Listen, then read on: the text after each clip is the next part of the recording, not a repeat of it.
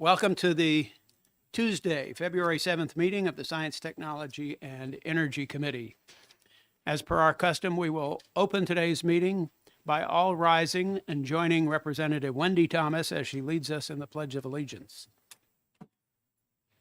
Allegiance to the flag of the United States of America and to the republic for which it stands, one nation under God, indivisible, with liberty and justice for all.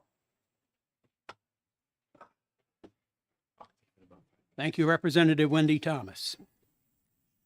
So this morning, we will be hearing 4 bills starting at 9 o'clock with House Bill 281. We'll break for lunch. We'll come back after lunch, and at 1 o'clock, we'll have an executive session on several bills. And then at 2:30, we will resume with 2 more public hearings. And hopefully we'll be done with the day by 4 or 4:30.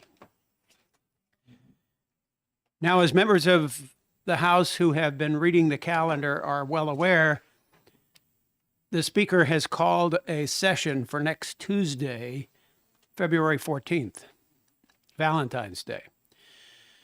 So our committee cannot meet on Tuesday next week.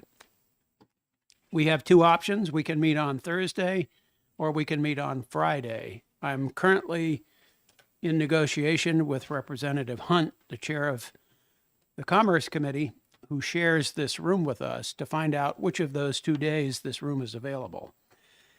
I should know by the end of this morning's session whether we will be scheduling hearings and executive sessions for next Thursday or next Friday. But I asked the members to reserve both days just in case. And that concludes our announcements on committee business, so we can get down to committee business. So I would like to open a public hearing on House Bill 281 relative to least cost integrated resource plans of utilities, and call on the bill's prime sponsor, Representative Fred Plett, who was the chair of the clerk of this committee last session, and have him introduce this bill and say, welcome back, Fred. It's great to see you.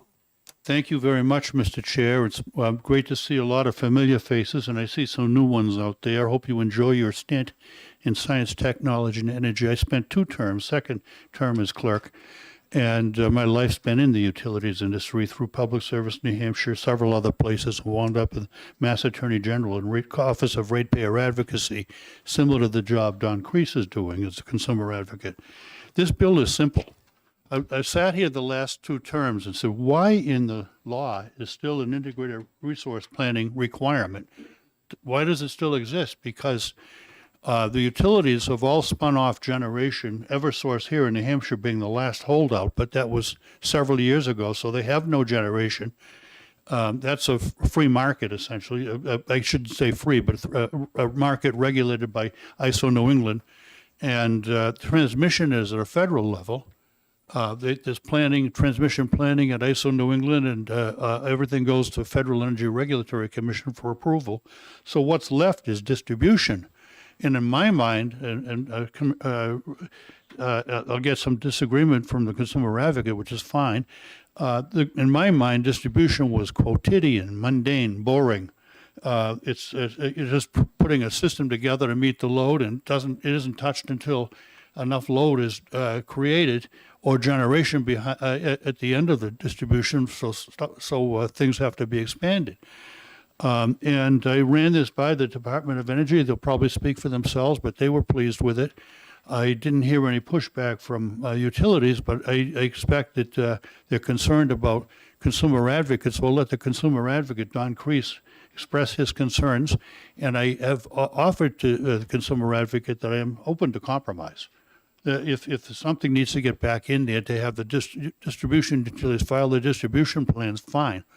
But he's yet to come up with some language, and I'd be happy to work with him. With that, I'll stop and ask if there's any questions of me. Thank you, Representative Plett, for introducing House Bill 281. Questions from the committee? Representative Munns has a question. Thank you, Mr. Chair, and thank you for coming in. Yeah, thank you. I am one of those new members. What is a least cost integrated resource plan?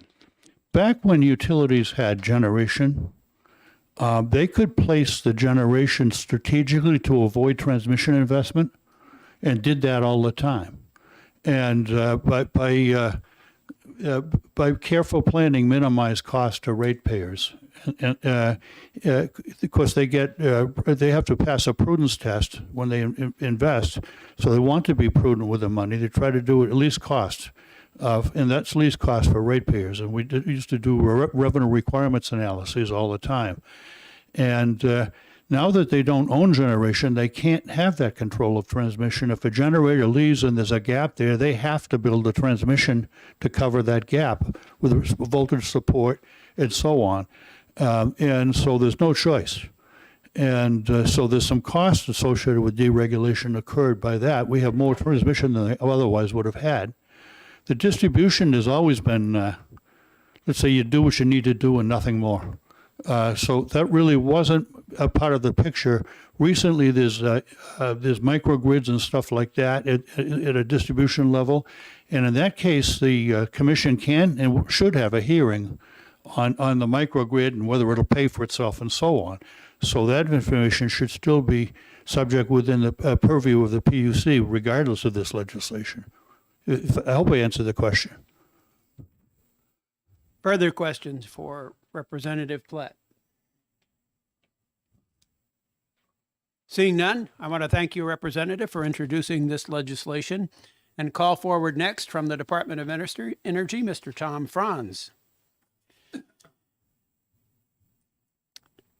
Thank you, Mr. Franz. Good to see you again.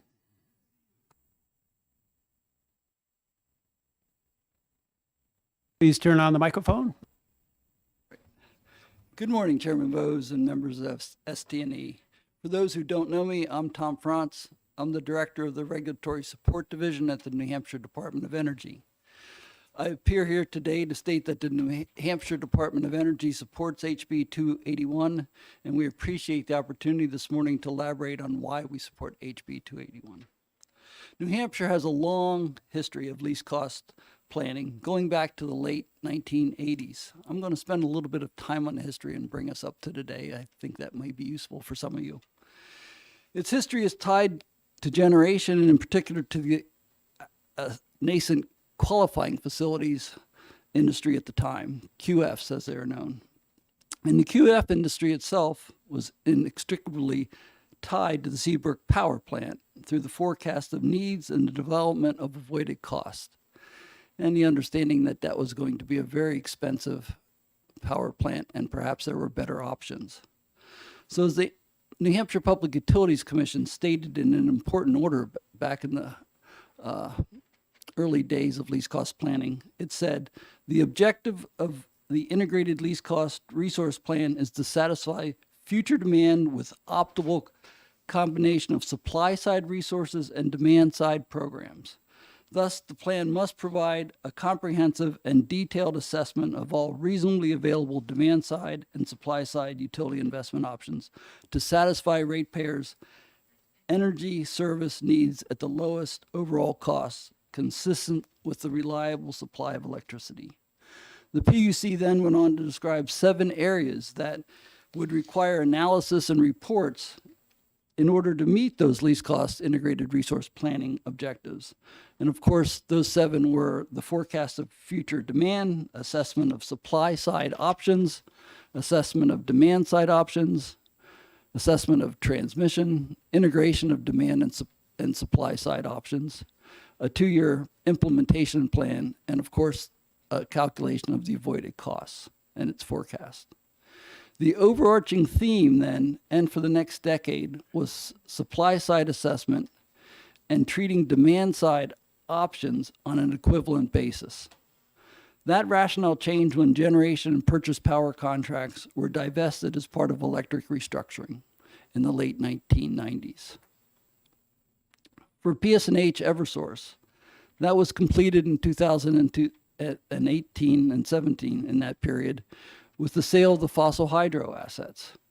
And with that final step of electric restructuring, one of the basic and strongest reasons for least cost integrated resource planning also ended. So where do we stand now?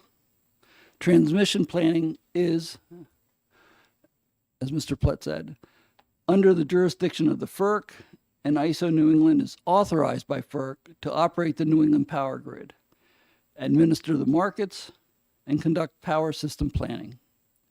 Customers can shop for their supply from registered competitive electric power suppliers today, and many do. And for those that don't, our electric utilities go out and solicit 6 months competitive bids for default service.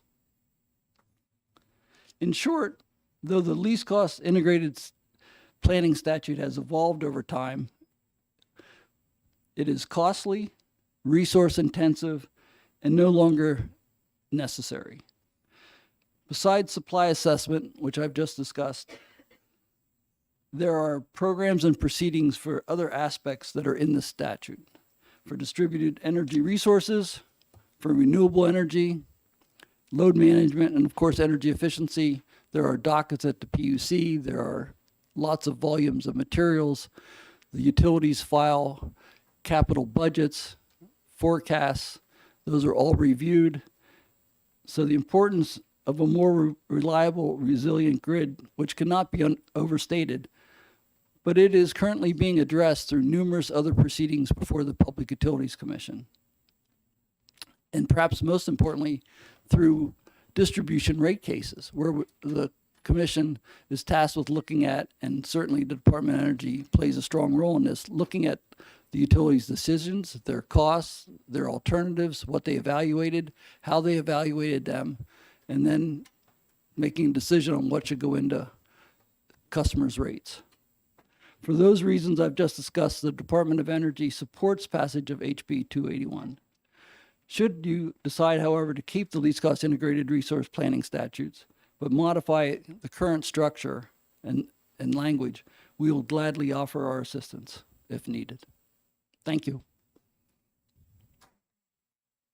Thank you, Mr. Franz. Members from the committee, questions from members of the committee. Representative Harrington is recognized for a question. Thank you, Mr. Chairman, and thank you for taking my question. Just so we're not confused here, when you to differentiate least cost planning as it had been required to be done in the past, and how the utilities now go about setting default service, so people understand the difference, could you just briefly explain that? Sure. Default service is set every 6 months. The utilities issue RFPs. They go out and they solicit power in the wholesale markets. They give estimates of what the load will be. The wholesale market, a competitive market, although we wish it were more competitive, to be honest, responds to those solicitations with bids for 24/7 load following service. Those competitive suppliers send in their bids. The utilities evaluate them. They choose what they believe is the lowest cost option, and they file them with the Public Utilities Commission. The commission holds a hearing, a quick turnaround, and approves those rates for the following 6 months. Quick follow-up. Actually, I just noticed you're a co-sponsor on this bill, so you're not supposed to ask I questions. thought as long as I didn't speak on the bill, I could ask questions as a co-sponsor. Is that the rule? I think that's the rule, yeah. Okay. Is that the rule as you remember it? All right, I'll I'll allow make it. it quick one way or the other, okay? Okay. So the getting rid of this law will not change the method of coming up with default service rates then? No, it will Okay. not change Thank you. default service rates. Representative Wendy Thomas has a question. Thank you, Mr. Chair. Current least cost plans under the PUC look at the environmental impacts. If we did away with these plans, what would replace environmental protections? Well, there are numerous environmental protections already out there from the, especially on generation from the Clean Air Act of 1992 and its amendments. And those are followed by all the generators that are out there and overseen by the EPA as well as the Department of Environmental Services. Follow up? But nothing would be required. You're saying that these protections are out there, but nothing would be required. I'm saying that what's required now would still be required. What we look at in the least cost integrated resource plans now, we do look at environmental effects of different choices. We would look at that as part of a utility rate case for the decisions they make and why they made perhaps a capital investment, why they put in a new substation instead of perhaps using demand response or a distributed energy resource. Those things, when they actually move those into rates, we would look at that and have looked at that as part of a rate case. Thank you. Thank you. Representative Corman has a question. Thank you, Mr. Chair, and thank you for taking my question, Mr. Franz. So I want to follow up on Representative Wendy Thomas's question. So let's imagine that we did still require an integrated least cost resource plan, but that it was really just focusing on distribution because that's really all that's left.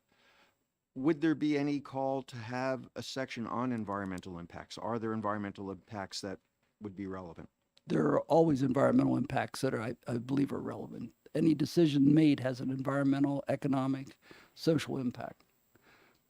You know, but I'll, Representative Munns has a question. Thank you, Mr. Chair. So, you know, as you heard me say, I'm one of the new members of this committee, so I'm trying to learn. What I'm gathering is that, you know, the integrated resource plans are really trying to balance the supply and demand issues and make sure that there is a mechanism, or there was a mechanism in place to that service could be guaranteed to people. Given the fact that you know, things are now kind of disjointed. I mean, you've got, as I think you mentioned, transmission is handled by FERC and supply is handled by consumers, generation is separate. Who in the state is looking at that, the overall picture to make sure that overall there's an assurance that consumers will be able to get access to energy when they need it? the Department of Energy has a group that participates thoroughly in the ISO New England planning process. And we have members of group of other committees that work on wholesale issues. So we also are the agency that issues the New Hampshire 10-year energy strategy. So I would say from that perspective, we're the main agency. There are other ones, but we're probably the main agency for the overview of generation in the region as well as in New Hampshire and distribution. Now, obviously, the Public Utilities Commission is tasked with determining what goes into customers' rates after a adjudicative process. But we are, as others behind me are, including the consumer advocate, very active in that regard.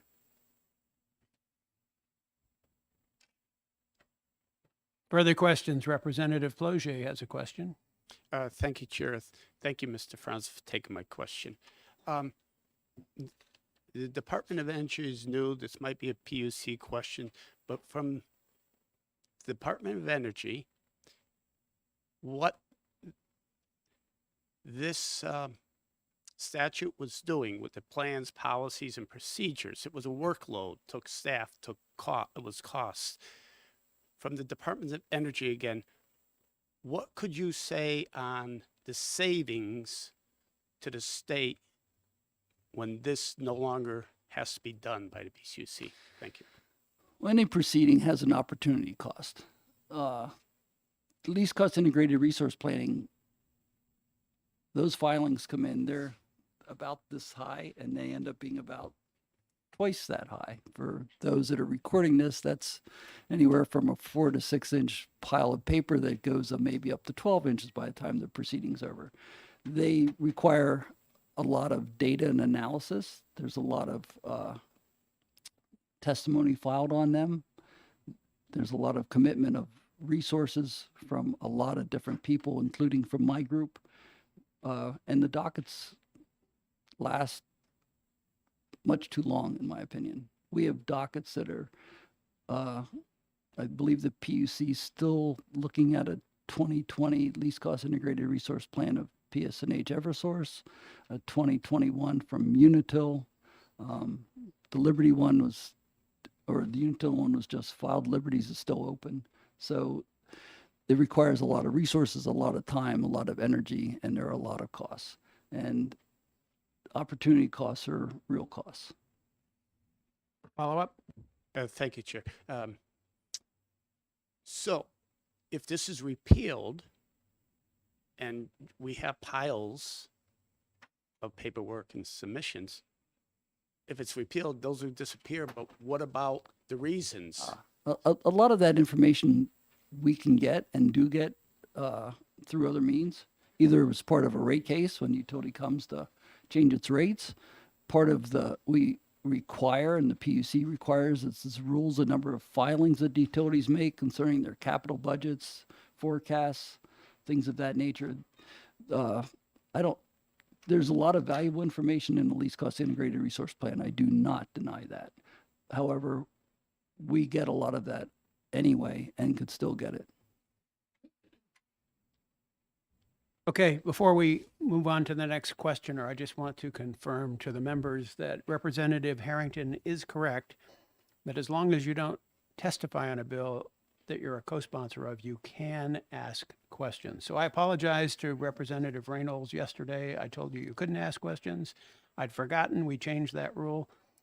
So I apologize to you for that. And I ask you to now ask your question of Mr. Franz. Thank you, Mr. Chairman, for that. Do we have a lot of witnesses for this bill? A lot of pink cards? We have four more more? pink cards to go through. All right. Yes. I just want to make it a quick question then. I don't think I heard you use the word, or your predecessor maybe, but is it fair to describe integrated resource planning as a relic of the old vertically integrated, highly regulated, centrally planned public utility system that existed prior to what we now call deregulation and things like the forward capacity market and all that, and that this is long overdue? I mean, would you just... I think it's overdue. I think the statute has evolved, I think, to try to keep pace with the changing environment and the changing industry. What happened back in the late 80s, 90s, leading up to restructuring, I think the statute made a lot of sense then. I think it lost a lot of its rationale for existence with restructuring. Representative Corman has a question, another question. Thank you, Mr. Chairman. I just want to follow up on Representative Ploget's question about the actual cost to DOE of complying. So you stated that we're looking at 4 to 6 inches of paper, maybe even up to 12 inches of paper. Would that still be true if the report was covering only distribution? Well, it mostly covers distribution even now. It's really not just the paper. I mean, I don't want to, I'm just saying what the filing's like, but it's also the resources. It's the time and resources that go into the analysis that's filed. The many, many, many months and even years that the dockets go on. And we address a lot of the issues in other proceedings. Reliability is addressed in rate cases. Reliability and resiliency is addressed through vegetation management, tree trimming, dockets like that. So there are a lot of aspects that we do anyway that are also incorporated into the least cost integrated resource plans. And historically, even if they may put in, and utilities have done this, put it in capital that really ended up in a rate case that wasn't even in their least cost integrated resource plan. And to use a term, the rate case is where the rubber really meets the road for utility regulation. Okay, further questions for Mr. Franz? We appreciate you being here. I know you have to get off to another meeting, so thank you, and Thank you. Appreciate we'll it. move on. Thank you. The next I'll call on our consumer advocate, Mr. Don Kreis. And before Mr. Kreis begins, I will point out to people who are here for the public hearing on House Bill 298, which was scheduled for 9:30. I'll make you all aware that we still have 4 pink cards to go for the public hearing that we're currently on. So it's likely that public hearing won't start until 10 o'clock or so. So if you have something else that you need to do, just be aware of that. And with that, I'll now turn the microphone over to the consumer advocate. Good morning, Mr. Crease. Good morning, Chairman Vose. Thank you for the opportunity to testify. As has been previously advertised, my perspective on this bill is somewhat different than the previous couple of speakers. I do thank Representative Plett for introducing this bill because I share his opinion that our least costs planning statute is broken, but I favor reform rather than repeal, and I would like to explain why.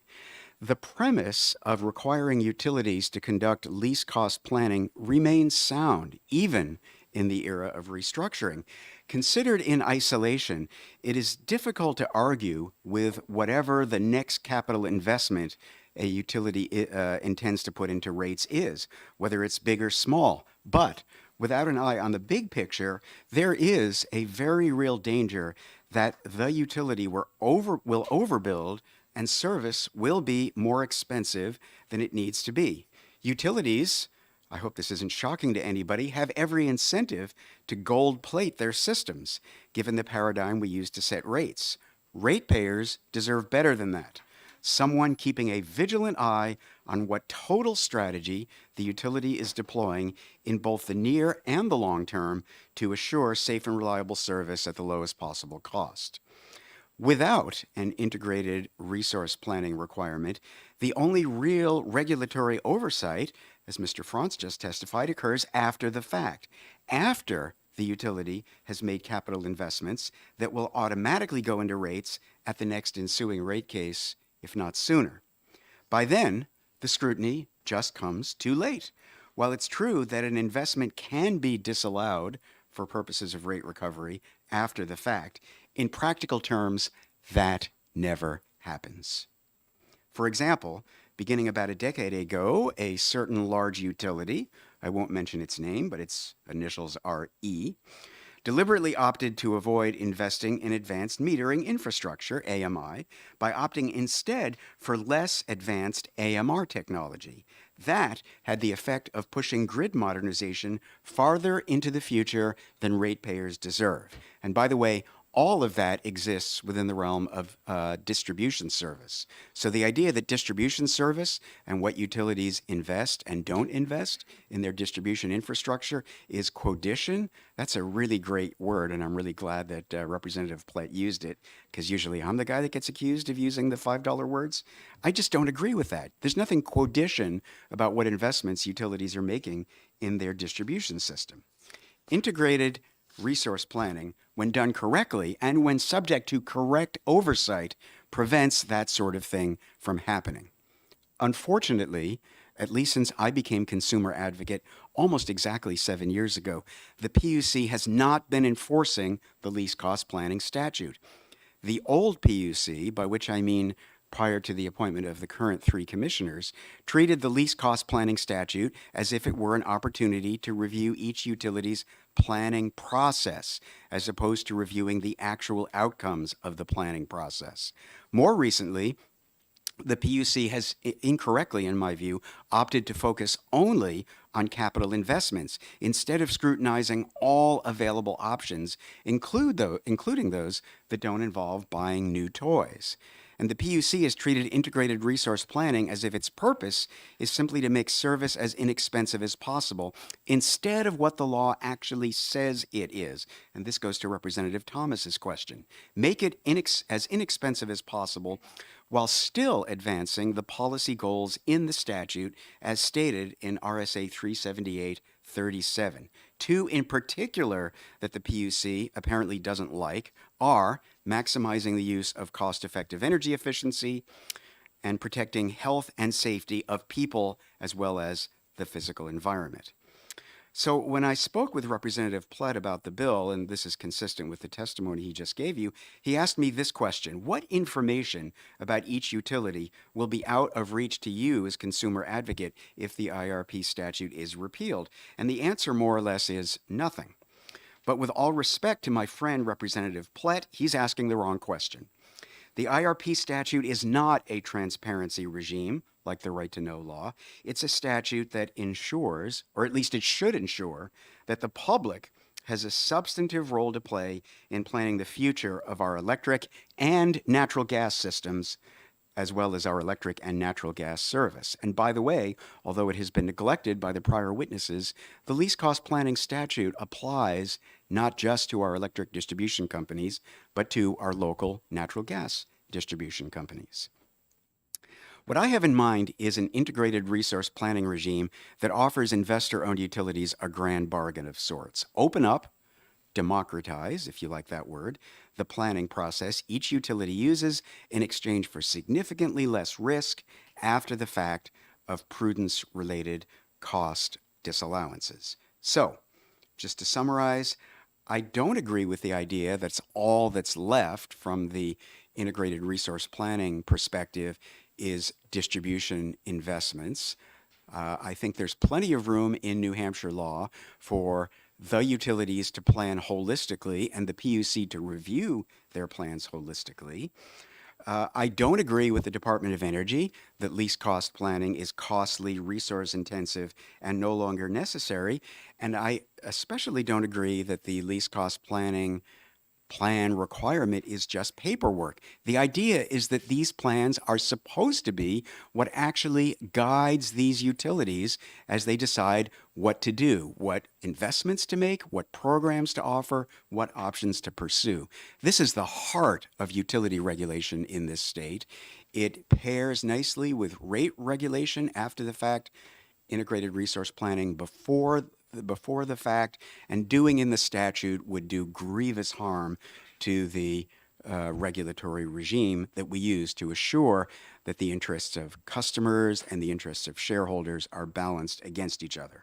Therefore, I have a request of the committee, give me a bit more time to work with the utilities and other stakeholders to come up with an alternative to an outright repeal of the IRP statute. I do think we can get there, although I don't fancy being cast as the lone defender of integrated resource planning. You folks are the elected officials, not me, and if it's your pleasure to repeal the statute, you can let me know that sooner rather than later, and I won't be trying to cut against the grain of the Department of Energy and others who favor the bill. I think that's all I have to say by way of prepared testimony. I would, if it's the chairman's pleasure, be happy to answer any questions. Thank you, Mr. Crease. Appreciate your perspective. I do have a quick question. Did I hear you correctly that you said that you recommend opening up the planning process to the public?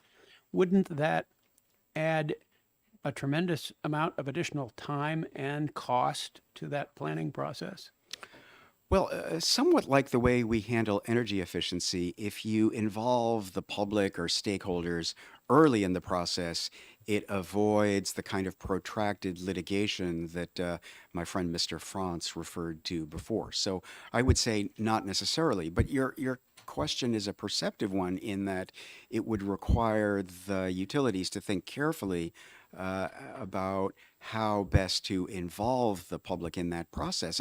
And by the way, I want to concede that the utilities they're the ones with the franchises. They're the ones with the service obligations. They're the utility. I'm not. I do not know how to run a utility. They do. What I do know is what priorities and options I think the utilities ought to pursue in the best interest of residential customers. And I think it would be useful if the utilities had the benefit of that perspective and the perspective of other stakeholders as they plan. And again, these IRPs are not supposed to be mere homework assignments. They are supposed to be the documents that the utilities actually use to make their resource allocation and strategic decisions. Okay, thank you. Further questions for Mr. Crease? Representative Bernardi has a question. Thank you, Mr. Chairman. Mr. Crease, when you started your testimony, you talked about utilities wanting to potentially gold plate construction of facilities. Yet all your examples of where the plan could be useful seem to focus on the distribution side, including metering and whatnot. So it seems to be a disconnect. As I listen to Representative Plett's bill, we're talking about essentially eliminating a process that's focused largely and was designed to focus on construction of new power production facilities. It also has the distribution component in it, but am I missing something? Did I miss this disconnect here? I believe, with respect, that you are missing a few things. I mean, one is, I'll give you an example from the natural gas world. A few years ago, one of the state's two natural gas utilities proposed a major plan. They wanted to build a pipeline down the Route 101 corridor and a huge tank to store liquefied natural gas. That would have doubled the size of that company's rate base. And whether or not you think that project was a good idea, it should have been, and in fact was, covered in that company's least cost integrated resource plan. So there are major investments for both electric and natural gas utilities to be made in the distribution realm. You keyed on my reference to meters earlier. Utilities have tens of millions of dollars, if not hundreds of millions of dollars, in their rate base to reflect their meter investment. And so the idea that there's nothing to be scrutinized, even if we're focusing solely on distribution plant or distribution investments, I guess I just disagree with that. And I still think that even in a era when the utilities no longer own generation, there is still a place to consider the generation implications of the capital deployment decisions that utilities are still making. I hope that was somewhat responsive. Follow up. So how does the utility plan for distribution for a production facility that they're not creating, or they're not the investor in, they're not the producer of, the owner of?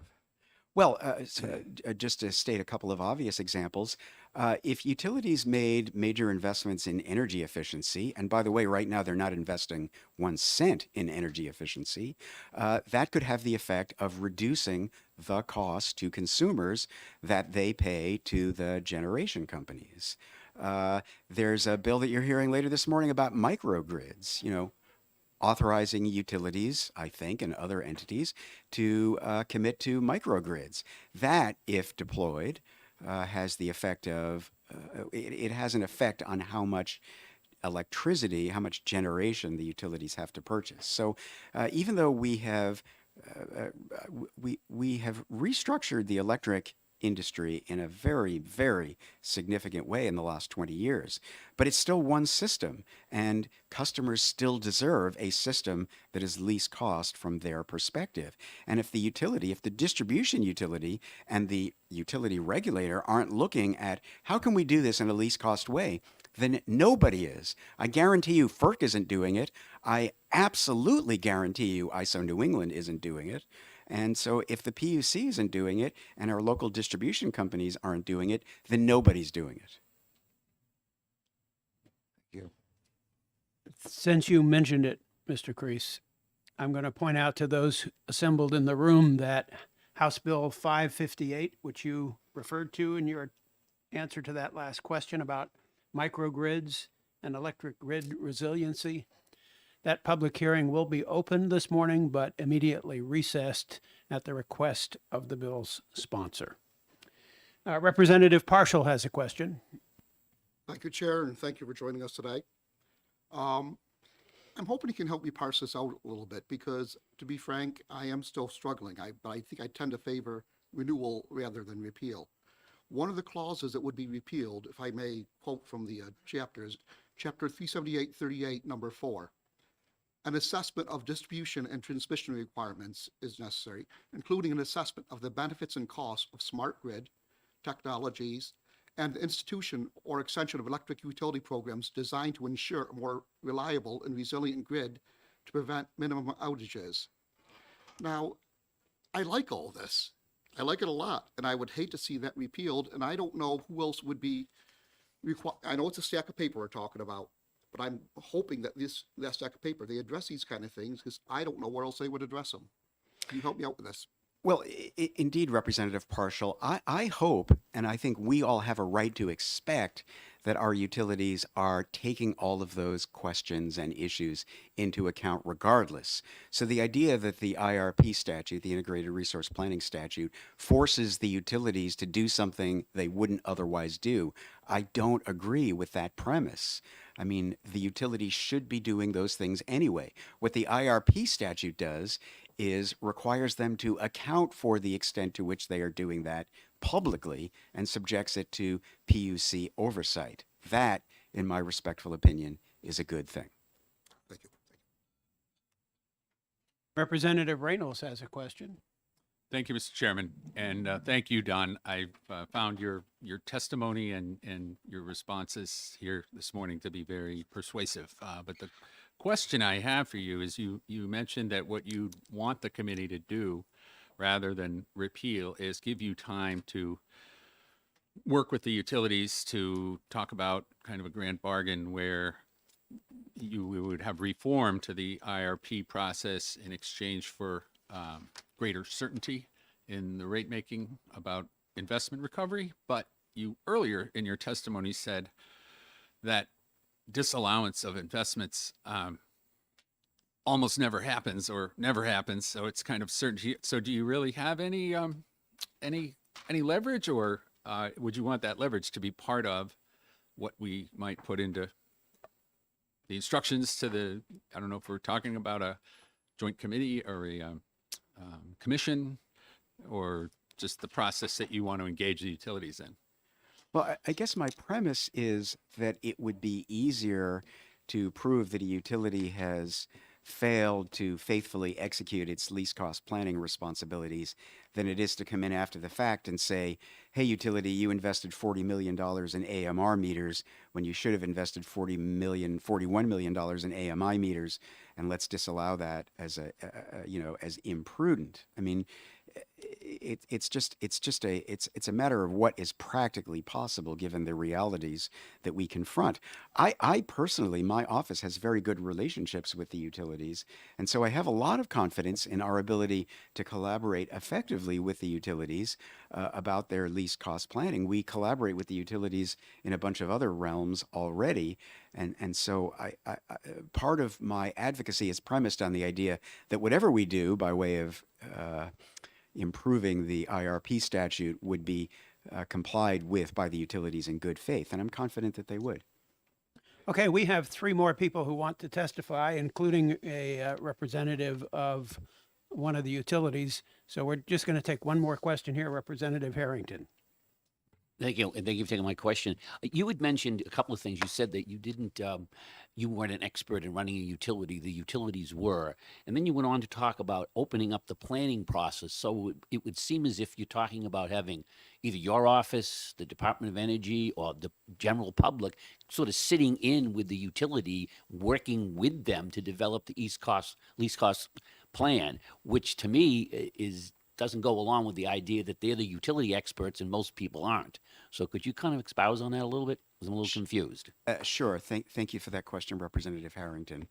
I think that there are broad imperatives that I and other stakeholders have opinions about. What I don't know about is the engineering and technical details of operating a utility. And frankly, there are vast swaths of it that I don't want to know. I mean, we're all very concerned about cybersecurity. I have no idea, and I shouldn't have any idea, I would suggest, about how the utilities ward off the very real threats that no Goodniks pose to the security of the grid. But I do know what general things I would like the utility to accomplish, and I would like the opportunity to suggest those things to the utility, and then I want to hear them come back at me with, well, gosh, Don, those are great ideas, but here's why some of them are impractical. Thank you. Okay, thank you, Mr. Crease. I think it's now time to get the utilities perspective on this question, and I would like to hear from Michael Licata of Eversource. Thank you, Mr. Chairman.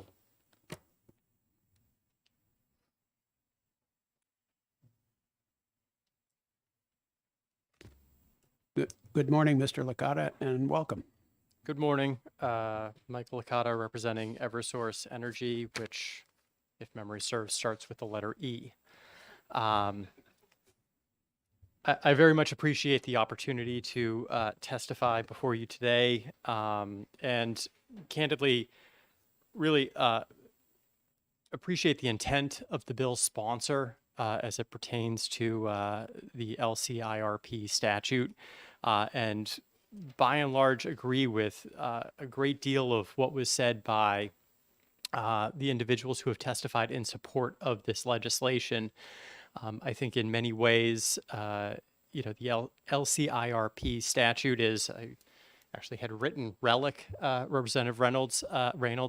So we are in agreement. It's sort of a vestige of a bygone era of when utilities were vertically integrated, which means we were either owned or responsible for the provision of generation, transmission, and distribution. Today, the utilities, by and large, own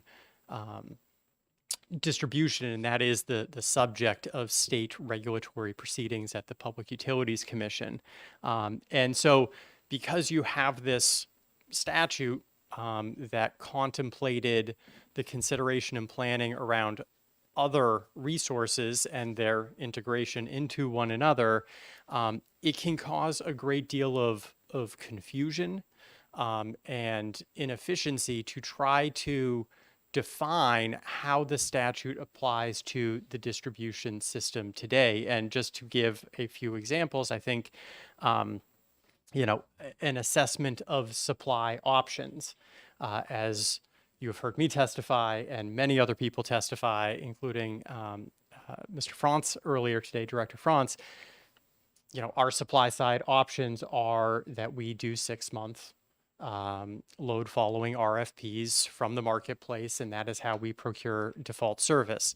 There is the Regional Greenhouse Gas Initiative, which is enshrined in statute, and there is the Renewable Portfolio statute that governs basically the fuel mix, the RECs renewable energy credits that we have to purchase. Other options for supply, where if we were an owner of generation and say had a coal plant that was at the end of its useful life and we're making a determination of how and where to replace that, would be the subject of that discussion. Similarly, compliance with the Clean Air Act of 1990, if you own generation, that becomes much simpler evaluation. If you own poles and wires and substations, certainly there are environmental impacts like every business, but how compliance with the Clean Air Act can be interpreted in many different ways by many different parties, which creates confusion, adds time and expense to the project. And so, those are just a few examples of how the statute, gets applied or inefficiently gets applied today to the utility planning process. That said, I do support what the consumer advocate testified to.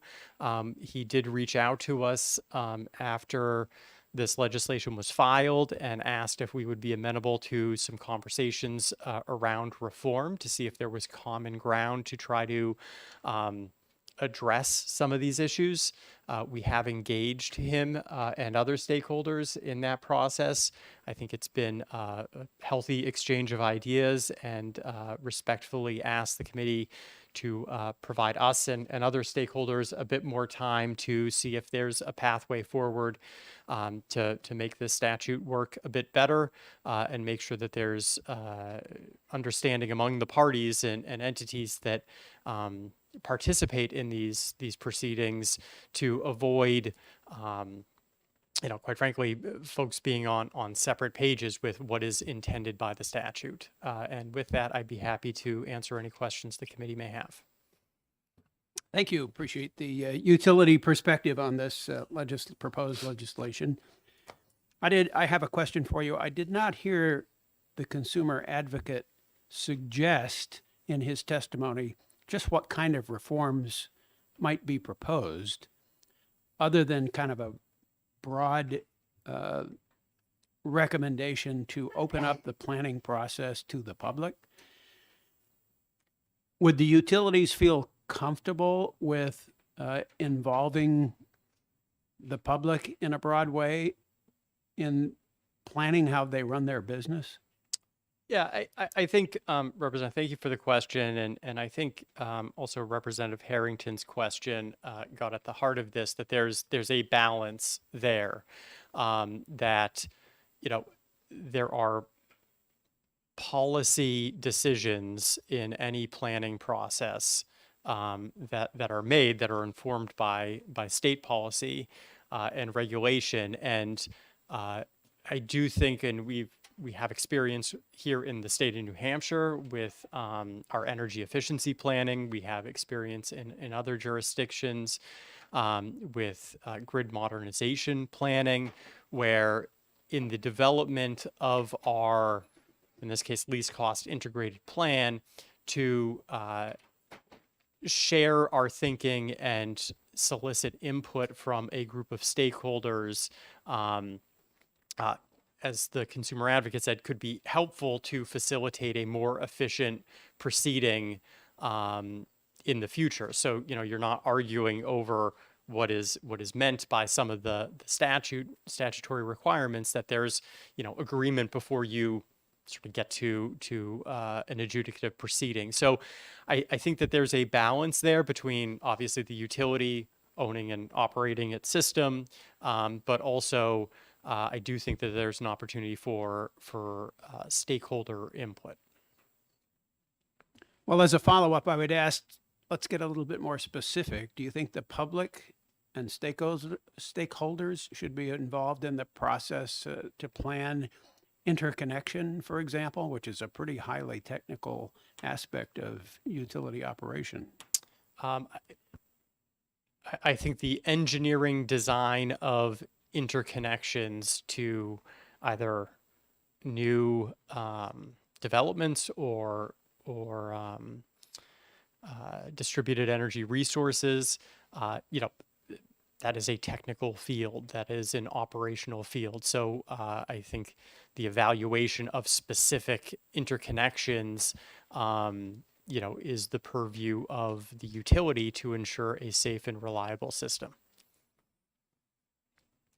So just to clarify, you would not be in favor of that part of the process being opened up to stakeholders in the general public? Correct. The review of specific interconnection requirements. Okay, further questions? Representative Reynold has a question. Well, just thank you, Mr. Chairman. Following up on the chairman's question and your response, I hear you saying, and I agree, that public involvement or input into the engineering specifications and requirements of interconnections probably out of the realm of public input, but interconnection decisions more broadly construed, whether to interconnect, where to interconnect, what systems to interconnect, would you be open to public input? And I guess I'll expand that to, interconnection policies, and would you be open to public input on those? Well, there's the legislature has directed the Department of Energy to open up, an investigation into interconnection policy, I would say, standards. So certainly there is a process ongoing right now to evaluate the process by which the utilities evaluate interconnections, and I think the intent of that is to achieve a level of standardization, so that developers sort of know the rules of the game regardless of what jurisdiction they're operating in. So I think that there's a lot of the discussion around interconnection ends up being on the cost and who pays for the cost of those interconnections, and what developers can bear. So, those are policy decisions that certainly, the stakeholders, the commission, the Department of Energy, and the legislature has a role and a view on.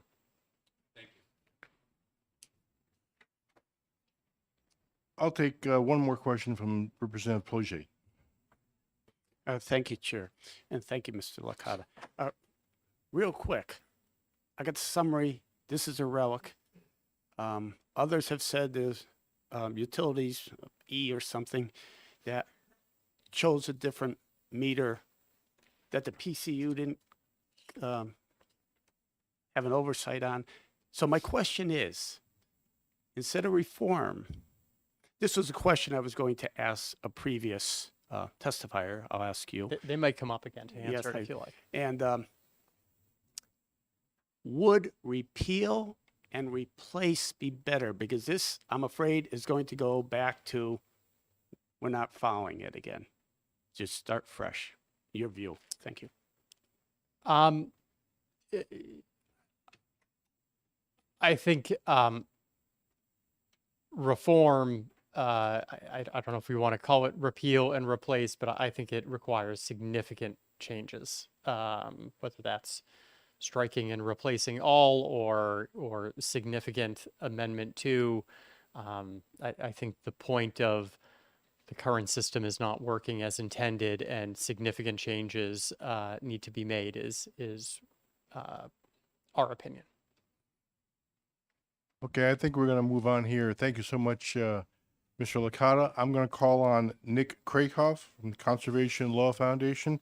I see you have written testimony, which is fine. If we could ask you to just summarize it or add something completely new.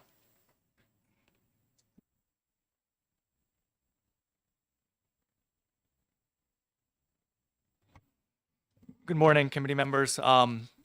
My name is Nick Krakoff. I'm with the Conservation Law Foundation here in Concord, and I appreciate the opportunity to testify. As the chairman said, I did submit written testimony, so I won't summarize that, but I will address a few issues that have been raised today. First and foremost, what the integrated resource planning statutes do is they provide a big picture opportunity for the Public Utilities Commission to review utility planning. As Mr. Franz said, sure, there are many dockets where the commission reviews many of the same decisions being made by the utilities, but this is the only opportunity for the Public Utilities Commission to take a big picture look and provide that really oversight over what the utility is doing. Is it simply not possible to provide that same level of oversight over utility planning across 50 or so dockets? And so it's a much more efficient process to use this the integrated resource planning dockets to do this. And as part of that, they do this holistic review of what a utility is doing. So they look at, I urge you to read RSA 378-37, that lays out what goes into what the state policy is and what goes into an integrated resource plan. And if you look at that, there's nothing really in there that you're not going to like. It requires plans to be least cost, to highlight energy diversity and protection of the environment and public health of the state. And so, without these statutes, the Public Utilities Commission is not going to consider the environmental impacts of utility planning.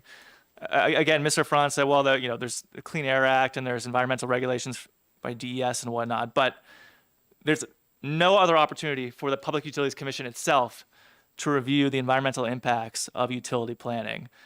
There simply is nothing else under New Hampshire law that provides the Public Utilities Commission with that opportunity. So sure, DES has its own environmental regulations, but when the Public Utilities Commission is reviewing these decisions, it's imperative that it also look at the environmental impacts of these decisions. Otherwise, we're taking a very siloed view of what the utilities are planning.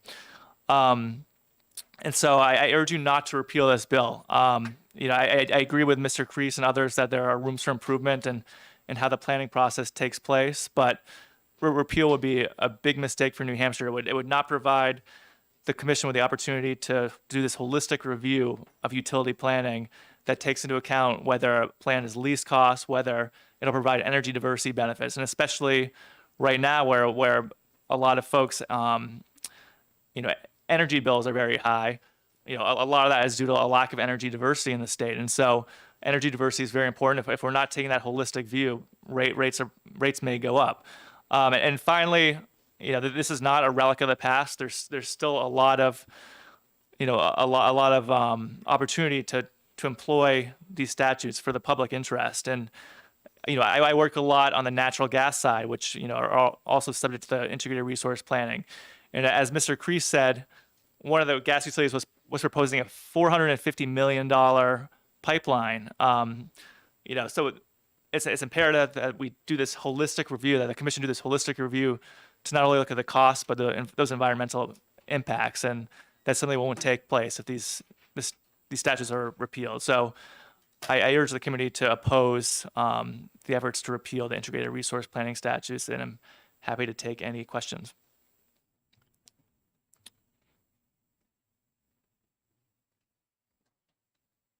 Further questions for Mr. Krakoff? Representative Partial. Thank you, Chair Bose, and welcome. Could you tell me more about the energy diversity implications should this bill be repealed? Should we go ahead with repeal? Yeah, sure. Well, right now we're over dependent on certain resources for heating and for power generation, particularly natural gas. You can look at ISO New England's reports, and that's backed up. And so, if there are options to avoid reliance on that, increase energy storage, microgrids, increase energy efficiency to avoid increased reliance on those resources, we should be exploring that. And without the integrated resource plans, there won't be an opportunity to do that. Representative Munns has a question? No. Okay. Seeing no further questions, we thank you and ask Meredith Hatfield to give us her perspective on this legislation. Thank you very much.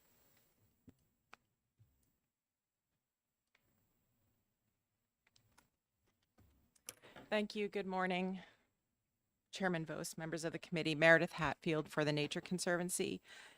As someone who's had the privilege of practicing before the PUC for a couple decades now, I just wanted to share my perspective and try not to repeat many of the things that the consumer advocate said, because we do agree with many of his points. We do support reform, not repeal, and I would respectfully commend to the committee that you take a careful look at RSA 37837, which this bill would repeal. And that is the New Hampshire energy policy guidance that is provided to the PUC, which other speakers have referred to. But it does say that it is the energy policy of this state to meet the energy needs of the citizens and businesses of the state at the lowest reasonable cost while providing for the reliability and diversity of energy resources.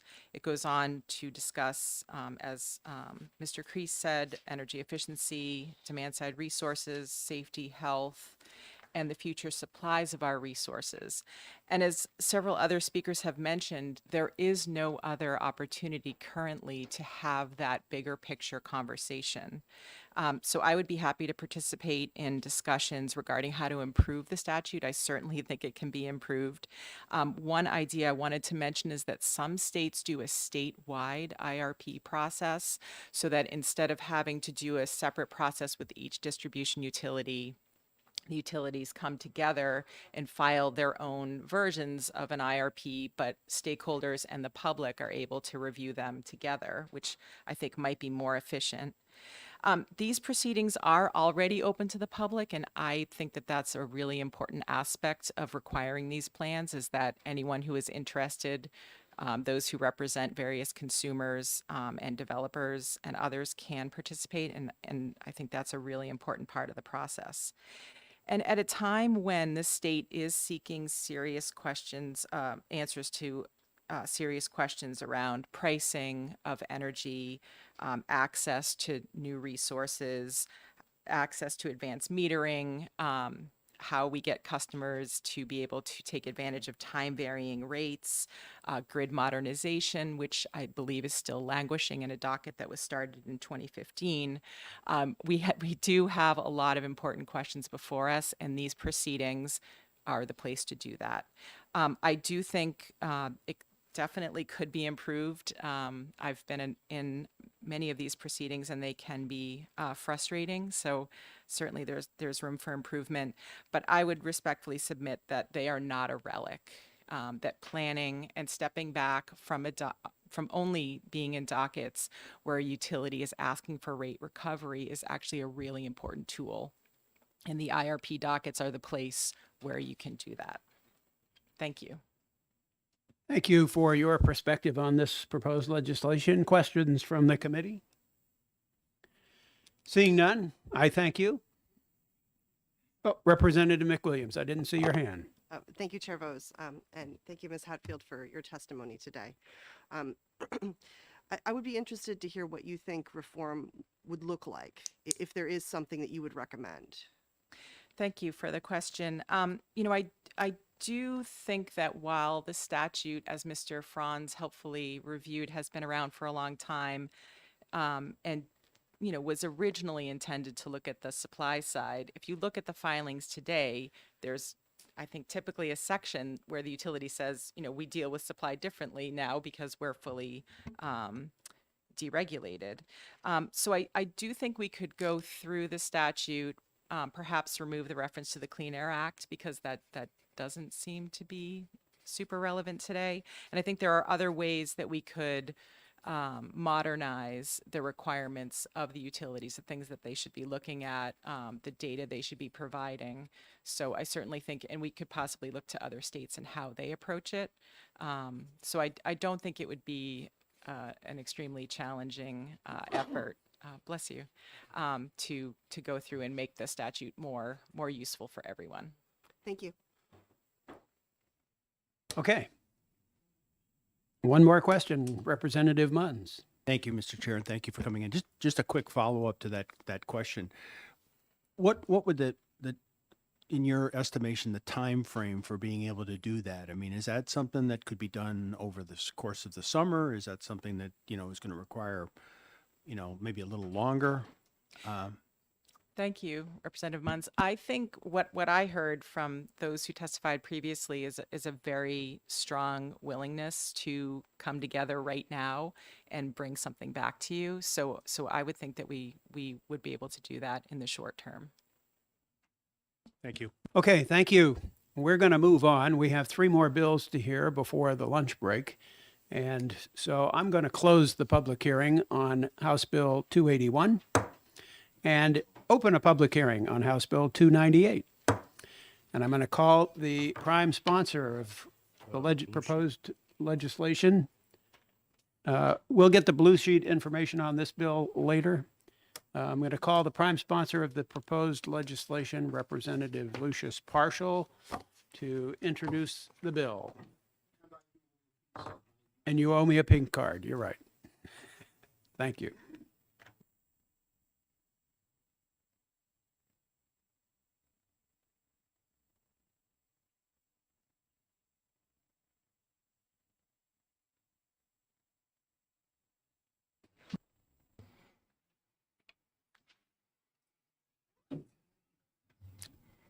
The floor is yours.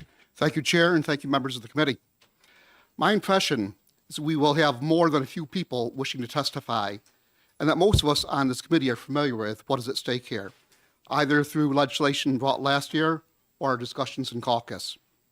With few exceptions, I think we also have a loose consensus on this matter. So let's do a few quick comments. 5G is generally not wanted in our community. It depresses property values and raises numerous environmental concerns. Thanks to the FCC mandates, 5G contributes little to municipal tax rolls presently. We have enacted RSAs designed to address some of these challenges, and I've alluded to them in my written testimony, which I did email to the committee earlier. While there is risk or not in the broadband application of 5G technology, and I doubt that we'll come up with all the answers today. However, the difference in deploying such things as Wi-Fi in my home and flooding my municipality with 5G is obvious. One is my personal decision to assume some risk against perceived benefit. The other subjects all residents within the municipality to a set of risks, willing or no. Rather than view the process in which our committee decide that more legislation in this matter is needed, I will defer to those who wish to give testimony. For that reason, I will end my testimony here. Okay, questions for Representative Partial? Seeing none, I'll thank you for introducing this legislation and call forward the next person who would like to testify on this bill, who is Senator Denise Ricciardi. And Senator Ricciardi, we welcome you to STNE. Nice to see you again. Nice to see you too. Good morning, Mr. Chair and esteemed colleagues. Thank you so much for your consideration of House Bill 298. For the record, I'm Denise Ricciardi, the state senator for District 9, which spans from Bedford up to Hinsdale. I want to talk a little bit about why I'm before you. A few years back, Governor Sununu had appointed me to the 5G Study Commission, but what happened is it morphed into more of the RF frequencies, and it just morphed into something else. So what the commission quickly discovered is that with the Federal Telecommunications Act of 1996, the federal legislature gave the Federal Communications Commission the ultimate power over states and their municipalities when it comes to siting issues. It also the FCC, in partnership with the other federal agencies, that set acceptable levels of RF radiation that can be emitted from these sites. This law and the rules that followed have confused municipalities as they attempt to have meaningful say in siting decisions for many decades now. Communities across New Hampshire are fighting back to regain some control of this process, but in a way that does not violate federal law. This bill is designed to give New Hampshire municipalities more say in siting decisions. The approach set forth in this bill is based upon the knowledge of what seems to work and not work as communities struggle with this issue. I can tell you a week does not go by that a constituent doesn't call me all over our state asking for help with this situation. The people in the state of New Hampshire have a right to know that all safety codes are followed when it comes to cell towers and transmitting small cell antennas, especially in light of the over 800,000 such wireless facilities the FCC is estimating will be needed for new technologies. So I want to stop a minute and say, this is not any intent or intention to stop technology. We're just trying to give municipalities some rights on placement, and we want safe, sustainable technology. This bill does three important things. It supports local authorities, New Hampshire's cities and towns, in ensuring that telecommunication networks meet applicable codes, are appropriately located, and most importantly, does not result in our authorities being liable for damages. This is about safety, responsibility, siting, and liability. Municipalities in New Hampshire should be afforded as much authority as possible regarding wireless facilities, and this bill is a very modest and thoughtful step, pending the Energy Department's development of a model ordinance and the associated rulemaking they are already charged to do.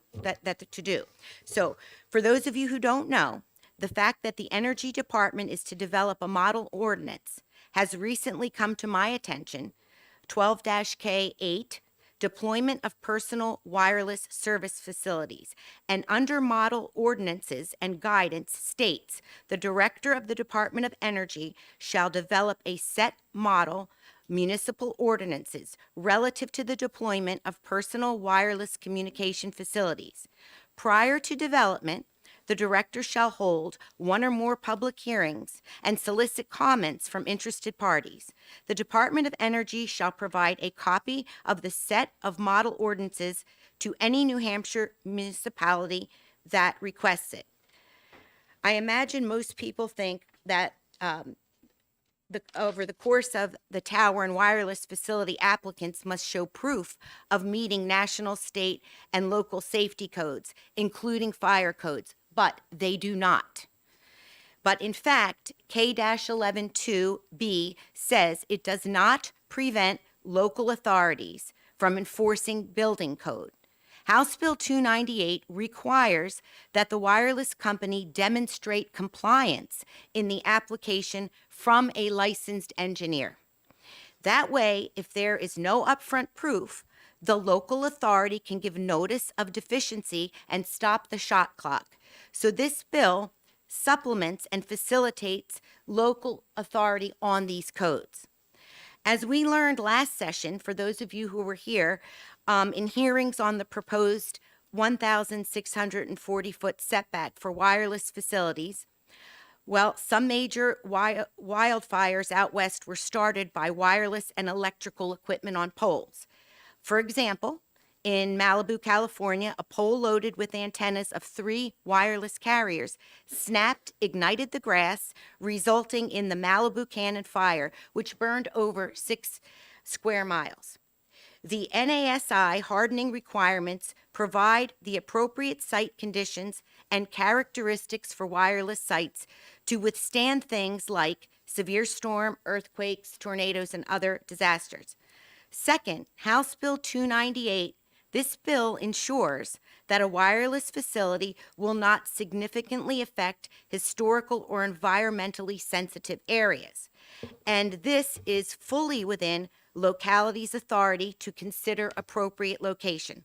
Wireless installations should be responsibly placed in locations that are historical. The sites need to withstand the onslaught of natural man-made conditions and consider the distinct requirements for different geographic locations, including the likelihood to be subject by severe storms or earthquakes. HB 298 concerns the liability issue so that the localities are not stuck holding the bag. Taxpayers should not be stuck with this bill. This bill allows planning boards to hold harmless, indemnify the local authority, New Hampshire cities and towns, for any costs or losses related to such damages from wireless facilities. The planning board can also require, if it chooses, that the applicant carry adequate liability coverage, including pollution insurance. All of this protects our communities. The reason pollution insurance could be needed is that the radio frequency radiation emitted from cell towers and small cell wireless network antennas is generally defined as pollution, even by the wireless company insurance policies for cell phones themselves. So, for example, AT&T mobile insurance and Verizon total mobile protection. On AT&T, it's on page 4 for them, and on Verizon, page 10, state that coverage is excluded for pollutants. Pollutants is defined as any solid, liquid, gaseous, or thermal irritant or contaminant, including smoke, vapor, soot, fumes, acid, chemicals, artificially produced electric fields, magnetic field, electromagnetic field, sound waves, microwaves, and all artificially produced ionizing or non-ionizing radiation and waste. Many general liability insurance plans have very clear electromagnetic field exclusions for health or other damages from long-term exposure to radio frequency. I served on the New Hampshire Commission on 5G Health and Environment, and our final report issued 15 recommendations after more than a year of investigation into these issues. And I, again, want to reiterate that I am contacted regularly by people who want tougher laws related to this issue. They're concerned, and they want safety, and they want enforcement. They want accountability, and they want the people of New Hampshire to come first. This is a very modest bill. It's an important and critical step in this direction. There is a lot of work we can do in the state in regards to this issue. So in short, the bill provides the New Hampshire municipalities with the tools to work with the telecommunications industry in a collaborative manner to ensure the safety of the communities in our Granite State. Thank you. Thank you, Senator, rather. All the same. Almost forgot. For your testimony on this bill. Representative Thomas has a question for you. Thank you, Mr. Chairman. Thank you, Senator, for taking my question. Just to be clear, does this bill give municipalities more information to look at if they're going to decide to allow a tower to be built in in their area, or does it give them more authority, such like the PUC might have for siting in the particular area? I'm not well versed in that aspect of it. Which one of those two does this give? Thank you for the question. What it does is it gives clarity to the municipalities that are confused because often the industry tells them that they have no say, and they really do. What it also does is offer protections that they currently don't have without violating federal law. So, to Follow up? So, in other words, it gives them more regulations, if you will, that they can go back on if they decided either for or against having them put the tower there. Correct. It will give them more authority, but again, it's always important to remember without violating federal law. Thank you, Representative. Representative Bernardi has a question. Thank you, Mr. Chairman. Thank you, Senator. So you mentioned in your testimony that there's to be a model ordinance prepared, yet I don't see that in the bill that's in front of us. Yes. Can you point It, to it where that isn't is? it isn't in this bill, but it was in a bill. It was in before. It was let's see, the director of the Department of Energy. It was 12K8. I believe this was established after the 5G committee completed their report. That took place after. So it's not in this bill. It's already in 12-K and 12-K10. And this will afford a wonderful opportunity for the Department of Energy to proceed with the bill. It was referenced in that original bill that it uses the word shall in the responsibilities of the Department of Energy. So it's not in the current bill because it has already been passed. Did I answer that okay for you? Okay. Thank you. Great, thank you. Senator, I have a question for you. As you read this bill, as you understand its language, line 6 of the bill talks about adequate proof by a licensed engineer regarding an application to site one of these facilities. Can you tell me, does the phrase adequate proof introduce some ambiguity into this process? I mean, what's adequate for you may not be adequate for her.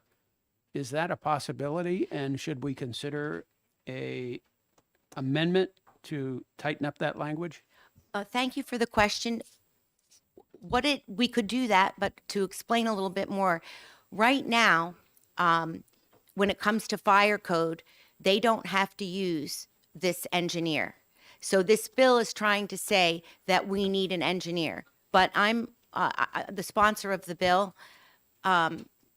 May want to consider tightening up that language if it is helpful to you. Okay, great, thank you. Representative Wendy Thomas has a question. Thank you, Mr. Chair. On lines 22 and 23, where it says the facilities and their operation will not significantly affect historical or environmentally sensitive areas, that sounds rather broad to me. Can you tell me how that would be measured and what criteria would be used to determine impact? Thank you. If you don't mind, I'm going to defer to a different expert on that. Is that okay with you? That's fine, thank you. Representative Wendy Thomas, keep that question close by so that you can ask it to someone else. Representative Summers has a question. Thank you, Mr. Chairman. First, I must state to the committee that and to the record that I'm a founder and CEO of a network engineering company. Secondly, that company is also a member of BIA. And my question is for this testimony, I actually turned on my hotspot and I have my Bluetooth running. So right now I'm facilitating 2.4 gigahertz of self-service to everybody in the room. I'm also facilitating 5 gigahertz to everybody in the room. And Representative, if I could just interrupt you. Remember, you want your questions to be about the subject, the language of the bill. Thank you, Mr. Chairman. So Since- whatever your question is, target it at the language of the bill, please. I sure will. Since right now I am a personal wireless service facilitator, and my cell phone was not operated by a licensed engineer, and I don't have insurance as well. Would that make me in violation of this bill? I would have to say that this is about the citing of. So if the sponsor of the bill would like to speak to that or to clear that language up, but this is not about your usage of your phone or anything of that nature. This is about the application and the citing of when the tower would be implemented or projected to be implemented. Follow up? Follow up? Can you point out where it says tower or siting in the bill? Pardon me? Could you point in the bill? I don't see anywhere where it says siting or tower in the bill. I'm going to make a comment and then defer to the sponsor on that. I really, really want to make it clear, given your position and what you stated about the BIA, is that this is not to stop, change, take away any technology. This is just about giving the municipalities the opportunity to have some protections in place and have some authority over their siting. But I will let the sponsor of the bill follow up with you if that's okay. Thank you. Thank you. Representative Munns has a question. Thank you, Mr. Chairman, and thank you, Senator, for being here. When I read the bill, it looks like what this is addressing is two things. One is the structural integrity of the actual tower, which is what Clause 1 gets to. Section 2 gets at the environmental impact, and I just want to make sure that I understand when we're referring to environmental impact, that typically has to do with, impact on wetlands, that type of thing. What is your definition of environmental impact? Is it that type of thing, or are we somehow getting into the area of microwave emissions? I'm going to let the sponsor speak to his bill on that. I think that's more appropriate. Thank you. Okay, further questions from the committee? I'm sure there are other people who want to testify that might be able to address those questions. So, Senator, I know you are an extremely busy lady, so we'll let you get back to your regular duties, and we thank you for testifying this Thank you morning. very much, and I truly appreciate your consideration in passing HB 298. Thank you, and have a wonderful day. Thank you. You too. Next up, let's hear from Rick Fabrizio, who represents the Business and Industry Association. Mr. Fabrizio, welcome to ST&E. Thank you and good morning, everyone. Mr. Chairman and committee members, I'm Rick Fabrizio, Director of Communications and Public Policy with the Business and Industry Association, New Hampshire's statewide chamber of commerce and leading nonpartisan business advocate.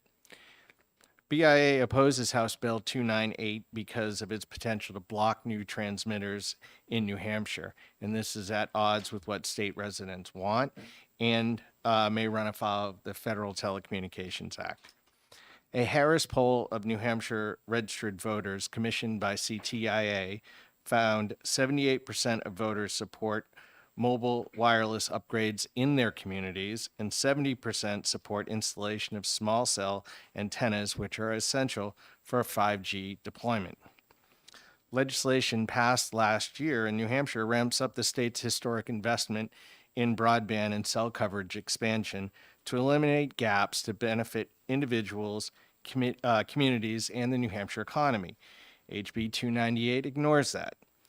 Additional local environmental and historic preservation reviews are redundant to state and FCC mandated reviews. The bill's standard for local environmental review is boundless, and there'd be little basis to challenge a site modification denial given its unlimited scope. Passing this bill will lead to requirements that vary by town, city, making compliance more expensive with those additional costs borne by consumers. Even worse, it could stop the expansion of wireless services in the state. Local control is certainly to be an issue considered with this bill, but consider that the New Hampshire Office of Strategic Initiatives states local boards do have a great deal of influence over proposed wireless facilities, but they must be proactive and they must remain within Federal Telecommunications Act guidelines. Section 704 of the Act preserves local zoning authority over the placement, construction, and modification of personal wireless service facilities with limitations, particularly stating they shall not prohibit or have the effect of prohibiting the provision of personal wireless services. On the APCO point, the bill's requirement to comply with Association of Public Safety Communications official standards is inappropriate for cell transmitters, especially small cell sites. The APCO standard provides guidelines for large public safety networks to be built to withstand storms and natural disasters. It doesn't generally apply to commercial wireless networks. And even APCO establishes limits stating the high cost associated with meeting these requirements may not be feasible at all sites, and HB 298 ignores this well-established standard. In the end, HB 298 appears designed to have the effect of prohibiting the provision of personal wireless services, even as New Hampshire invests in a telecommunication system needed for safety and economic success. HB 298 is unnecessary, its language is unreasonable and counterproductive, and it should be defeated. I'll be happy to take any questions you may have. Questions for Mr. Fabrizio? Representative Corman has a question. Thank you, Mr. Chairman, and thank you, Mr. Fabrizio, for taking my question. So you stated that 78% of voters support mobile wireless upgrades. Do they also support structural integrity standards? Do they also support making sure that historical and environmental impacts are taken into account? There would have to be a poll conducted specific to that issue. The poll speaks to, and I don't think it's a surprise to anyone, that residents of the state largely would like to see an improved telecommunications system. And whether you do the poll or you simply understand that when you leave a heavily populated area, your cell service is soon in question. And in this day and age, with remote work, with telehealth services, the broadening of how we communicate, New Hampshire needs to have a robust telecommunications system. Representative Bernardi has a question. Thank you, Mr. Chairman. Thank you, Mr. Fabrizio. I asked the senator about the model ordinance, and so I'm going to ask you the same thing, or a related issue, related concern. So if these standards are embedded into a model ordinance so that throughout the state you have a uniform application of them, would that not ameliorate some of your concerns? At the surface level, yes. However, it depends on which standards that are incorporated and how they're incorporated. I go back to the APCO standards that are designed for a very specific type of, a public safety and an E911 type of system. They're not applicable to small cell transmitters. It's to harden them against storms and natural disasters. It's not the same scale. So whether or not that goes in, it's most important in the FCC section of it. It does state that there is local control on this, but I'll go to the notes on that. According to the FCC, communities are best served by having an ongoing planning process led by a local or regional telecommunications committee. A municipal master plan should include a telecommunications section, and the community could identify locations where a facility should or should not be using the help of an engineer or industry representative. It's most important for the communities to be proactive so they're not potentially having the effect of stopping the deployment of personal wireless service facilities, because that would run afoul of the Telecommunications Act. Follow up? So with respect to the APCO standard, if it's not in their own regulations, if it's not applicable, it's hard to understand how it's going to be embedded in a model ordinance. Is that, do you have the same It was concern? news to me today about the development of this model ordinance. Should that be the case, one would have to pause to consider whether this legislation should advance before that work is done. Because at this point, we don't really know what the model ordinance would be. And we certainly haven't had an opportunity to have public comment on it. Fair comment. Representative Harrington has a question. Thank you, Mr. Chairman. Thank you for taking my question. Going to the lines there, 4, 5, 6, and 7, when it talks about these reviews being done by a licensed engineer, do you have any idea what the time and cost would be involved to go through all of those codes and certify that this particular application met all the requirements? No, I do not.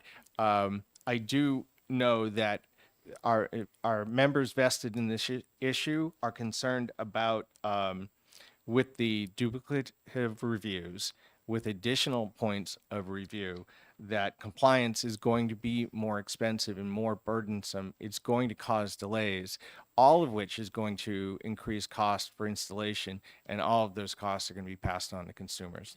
Follow up? Follow up? Moving down to line 19, I've read this a number of times, and maybe you're not the right person to ask, but since you're here, I'm going to ask you. I'll do It my says, best. inform itself of the environmental impact of any proposed personal wireless services, and goes on with this, except for radio frequency emission. Inform, who is itself in this case? I would ask the bill's sponsor on that. Okay, all right, thank you. Representative Munns has a question. Thank you, Mr. Chairman, and thank you, Mr. Fabrizio. Nice to see you again after so Indeed. many years. Yes. Who knew we would see each other again in this setting? There was always a chance. When I read your testimony, the third paragraph from the bottom, where you talk about the environmental review as boundless. I mean, you seem to have a similar concern to what I had expressed earlier about, what is the definition of environmental impact? Right. Can you talk, and I'm specifically interested in, as I said earlier, I mean, are we talking about, environmental impact in the traditional sense of impact on wetlands, or are we talking about something that includes other things like microwaves? Representative Munns and I know each other from my previous career as a journalist on the Seacoast, which I had done for 24 years and really had covered local developmental issues. I could say on that point of what qualifies as environmental or what qualifies as historic preservation is virtually limitless for those who want to cite a particular issue. Yes, wetlands, that's an obvious one. Site degradation is another one. Beyond that, when you could get into animal species, it's literally in this case boundless as to what someone could raise as an environmental or even a historic preservation concern. And I would remind again that both of those cell providers, anyone looking to put in a personal wireless service facility, is already subject to those reviews through the FCC, and those reviews are specifically the National Environmental Policy Act and the National Historic Preservation Act. All of them have to go through those reviews. Representative Thomas has another question. That's Doug Thomas. Thank you, Mr. Chair. Thank you for taking my question. So, given the statement that the federal government, I guess regulation says that a municipality can't stop placement of wireless features per se, where in this bill does it give the authority to the municipalities that would prevent that, instead of just perhaps suggesting it should be placed in a different direction or a different place? Well, to be specific, the language from the FCC is to say shall not prohibit or have the effect of prohibiting. It means overall, it doesn't mean that communities don't have the ability to say that's the wrong site. It's that you cannot develop rules, regulations, ordinances that simply ban the location or co-location of these personal wireless service facilities. As far as the language in the bill of where it allows, the primary concern is the language may in fact allow communities to reach that point where they're prohibiting the installation across the board and not site specific. Again, because of the vagaries related to both the environmental and historic preservation reviews. Follow up? So, therefore, it seems like perhaps a softening of the words or some amendment might alleviate some of your concerns. I think that if the amendment was perhaps more driven by what is spelled out by the FCC and the New Hampshire Office for Strategic Initiatives, again, by being proactive, by having it be part of the master plan, of being able to say where they can be located, where they cannot be located, would remove some of the subjectivity of this bill. That is the primary concern of the members who are vested in this issue. For clarification, I would point out that the Office of Strategic Initiatives no longer exists, and its duties have been split up between the Department of Energy and the Business and Economic BEA. Affairs Department. Might not have gotten the title I of that would department expect exactly correct. that the previous positions of the office are informing the Department of Energy's model ordinance approach. Okay, I'd like to move on. We now have five Thank you, everyone. people who would like to testify on this legislation. Before we do that, I'm going to open a public hearing on House Bill 558FN relative to electric microgrids and electric grid resiliency, and recess that public hearing until next week at a time to be specified, later specified. So with that, we'll now move on to the next presenter on House Bill 298, and that is Cecilia Doucette of Ashland, New Hampshire, who is here representing MA for Safe Technology. I think I got that right. And Ms. Doucette, I would remind you that we're not interested in hearing a rehash of the findings of the commission on 5G. We're not interested particularly in hearing about the health effects. We're interested in hearing about how this specific legislation will affect the people of New Hampshire and the businesses of New Hampshire. So try to keep your remarks confined to the specifics of the bill, please. Thank you. Will do, Chairman Vos. And I do have some answers to some of those other questions at the end if anybody would like to entertain those. So good morning. My name is Cecilia Doucette, and I am the Director of Massachusetts for Safe Technology, and I work very closely with New Hampshire for Safe Technology. I am also the Education Services Director for the international nonprofit Wireless Education. Thank you for voting last session 15-3 bipartisan to pursue 5G and wireless technology safety in New Hampshire. Before you today are the final report of the Commission to study the environmental and health effects of evolving 5G technologies. I encourage all of you to get familiar with at least the first 17 pages of the summary and recommendations. They spent a year investigating. Today, House Bill 298 addresses the Commission's recommendation number 7 to safeguard New Hampshire communities with responsibly placed cell towers, antennas, and 5G small cell equipment. While the industry has told many municipalities that they do not have a say in where cell towers go, that simply is not true, but our towns don't know it. There are many provisions towns can legally codify under current federal law to protect their communities, and HB 298 incorporates many of them. One important point from last session is that the FCC has been sued for ignoring 11,000 pages of scientific evidence of harm, and the attorney who gave the oral arguments in that case wrote the bylaw or the bill that's before you today. So he knows exactly what you can and cannot do under federal law. There are resources readily available to help New Hampshire succeed.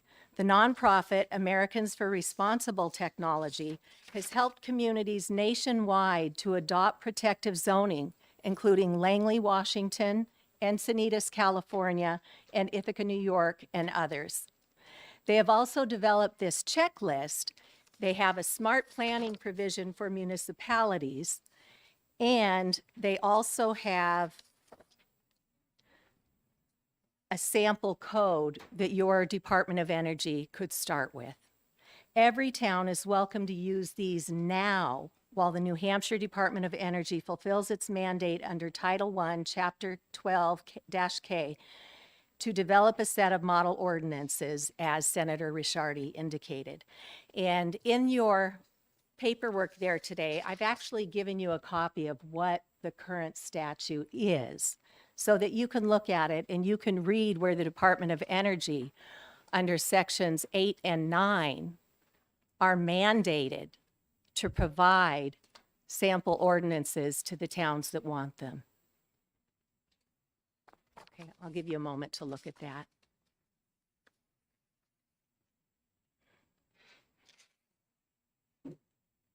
And that does actually ask that the public be included in that process. Okay. There are many other resources the Department of Energy can tap into, and as we saw through the commission process, there are world-leading engineers, telecom experts, scientists, and doctors at the ready to help New Hampshire give the power back to their local municipalities. And for those of you, and I know some of you, this comes way out of left field on this topic today, we are partnering with New Hampshire for Safe Technology to provide 2 free public educational webinars every month. We have people all over the U.S., all over the Granite State, and even from Europe and Canada joining us to learn what are the facts on this issue and what can we do to ensure, if we choose to, we use our personal property safely, but also to make sure our communities are protected. And Please as get back to the bill Yep. itself. Thank you. Yep. So lastly, the international nonprofit Wireless Education has built a simple course to train municipalities and workforces on wireless risks and safer technology solutions in about a half an hour online. So we are at the ready to help New Hampshire. The education component was one additional piece that your committee voted 15-3 last session that they would like to see moving forward. So I would be happy to answer any questions that you may have. Wonderful. Thank you very much. Representative Harrington has a question. Thank you, Mr. Chairman, and thank you for taking my question. I'll just ask the same question that I asked before. In line 19 of the bill, it starts out, inform itself of the environmental impact of any proposed personal wireless service. Who is itself in this case? The municipality. So, follow up? Yes, follow up. So the town is supposed to do some kind of research and come to a conclusion to itself that there is, outside of radio frequency emissions, because that's under the FCC's control, that the facilities in operation will not significantly affect historical and environmentally sensitive areas. And I guess I would repeat the previous question. That seems so wide open that, someone could say a cell tower across from a cemetery is a historic cemetery, so we don't want to have to look at it when we bury people or whatever. Mhm. Do you think that needs a little more tightening up? Or those conversations should perhaps happen within the community so that the community determines the most appropriate placement of any telecommunications equipment. And by the way, when you look at that commission report, they recognize that wireless is no longer advanced technology. Future-proof technology is fiber optics to and through the premises, not more wireless build-out. So it is imperative that our communities be taught that they have legal recourse when the industry comes in and says, we're putting in a cell tower and Section 704 of the Telecom Act says you can't say anything about it. Because there's so much more that Congress intended to empower our municipalities than what the industry tells our towns. Representative Summers has a question. Thank you, Mr. Chairman. And just to go back to clarify basically what I was asking, I'm going to ask you kind of the same thing, is that in this bill, it doesn't actually state the word tower or 5G. So if, for example, Topsfield Fair in Massachusetts, you're probably familiar of, they have wireless access points all over their entire area, and they're broadcasting on poles all over there, broadcasting wireless access. Would they fall under this statute if this was in place? I would defer that you look to the Title I law here, and it has the definitions in there that you're looking for. Okay. Yes, I think that's correct. The legislation before us amends Section 12, RSA 12K, Section 10, but there are other sections of that legislation, which you very helpfully passed out to us, that show that essentially this entire section is about governing deployment of personal wireless services. So thank you for that clarification. Representative Munns has a question. Thank you, Mr. Chair, and thank you for being here this morning. I have been struggling with the wording in lines 20 through 22 in the bill, where it talks about other than with regard to environmental effects of radio frequency emissions that are consistent with FCC requirements. Yeah. And I'll ask you, and if you can't answer, that's fine.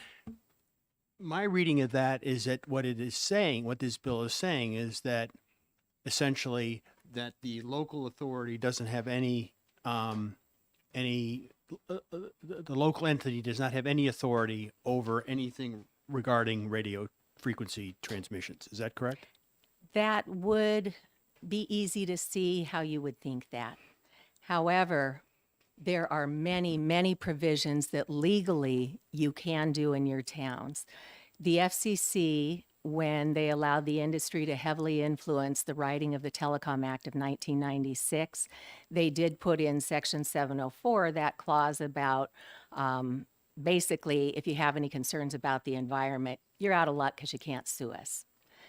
But there are many other provisions that Congress did allow that can be used today by your towns to protect. And the reason why you really want to do this now is that 5G means putting close range cell towers. People in Keene testified last time. They are literally putting them in their front yards. And if you don't get your fire codes right, if you don't get the other codes right and have an engineer certify that when the industry submits that application that it was done right, you could wind up with a cell tower in your front yard. And if you have a fire and that comes down, with radio frequency radiation, you can't just call and get a fire truck and start hosing that thing down. They have to communicate with the electrical authorities, get the power cut, or the person holding the hose is going to get electrocuted. And we had an expert with Susan Foster testify last session on that. So that fire code addition and the other additions that are in that bill are critically important. Okay, Representative Wendy Thomas has a question. Thank you, Mr. Chair. As you testified, if the towns can do this now, but they don't know about it, is this bill necessary or is this an education issue? I would say this bill is necessary because our towns simply don't know, and they've only been given disinformation by the industry, and a lot of people are getting sick from the radio frequency radiation, so we need to do something meaningful now. The commission bill law, HB 522, was passed in 2019, and here we are in 2023, and we have not done one thing to educate or protect the children, the adults, and the environment. Okay, I'd like to thank you for being available to testify to us. Is there an additional question? Representative Harrington? Thank you for taking my question. And don't get the wrong way, but I'm just trying to figure out, the thought behind this bill, we've been dealing with this issue now for a few years, and the big issue has always been the radio frequency emissions, and we had people talking about headaches and getting sick and so forth and so on. And because, I guess, of the federal regulations, this bill explicitly comes out and says, other than the effects of radio frequency emissions. So is it kind of like saying, we know that's the big issue, but since we can't deal with it, we're going to try to create blocks another way? Yes. And is that the correct approach? It would be so much better if we had been able to pass the bill last session that would have put a 500-meter, 1,640-foot setback. We wouldn't be having this bill today. But because the committee didn't have a comfort level yet with the facts around radio frequency radiation emissions, it was suggested that perhaps we start with where we are in New Hampshire law, see what got put in there to strip local control and reverse that. And that's what HB 298 does. Thank you. I'd remind members that we have 5 more people who want to testify. Representative Munns, you have another question? Okay. Well, I'd like to thank you, Ms. Doucette, for being here and testifying on this bill. And I'd like to call next on Deb Hodgman, who lives in Stratham, New Hampshire, and is representing herself.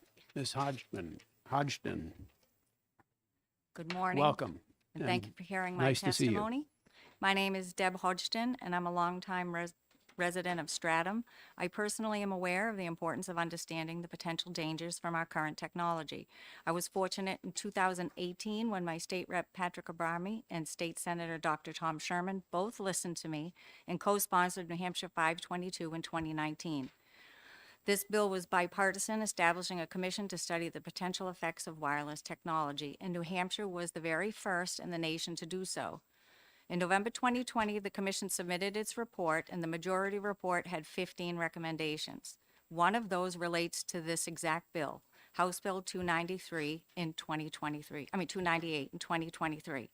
After its investigation, the commission understood the difficult situation towns and cities could find themselves in while trying to navigate following federal law. This bill is the state supporting its municipalities in maintaining some control in this area in which they are ultimately responsible. Since 2020, the Commission in its report has been used worldwide as a guide to others as we all grapple with how to best ensure the safety of the community while providing the technology we all depend upon. It's fitting and reasonable that New Hampshire should support its own commission and continue to do what New Hampshire does best, regardless of political party, and support local control. Thank you. Thank you. Any questions for Ms. Hodgson? Seeing none, I thank you for your testimony and call next on Christine Matthews of Stratford, New Hampshire, representing herself. Welcome, Ms. Matthews. Remember, we are looking for testimony on the bill itself and not extraneous issues. Thank you. Thank you, Chair and members of the committees. Most of my testimony is on the health effects that have happened to me. So I will just keep that for you guys to read. I support HB 298 because I believe telecommunications should not have the say in placement of cell towers or antennas in our towns. I believe our town should be educated well on the dangers of radiation coming from the towers so the towns can have safe zoning codes that are safeguarded legally. In 2012, I first became injured by RF radiation from 2 cell phone towers. And then I have all my health effects and how I actually became injured. 1.5 years ago, I moved from Pennsylvania to New Hampshire to a town with no cell phone towers to heal. Zoning for 4 cell towers was approved for my town now, which currently now has no cell phone towers. I chose this town so I could heal. If all 4 cell towers are constructed, according to the map of zoning, 4 zonings have already been approved by the town of Stratford. If all 4 cell phone towers are constructed, then my home would receive overlapping RF radiation from 2 of those cell phone towers. I would also have to quit working, just to talk about here. I was out of work for 3 years because I was near death, and I had to stop working to heal. Since being here in New Hampshire, a lot of my test results have been able to improve because I have kept my distance from cell phone towers. And so 7 months ago, I was able to get back into working, something that I didn't think would happen so quickly. But due to my town not having any cell phone towers, I took just a little job as waitressing 2 days a week. And one of those 4 cell phone towers that has been approved for zoning would go up right near the only restaurant that is in the town. And I would have to stop working again. And I was denied Social Security disability. I gave a testimony around this time last year for HB 1644, and I talked about how I was around $100,000 in medical debt because insurance would not cover any of my bills. I believe education is key. If I knew about the dangers of cell phone towers in 2012, then I would have never taken the job. I am a research scientist of almost 20 years. I'm a histologist, certified in that, where I test human tissue for cancer and disease. So when I finally found doctors that were able to help me, which took many years, I was given some of the worst news about what has happened to my body. But being in the field of science, I understood a lot of it, which kind of maybe was not so good because I knew exactly what was happening to my body. And I knew that I was at very high risk for developing cancer as well as diseases. Well, we sympathize with your struggles, but we need to get back to the subject of the bill. And while your personal history would be enjoyable for some people to discuss with you, maybe we could do that offline. Okay. I do ask for support from the House of Representatives, especially of Stratford, to please help me with stopping the construction of 4 cell phone towers in my town. So, thank you. Great. Thank you very much for testifying. Seeing no questions, I'll move on to the next person on our list, who is Jeremy Cromdell, representing CTIA.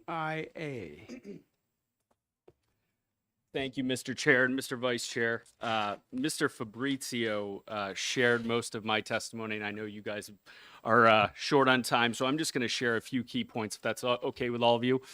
Yes, my name is Jeremy Crandall. I'm here to testify on behalf of CTIA, the Wireless Industry Trade Association, in opposition to House Bill 298.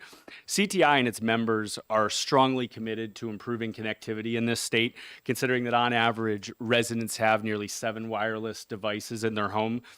Responding to this exploding growth ultimately very much is dependent on regulatory certainty. Our members plot out their budgets 18 to 24 months in advance. And I do just want to share one stat related to how this helps deliver both reliability and economic growth for the state. In New Hampshire, the wireless industry contributes over $1 billion to the state's annual GDP and employs over 12,000 residents. And so, unfortunately, there are multiple elements of House Bill 298 that would create this regulatory confusion. And those are the two or three key points that I'm going to share that echo a little bit what Mr. Fabrizio said. I want to talk first of all about the ASPE APCO standards. This is taken specific. Sorry, let me start with that standard is not a health and safety code. Instead, it provides guidelines, as he shared, related to public safety networks to be able to withstand the most extreme types of weather events: earthquakes, tornadoes, severe storms. But I want to quote 2 items from their report that I'd be happy to share with the committee. Quote, it is intended to assist public safety communications network builders with the guidelines necessary to build hardened public safety grade networks. And that is vastly different than a commercial wireless network. And here's one other piece of this, because I know that there was a question related to cost, also from the report. Quote, the high cost associated with meeting these requirements may not be feasible at all sites. And again, this is talking about public safety grade communications networks rather than commercial wireless networks. I do also want to touch on, because there's been an important conversation about the environmental impacts as well as historical and cultural sites. If you are deploying infrastructure in any state, in any locality, our members must first comply with a bevy of Federal Communications Commission, FCC, environmental regulations. There must be pre-construction review by qualified experts as it relates to compliance with the National Environmental Protection Act, NEPA, as Mr. Fabrizio shared, the National Historic Preservation Act, the Endangered Species Act, as well. Even if the site is over 200 feet tall, there are also FAA considerations as well. And the last piece that I'll share is this. There's been a really important conversation about the important role of local governments.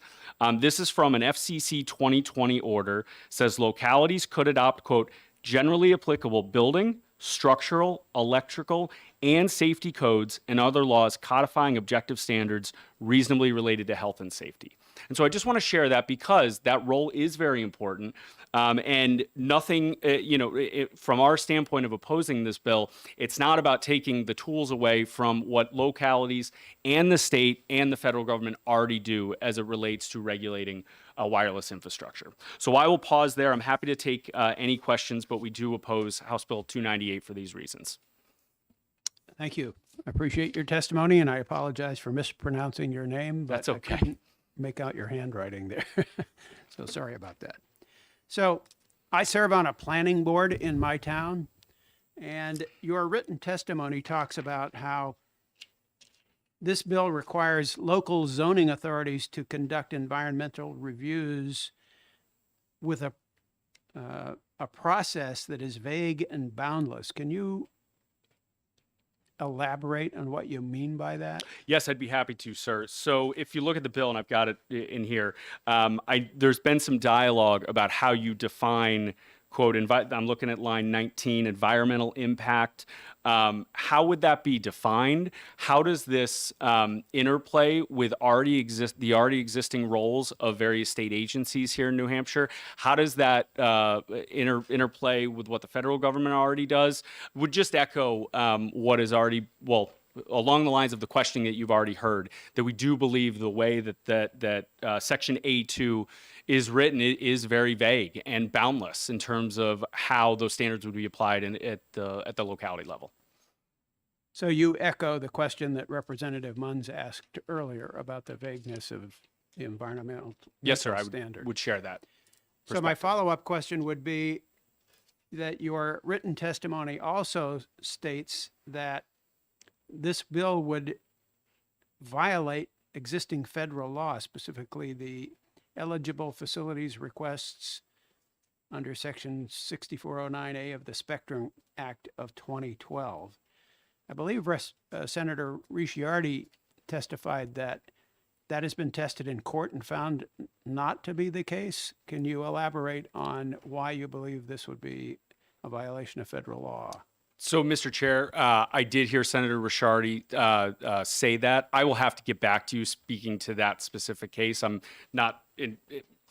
not entirely sure which case she was referring to, but I'd be happy to follow up with the committee.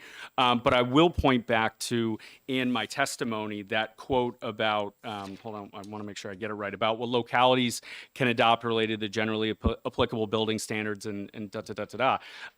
Where I'm going with that is that the APCO ANSI hardening requirements are incongruent with that FCC order. And so we do ultimately have the perspective that including that standard in this would run afoul of federal law because of that order. Okay, but I'd be thank happy you. to get back to you on the court case, sir. Great, thank you. Representative Munns has a question. Thank you, Mr. Chair. Thank you for taking my question. I think I heard something, and I just want to make sure that I heard it correctly, that the FCC, as part of the process you have to go through with the FCC, that they have some pretty significant environmental tests or rules that you have to follow already. Did I hear that correctly? That is exactly right, sir. And I will just say, last night I pulled those standards up again. I'd be happy to send them to you. It lays out a quite extensive set of specifically environmental standards related to NEPA, the National Environmental Protection Act, related to, I know there's a question about historical preservation as well. There was a piece in there about that our members have to consult qualified experts in advance to ensure compliance with those. And then the FCC has its own, well, what I'm describing or what is built into those FCC specifically environmental regulations. But yes, there's a significant set of them. Follow up. So is there anything in the regulations now that requires that a carrier submit those findings to a local authority for their review? So- And just because I only get one follow-up. And if not, is that something that, that maybe could be something that we add to the bill that makes it a little bit more amenable to you? So I would have to speak with our members about the second part of your question. What I want to do is speak to the first part of your question. In terms of the actual exchange of paperwork, when the FCC does that review and how our members share that information with the locality, I cannot speak to, but I will happily look into. What I can share is that there are a range of items that local governments right now, regardless of the passage of this bill, a range of items that local governments, in terms of their ability to weigh in, as you asked, Mr. Vice Chair, on the placement, the obeyance of various building codes and structural codes that already exist in state law. All of those provisions already exist. In terms of the actual transference of the paperwork, I would have to get back to you on that part. But I do very much want to emphasize that localities have that power right now. And there's nothing that this bill, if this bill were not to pass, nothing would change about that dynamic. But I'd happily get back to you about that actual exchange of information, sir. Representative Harrington has a question. Thank you, Mr. Chairman, and thank you for taking my question. As you're probably aware, we've been debating this issue here now for a bunch of years. We've heard a lot of different people come in and testify to health problems and different issues that they're concerned about with this. Given that I think the bill probably is got to be fixed up a little bit in some areas we've talked about, would you be willing to work with other people to come up with something that's maybe a compromise piece of legislation, or is this like you can't even consider this? Representative, in its current, the bill as drafted, we have significant concerns with it. Really, just to emphasize again that regulatory certainty, that we are of the belief that the mission of what this bill is, and I won't speak for the sponsor, that obviously is their message to convey. All of those protections already exist in terms of structural integrity and otherwise. Thank you. Representative Wendy Thomas has a question. Thank you, Mr. Chair. You've talked about regulations for environmental standards that already exist. Are health impacts considered, and if they are there standards on health impacts? Thank you. Representative Thomas, do you mean as it pertains to environmental standards or separately where are health standards? Separately. Okay. So what I can speak to is, and I would be more than happy to, you could go to it right now, but there's a website that we have, wirelesshealthfacts.org, that speaks to both the scientific consensus related to 5G and health impacts, but also speaks to the role that our regulator, the Federal Communications Commission, plays in terms of deployment of wireless facilities. Every piece of infrastructure, from a cell tower to a cell phone, ultimately has to be approved by our federal regulator, the Federal Communications Commission, in a range, from the standpoint of a range of different factors, including health.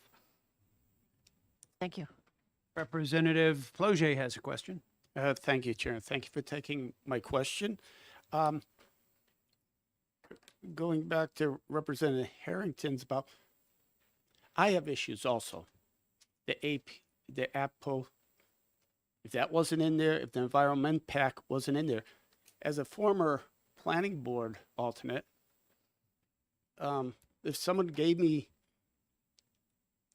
an application from another agency, federal, I would like to ask an engineering report on it, because I don't think they would be referenced. I have never seen that. And I would like to ask you that type of rewrite or working with others. If you could get back to who you represent and ask them, those catch things, but the rest of the addition to this amendment, without those two, I would like a feedback on that. Yeah. Oh, excuse me. Oh, sorry. I could ask the chair if he could ask for feedback on that for the commission. I'm sorry, I was looking up wirelesshealthimpacts.org, and I didn't hear what your question is, Representative Bloget. Do you need something from me? No, thank you. I was asking for something personal or should come to the committee. Oh, okay. Thank you. If I type in wireless health impacts, all one word, .org. wirelesshealthfacts.org. Oh, Yes, sir. facts. Is it .org or .com? .org. .org. Okay, thank you. Any further questions? Seeing none, I'll thank you for your testimony. Thank and you. Call the next individual, who is Deborah Chandler of South Hadley, Massachusetts. And I'd remind Ms. Chandler that we're not here to hear about the health impacts of wireless technology. We're only interested in hearing about the specifics of this legislation. Welcome. Thank you. Thank you, Chairman. I'm going to do my best to not upset the committee and to not provide extraneous information, but I had pre-written this, and yes, it pertains to, in part, to my health, so feel free to cut off my mic at any point. Good morning, esteemed committee members. My name is Deborah Chandler, and I currently live in South Hadley, Mass. And God willing, I will be living up here in the great state of New Hampshire in the coming months. I am what is called a canary in the coal mine. I am part of the early warning system with regards to the health injuries caused by wireless. I join the 20% of the population that has developed significant EMF sensitivity, and this number is growing. I can no longer safely participate in a society that is saturated with wireless tech without getting sick and needing recovery time. I'm moving into the solutions part. I can no longer work in my profession, and I'm low income as a result. I'm eligible for low income 55 plus housing, but I cannot live in those places as they are all saturated with Wi-Fi. To my knowledge, there are no low income EMF safe housing communities anywhere in New England. There are a few in faraway states and in other countries. So I've come up with a solution. I'm creating an EMF safe tiny house community in rural New Hampshire, where there are no cell towers within a few mile radius. And as I embark on this project, I have at least 40 people showing strong interest. And shall I add, need. We are all looking forward to finally having a safe place to call home. And as a side note, I'm working closely with the New Hampshire tiny house legislative folks. But as we move forward on this project, our looming concern is still this: how can we be sure that our home sweet home stays EMF safe? Every day, cell towers are going up in locations where folks nearby were not consulted, not warned, and great harm has been done. So, dear committee members, in my heart of hearts, I hope and pray that you will please make sure that H.R. 298 is passed into law. And I am aware that this bill is not specifically about health and disability per se, but it is about giving power back to the people, to the state, and the local governments. I've been very heartened that these last few years, I've been very heartened these last few years as New Hampshire has been the first state in the nation to create a special commission to study wireless harms. And now let's put all that research and knowledge into action as we empower and protect the people of the great state of New Hampshire. Thank you for focusing on solutions to this important challenge. Thank you for expressing your support for this legislation. We appreciate it. And now I'd like to call on the final person who wants to testify here today, and that's a person named Jalen. I'm not sure if that's a first name or a last name, from Campton. Could you state your full name for the record? Hi, it's Galen Beach. Campton, New Hampshire. Thank you. Thank you very much for having this committee and Representative Parshall and Trisharity for advancing this bill. I would like to express my support for this bill, not necessarily as it stands, but simply for the reason that I don't see any other avenue at the moment for trying to address what I find to be what is a kind of difficult situation. I'm a licensed certified reflexologist, a healthcare practitioner. Apart from that, I just wanted to let you know that several weeks ago I was in Concord on Main Street, and I went shopping, and it was fine. But I started to feel very unwell. I noticed that people in the store were very, kind of agitated and things. I took my acoustimeter, which is a radio frequency measuring device. It's calibrated. It works. I turned it on in my car outside, and it registered extreme levels of, it's the indication is get out of there as quickly as possible. It's flashing red, the static is shrieking. This is like North Main Street, and it's right down the street from the fire station. And as I'd driven in, I'd noticed that there was this new short, fat cell tower. I had never noticed it before. It's full of 5G, additions and things.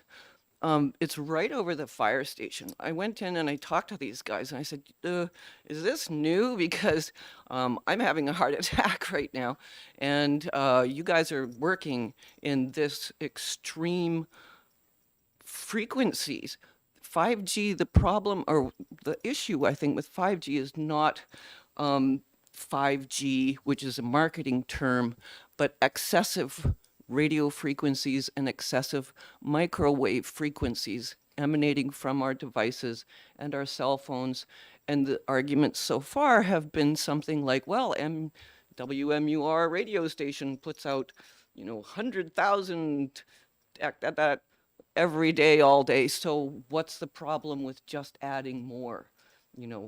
5G is going to has already increased, 4 and 5G has already increased the extreme levels of radio frequencies and microwaves in our environment, in this room.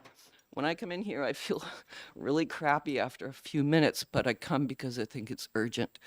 Anyways, when you talk about environmental harm, we're talking about potentially, this is anecdotal to a degree, but ever since like 2018, there was a substantial increase, I believe, in the output from existing cell towers operated probably by Verizon. At that same particular time, and especially at the beginning in 2019 of the pandemic, there was a very solid increase in the cyanobacteria blooms and algal blooms in most of the freshwater bodies, including some of the lakes in the lakes region of New Hampshire. And that trend has continued to increase. So there's some environmental problems potentially with that. Ms. Beach, I'm sorry to interrupt, but Sorry. we Okay. appreciate your testimony, but can you apply it to this particular bill, please? Yes, the CTIA, et cetera, it talks about improving connectivity. I'm wondering how much is necessary and what is actually required for connectivity. I mean, if I'm in Concord right now and I'm trying to, get on Wi-Fi or make a phone call, that would be easy to do. But I don't want to be microwaved and made ill because I want to go shopping or come to Concord.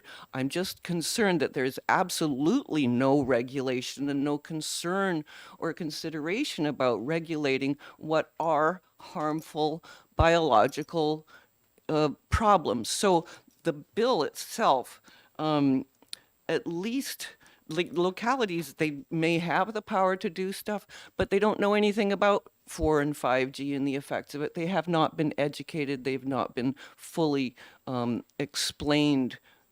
So this bill at least may provide some opportunity for this issue, this question, to find solutions and to be advanced and to be considered. Okay, well, we thank you for expressing your support of this Can we legislation. create a non-Wi-Fi zone? There's lots of concern about people having Wi-Fi connectivity. What if you cannot be within those frequencies? There needs to be some kind of effort made to provide areas that do not have Wi-Fi. And if this bill or any other one has a potential for enabling or to address that in any further way, then I support the bill. Sorry, thank you for your patience. Thank you for expressing your support for this legislation. And that is the final pink card that I have on this legislation. Is there anybody else who has not spoken who would like to speak very briefly? Seeing none, we will close the public hearing on House Bill 298. And I will open a public hearing on House Bill 605 relative to solar generation under the Renewable Portfolio Standard. However, we are going to take a break for lunch before we get into that bill, and we will resume our public hearing on House Bill 605 after the lunch break and after an executive session that occurs at 1 o'clock. So we anticipate hearing this bill probably sometime around 2 o'clock. So this committee is on official lunch break from now until 1 o'clock. Thank you all for being here this morning.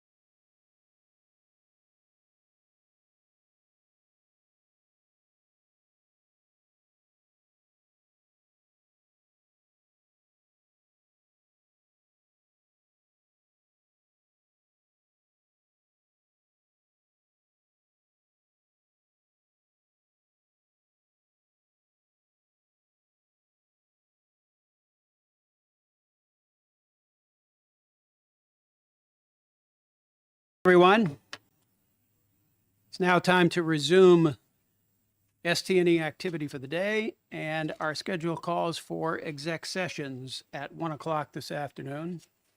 So that is where we will begin.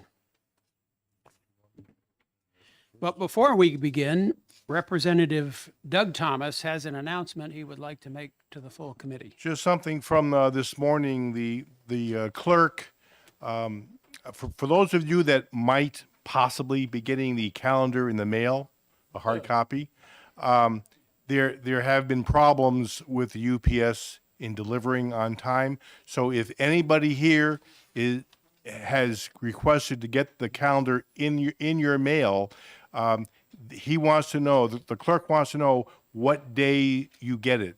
They want that feedback so they can provide that to the UPS. Wednesday. Thursday. You mean No, no, You you don't personally have to give it to us you here in personally this give it back to committee. him. Give that information to the clerk. You don't have to give it to us here in the committee. All right, are we ready?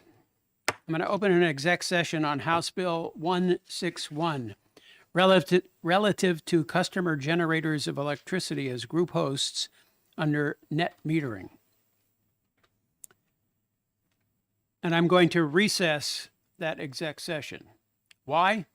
Because at the public hearing last week, Jim Monahan suggested that he wanted to work with Representative Harrington on an amendment to get clarity as to exactly how the process of group hosts under net metering and customer generators in group net metering would work. So we're going to give them a week's time to come up with an amendment to clarify that situation, and we will resume this executive session at a date to be noticed in the calendar next week or the week following.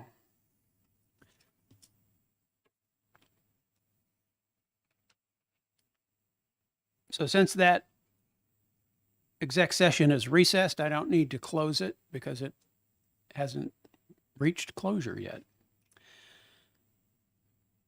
Did you have a question, Representative Thomas? No, I was adjusting my mic. Ah, okay. So I will next open an executive session on House Bill 81, which establishes a study committee to examine all ancillary charges for propane gas sales.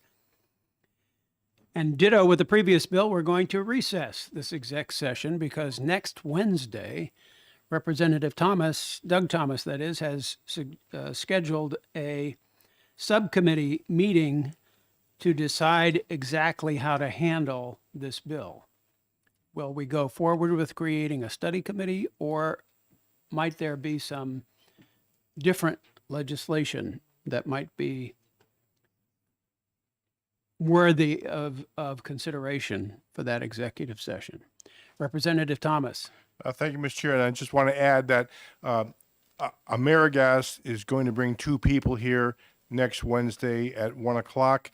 And talking to Mr. Scully, there will be at least 3 other good performing gas company representatives here to answer any questions and to discuss any charges and fees. We're working on a room number. They've been working on it all day. We're trying to find a place to meet, but it will be at 1 o'clock next Wednesday, regardless where we meet. Representative Berejny, you have a question or a comment? Thank you, Chairman. Yeah, I have a question. Will this be streamed on YouTube, the subcommittee hearing? Thank you. It is my understanding that subcommittee meetings are not streamed. Representative Munns, you have a comment or a question? Thank you, Mr. Chairman. Could you just repeat again who the members of the subcommittee are? They're in my notes somewhere, but I don't remember off the top of my head. It's partial. Raise your hand. Representative Thomas has his notes open, and he'll read that. He'll read the members. I believe it's Partial, Summer, Bernardi, Ploget, and myself was what was announced. But anyone can come. Anyone is welcome to attend a subcommittee meeting. I would be there myself, except for the fact that it's scheduled at the very same time as a doctor appointment I have in Dover, so I will not be there. All right, so that takes care of HB 81. That could be a fairly exciting subcommittee meeting, so I'd urge you to attend. So now I'm going to open a executive session on HB 381 relative to the system benefits charge, and I recognize Representative Harrington for a motion. I move to retain the bill. I recognize Doug Thomas. Second. It's been moved and seconded that we retain House Bill 381. Representative Harrington, do you want to comment on your? Just briefly, there's some changes that probably could be made to improve the bill, and I'd like to have a chance to do that. Okay. Any discussion on retaining House Bill 381? Representative Corman. Thank you, Mr. Chairman. Representative Harrington, I'm just curious, can you characterize briefly the nature of the changes you have in mind? Well, there'd be a few, but one of the first ones that jumped out, because I have to do a little research on this, was it said that the prior approval could be the passage of the legislature by the general court or authorization by the fiscal committee. And I think it was Mr. Crease brought that up, that may not be legal. I just don't know. So without researching further, I couldn't say, but I obviously don't want to have anything in a bill that's not legal.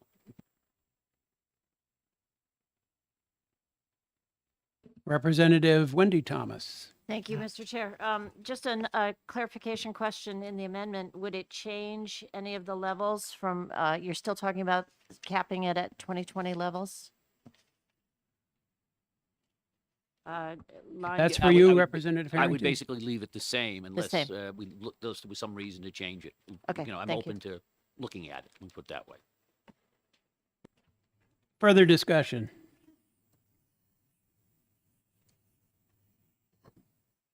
Seeing none, I'll ask the clerk to call the roll on the question of retain for House Bill 381. Doug Thomas, Yes. Janine Nodder, Yes. Michael Harrington, Yes. Tom Dolan, Yes. Abul Khan, Yes. Lex Berejny, Yes. JD Bernardi, yes. Tom Ploget, Yes. James Summers, Yes. Rebecca McWilliams, Yes. Linda Ryan, Yes. Jennifer Morton, Yes. Lucius Parshall, Yes. Tony Kaplan, Yes. Chris Munns, No. Henry Noel, Yes. Wendy Thomas, No. Thomas Corman, No. Ned Reynolds, No. Chairman Vose, Yes. 16-4. By a vote of 16-4, House Bill 381 is retained by the committee. Once that notice is made to the clerk, we cannot do anything with that bill until next September. So with that, I'll close the exec session on House Bill 381. And now I'm going to open an exec session on House Bill 385. And I will make the motion of ought to pass on House Bill 385 and offer to the committee amendment number 2023-0360H. And copies of that amendment will be forthcoming to you. And I recognize Representative Bernardi. I second the motion. So it's been moved and seconded that we judge HB 385 as ought to pass with amendment. But first, we have to take up the amendment itself. And that's Amendment 2023-0360H, which each of you should be receiving momentarily. What this amendment does, I'll explain it as the paperwork is being passed around. What this amendment does is it adds three things to the original bill as outlined during his testimony by the Honorable Clifton Below this past, I guess that was yesterday, wasn't it? When we heard this bill. So the first change is on page 1, line 30 the addition of the sentence, "For non-residential ratepayers, the department shall docket and make public any received complaint." That's the first change to the bill. The second change is on page 2, starting at line 1. A new section is added, which states that the procedure for complaints, as outlined in this section, shall apply to complaints filed with the Department of Energy on or after the effective date of this act. So any complaint filed prior to the effective date of this act would conform to procedures that were in effect at that time. And then the third change to this bill is the effective date on line 4, page 2. This act shall take effect upon its passage rather than 60 days after its passage, as it was originally written. And that was also a recommendation of Mr. Belo, who felt that if the act took effect upon its passage, it might ameliorate the problem described in section 3 rather, even though he felt it was necessary to add section 3 as well. So that is the amendment, and I'd like to open the floor to a discussion of the amendment before we vote on it. Representative Reynolds has a question. Thank you, Mr. Chairman. Yes, a question. The second amendment, the second item in the amendment, I assume that the procedure for complaints pursuant as amended by this act, is that essentially the same procedure for complaints that used to be in the PUC's purview is now the one that is goes to correct. DOE? So until this act becomes effective, the procedure that's in place at the Public Utilities Commission to adjudicate these complaints will be the procedure followed. Thank you. You're welcome. Further discussion or questions? Representative Wendy Thomas has a comment. Thank you. Yes, we heard from the DOE that passage of this bill would require the hiring of 2 separate people. Does this amendment affect that decision at all? This amendment does not address that question, and it may be relevant, but we had contradictory testimony during the public hearing. Some folks suggested that staff would be needed, additional staff would be needed. Others testified that it wouldn't. So I suggest we go forward with this bill and let the Senate work that out if it becomes an issue. Sounds good to me. Thank you. Further comment, Representative Munns. Thank you, Mr. Chairman. I'm still struggling with the fact that we are inserting a second agency into the process of reviewing complaints. I had mentioned during the hearing that, the way I read the bill, and it appears that the amendment hasn't changed that, is that, a complaint, if there's an issue with a decision by the PUC, the complaint goes to the DOE. So now the DOE first has to understand what the basis for the decision was. So they've got to go over to the PUC and get all the files so that they understand what they did, and then it gets referred back to the PUC if there's an issue. And if I'm somebody that's filing a complaint, I'm not going to have any assurance at all that I'm going to get a hearing if the same agency that I'm complaining about is the one that makes the ultimate decision. And to me, as I suggested in the hearing, to me, the more fair approach is let the PUC do all of the due diligence on the complaint, make an initial decision, and then if there's still not resolution or there's still a concern, appeal that decision to a third party that, doesn't have a vested interest. Thank you for that comment. I would like to comment on your comment. That's the problem that the addition of section 3 on page 2, starting at line 1, seeks to address by codifying that any complaint made before the passage of this legislation is adjudicated under an existing PUC process, then there will never be a transfer of files from the PUC to the DOE. It'll continue to be a PUC adjudication. Only new complaints filed after the date of this passage of this legislation would be adjudicated under the DOT process described in the substance of the bill. So you sort of misunderstood the point, I guess, of the amendment. Well, and maybe I did, and if so, I apologize. But I mean, if I understand correctly, the body of the language in Section 2 talks about what the process is going to be going forward. Correct? Correct. And that process is that if there's a complaint, then the DOE will investigate it. And if the DOE is able to resolve the complaint, they will do so.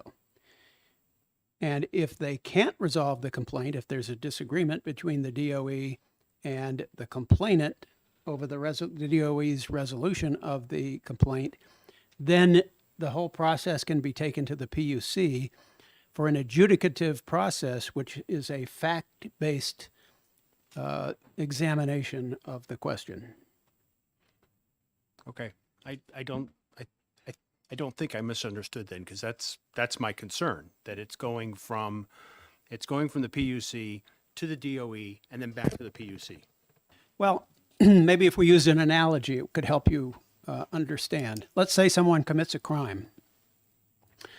The police investigate the crime, and then when they're satisfied they've compiled the facts of the case, they take it to the district attorney. The district attorney, if he's satisfied that the facts of the case warrant it, he takes it to the judge, and maybe a judge and a jury, and they decide whether the facts in the case as presented as investigated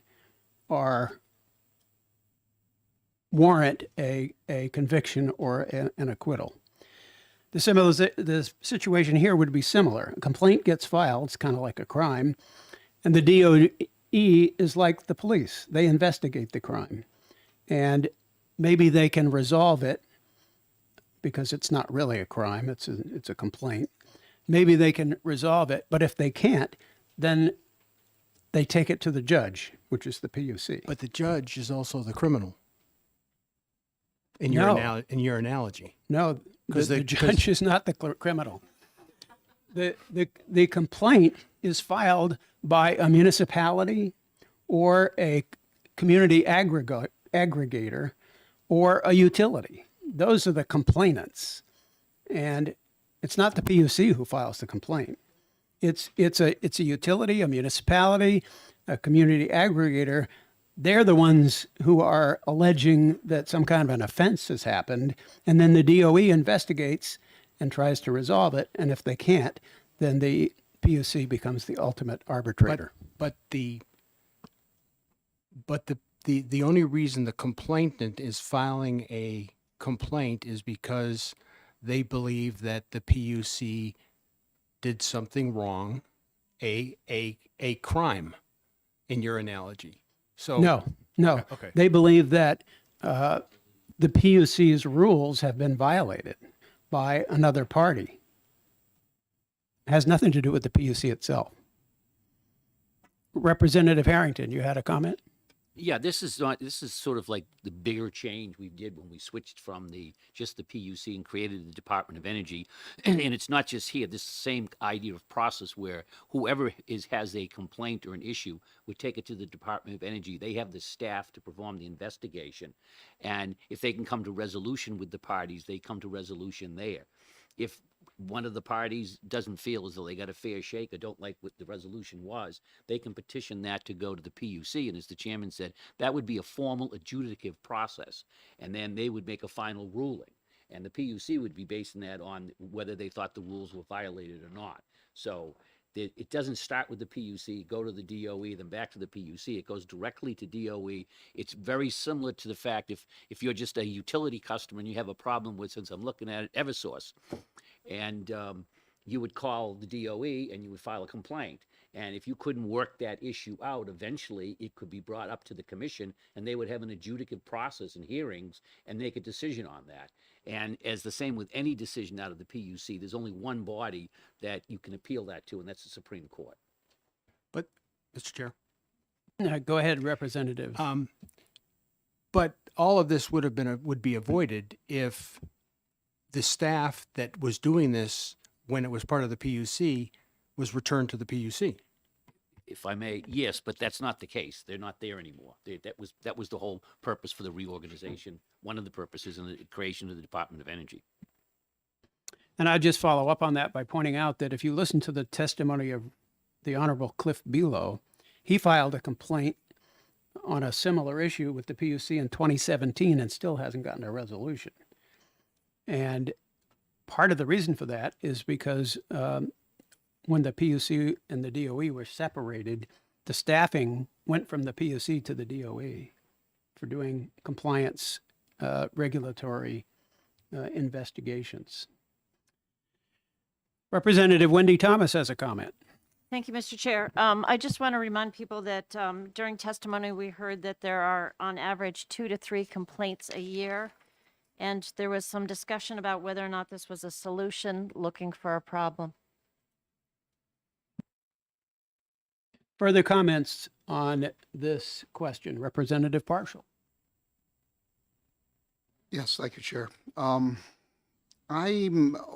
knowing that the DOE already has a workforce of 65 people, and hearing that it's going to be necessary to hire additional personnel to handle this.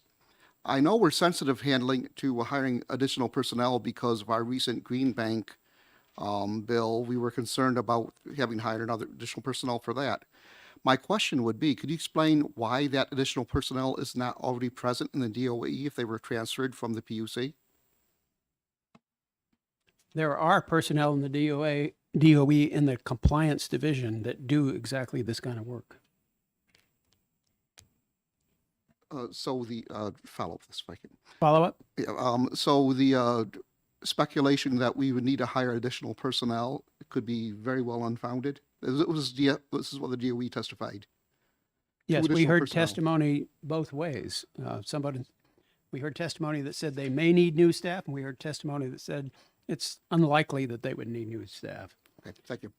Those of us who have been following the development of the new House budget will have heard that the Department of Energy is already asking for some staff increases in its new budget.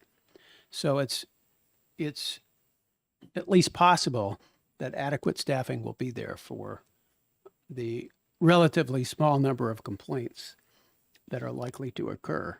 Now, the reason this bill exists, one of the reasons this bill exists is because community aggregation doesn't actually exist yet in practice. It's just a theory at this point, or a piece of legislation.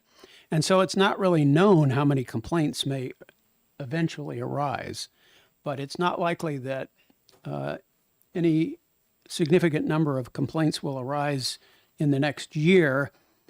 Nevertheless, the commission felt it would be a good idea to have a process in place to deal with that. Further discussion? Seeing none, I'll ask the clerk to call the roll on the question of the adoption of the amendment 2023-03608. Doug Thomas, Yes. Janine Nodder, Yes. Michael Harrington, Yes. Tom Dolan, Yes. Abul Khan, Yes. Lex Berejny, Yes. JD Bernardi, yes. Tom Ploget, Yes. James Summers, Yes. Rebecca McWilliams, Yes. Linda Ryan, Yes. Jennifer Morton, excuse me, Yes. Lucius Partial, Yes. Tony Kaplan, Yes. Christopher Munns, Yes. Henry Knoll, Yes. Wendy Thomas, Yes. Thomas Corman, Yes. Ned Reynolds, Yes. Chairman Bose. Yes. 20-0. By a vote of 20-0, the amendment is adopted. I will now move ought to pass as amended and recognize Representative Thomas. Doug Thomas, that is. Second. Sorry, Representative Wendy Thomas. So it's been moved and seconded that we adopt House Bill 385 as amended by Amendment 2023-0360H. Is there any further discussion? Representative Munns. Thank you, Mr. Chairman. I'm not going to let the perfect get in the way of the good, and we'll be supporting this amended bill. Thank you. Any further discussion? Seeing none, I ask the clerk to call the roll on the question of ought to pass as amended on HB 385. Doug Thomas. Yes. Janine Nodder. Yes. Michael Harrington. Yes. Tom Dolan. Yes. Abul Khan. Yes. Lex Brezhny. Yes. JD Bernardi, yes. Tom Plauché. Yes. James Summers. Yes. Rebecca McWilliams. Yes. Linda Ryan. Yes. Jennifer Morton. Yes. Lucius Partial. Yes. Tony Kaplan. Yes. Chris Munns. Yes, with enthusiasm. Henry Knoll. Yes. Wendy Thomas. Yes. Thomas Corman. Yes. Ned Reynolds. Yes. Chairman Bose. Yes. 20-0. By a vote of 20-0, House Bill 385 as amended by Amendment 0360H is adopted by the committee. Consent. And without objection, we'll go on consent. Seeing no objection, so ordered, this bill will be on the consent calendar. And with that, we'll close the exec session on House Bill 385, and we'll thank Representatives Ryan and Morton and Representatives Dolan and Khan for substituting today. I'm sorry I didn't introduce you at the beginning of the exec session. I forgot. But we thank you for being here. And if you should need to go elsewhere, feel free. Or if you'd like to stay and hear the discussion on three more bills that we're having public hearings for, you're welcome to do that as well. I'll leave that up to you. Now, before we broke for lunch, I opened the public hearing on House Bill 605, and then we took a lunch break. So that means that we can resume this public hearing at any time. And so I would like to do so right now by inviting the bill's prime sponsor, Representative Reynolds, to present this bill to the committee. Thank you, Mr. Chair. And I would alert anyone in the audience that if you want to speak on this bill, please submit a pink card at your earliest convenience. And Representative Reynolds, that includes you too. You don't have to do it right away, but after you finish introducing the bill. Thank you.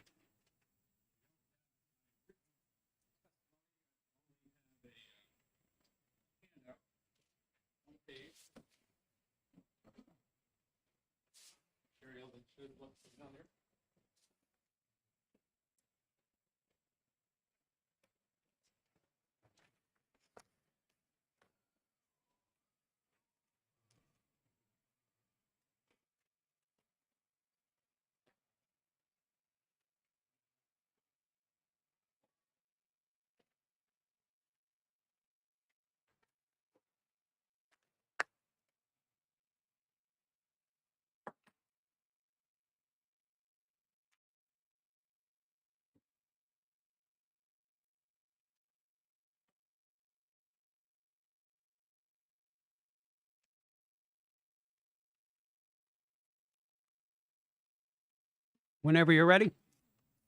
Thank you, Mr. Chairman. Good afternoon, Mr. Chairman and members of the committee. My name is Ned Reynolds, and I represent the citizens of House District Rockingham number 39, better understood as the residents of 3/5 of the city of Portsmouth, wards 2, 3, and 4. Prior to serving in the legislature, I worked professionally for over 25 years in the energy field, starting in 1996 with the Lawrence Berkeley National Laboratory, working on the Energy Star program back in its infancy, and culminating last year in about 3.5 years as a commercial sales consultant for Revision Energy, a New Hampshire-based solar company with substantial, well, it's New Hampshire headquarters in Chairman Vose's district, as a matter of fact. And I made a transition about halfway through those 25 years from the sort of government nonprofit sector into the business side of clean energy, actually working for Unitil. I worked for a year and a half, 18 months for Unitil. In fact, worked directly for Cindy Carroll, who you may remember presented to this committee on behalf of Unitil a few weeks ago. So anyway, that background, my bill, House Bill 605, is very straightforward. It seeks to have the state of New Hampshire take the long view on the important task of this legislature in ensuring a low-cost and diverse portfolio for the default service ratepayers of New Hampshire by requiring our investor-owned utilities to procure in their default service supply gradually increasing amounts of renewable energy through 2050. Referring to the one side of the handout that I just handed out, the one, well, both of them, of course, came from the handout we got from ISO New England a few weeks ago. It's no secret that among the states, all the states in New England, New Hampshire is by far the least ambitious with our renewable portfolio standard.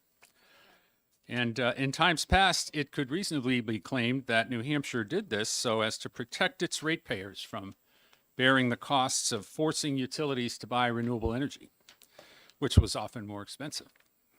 Well, the rate shock that all utility customers in New Hampshire, indeed in New England, or actually the entire world, are experiencing now in the wake of Russia's invasion of Ukraine and other global developments like inflation.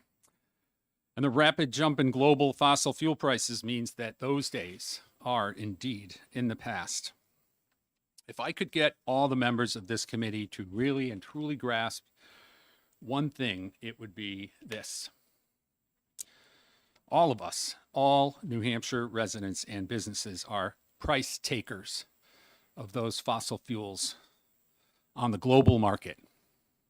It is global supply and demand and world events like wars, hurricanes, terrorist attacks, ships getting stuck sideways in canals, whatever, that determine the price ups and downs of fossil fuels. We have no control. New Hampshire has no fossil fuels. We are not Texas, Wyoming, West Virginia, or even Pennsylvania, which is another Northeast state that does participate in RGGI. Our dependence on natural gas and oil for the vast majority of heating and nearly 60% of electricity generation at peak demand times is an enormous vulnerability, an economic weakness for our state. When it comes to utility rates, the utilities go to the PUC every 6 months and they tell the PUC and the public, this is what happened to the price of fossil fuels. This is what happened to supply. So this is what our rates must be. We must pass through the cost of that to ratepayers. And the PUC really has no chance, no other choice than to say, okay, you're right. That's the cost of fossil fuel on the global market. Everybody knows it. No amount of outrage or bluster or claims that we're going to give them rate relief in the short term can change that fact. This dependence and vulnerability to the global fossil fuel market are antithetical to New Hampshire's prized values of self-reliance, independence, taking care of our own. The $6 billion, over $6 billion that we spend on fossil fuels every year, think about that, $500 million every month spent in New Hampshire on fossil fuels. That represents over 2% of our state's GDP. We send out of state to power our economy. That represents lost opportunity, vulnerability, and export of New Hampshire's wealth and resources. If we care about price and we care about rates, and we all do, then we must use every tool we have to achieve increased portfolio diversity, which enhances our strength and resilience in the face of global fossil fuel markets. Diversity reduces risk.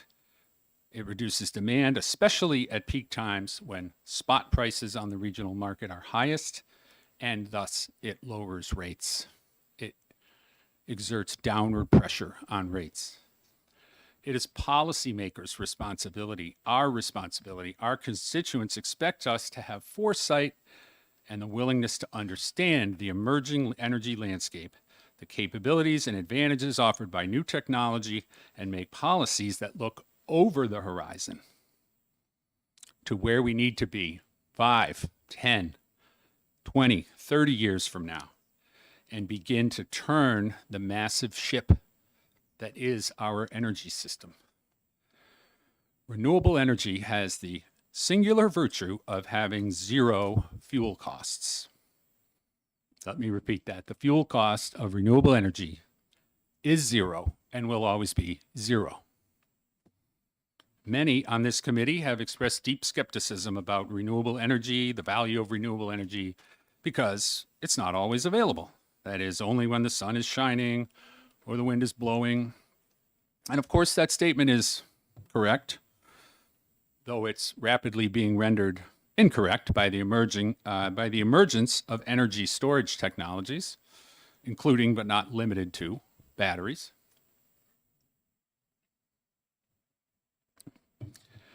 Members of this committee shouldn't concern themselves with that fact of intermittency in renewables.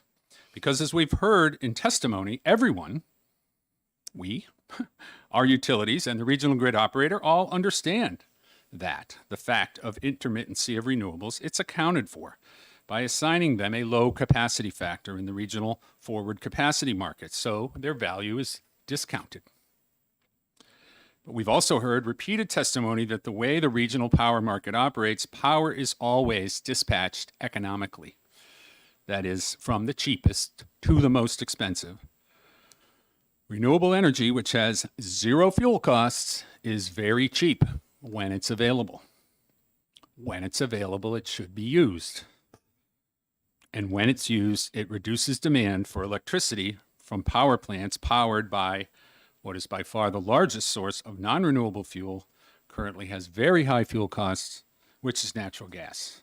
And this would leave that natural gas available to be used another day, another cloudy day, or another cold night when solar is not available. So now I'd like to refer you to the other side of the handout, which again came from ISO New England, which is the one that shows the current and certainly historical impact of distributed solar, behind the meter solar, as well as energy efficiency, but we're focusing on distributed solar here today. It was the regional grid operator, the nonprofit regional grid operator, the one that's tasked with forecasting demand, ensuring sufficient supply. They told us that distributed solar has had and is projected to continue to have significant downward effect on regional demand. And that reduction in growth in regional demand will lower the cost of wholesale power, which will flow through to retail energy costs that the utilities present in rate cases, and that appears, on our bills, on ratepayers' bills. So the RPS, a significant policy that New Hampshire has had on its books for many years, is an important market signal, and we should use it to good effect. It's an important market signal that says to the private developers or private businesses, even residential homeowners, build more solar. Do more of this. So we should do it. So we should strengthen the RPS. And that's what my bill does. It takes the anemic numbers, the worst in the New England and probably worst in the country, market signal that the state sends for solar PV, and it increases it modestly over the next 25 years to 2050. And we should send that signal to the market for the benefit of ourselves and our ratepayers in our great state of New Hampshire. And with that, I'll be happy to take any questions. Thank you very much for introducing this bill. Representative Summers has a question for you. Thank you, Mr. Chairman. Thank you. Just a quick question. I was looking over this, and I just have a base question for you on. You did a great job of describing the supply of renewables. And I know on our electric bills, we have two sections. We have the supply and we have the transmission. And what I'm wondering is, as the availability of it and the transmission, the supply goes up. But what I don't see and I don't understand, even the cost benefit when you figure in, and we know because of testimony, the PUC stated that the utilities make their profit off the cost of capital on the transmission lines. The cost of the transmission to be able to provide wind and solar to everybody, what the cost difference and how much that would come down considering transmission. I'm not Was sure. there a you're question there? Yeah, I'm not sure what you're asking me there. My question is, Is the renewable energy rates as increase as high as you show here with an increase on the bill as you show here, will that be actually counterproductive to the amount of cost it would be to the payers when they have to realize the transmission cost as well? Well, I'll take a stab at that. I think,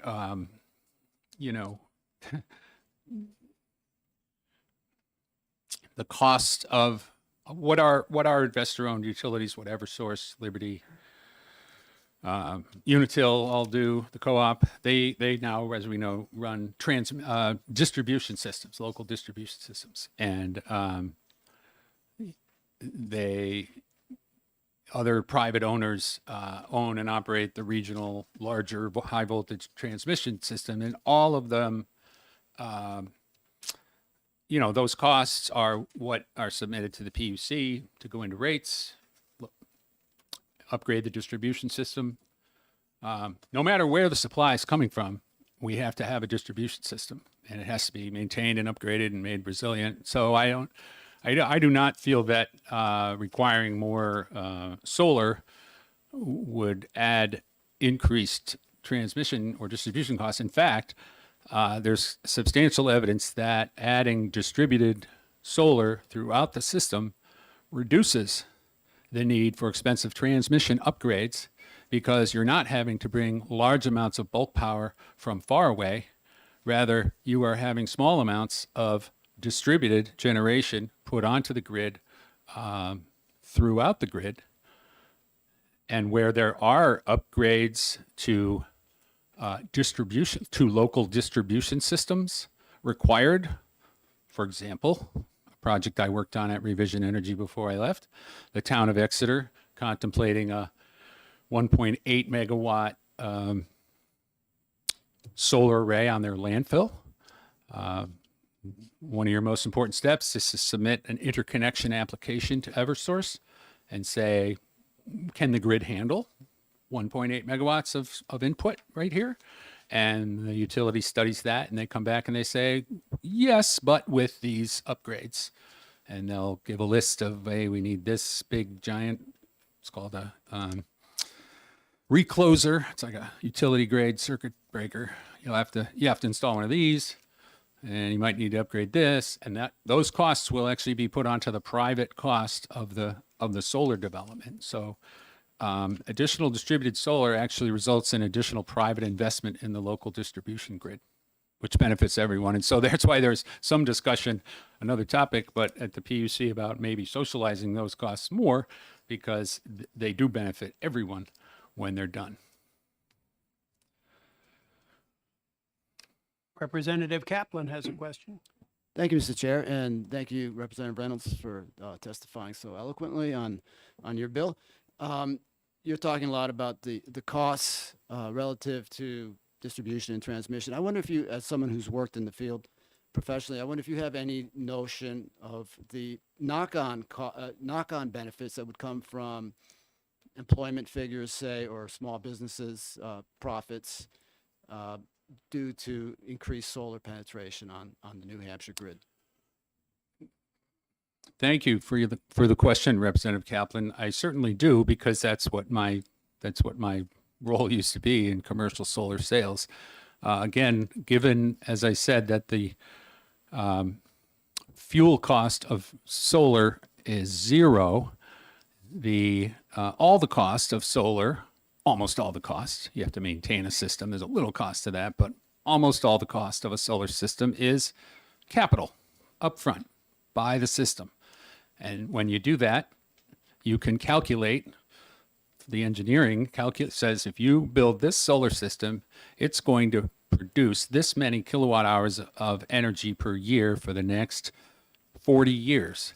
And so a prudent business or a prudent town can say, if we make that, if it's town of Exeter, $5 million investment in this solar array, it's going to produce this many kilowatt hours a year for the next 40 years. The levelized cost of those kilowatt hours is 3.5 cents, 3.5 cents a kilowatt hour. So yeah, you can say, and that's why businesses, private businesses from Bellavance Beverage Company in your district, Representative Thomas, have put a 1 megawatt solar array on their roof of their building, because the smart businessman says, wow, that's a good investment. I can protect myself from the surge. And boy, isn't he looking smart these days. He's getting all those kilowatt hours off his solar array and not buying at 22 cents a kilowatt hour from the utility. Great investment. And same thing, North Conway Water Precinct, who built a 1 megawatt solar array.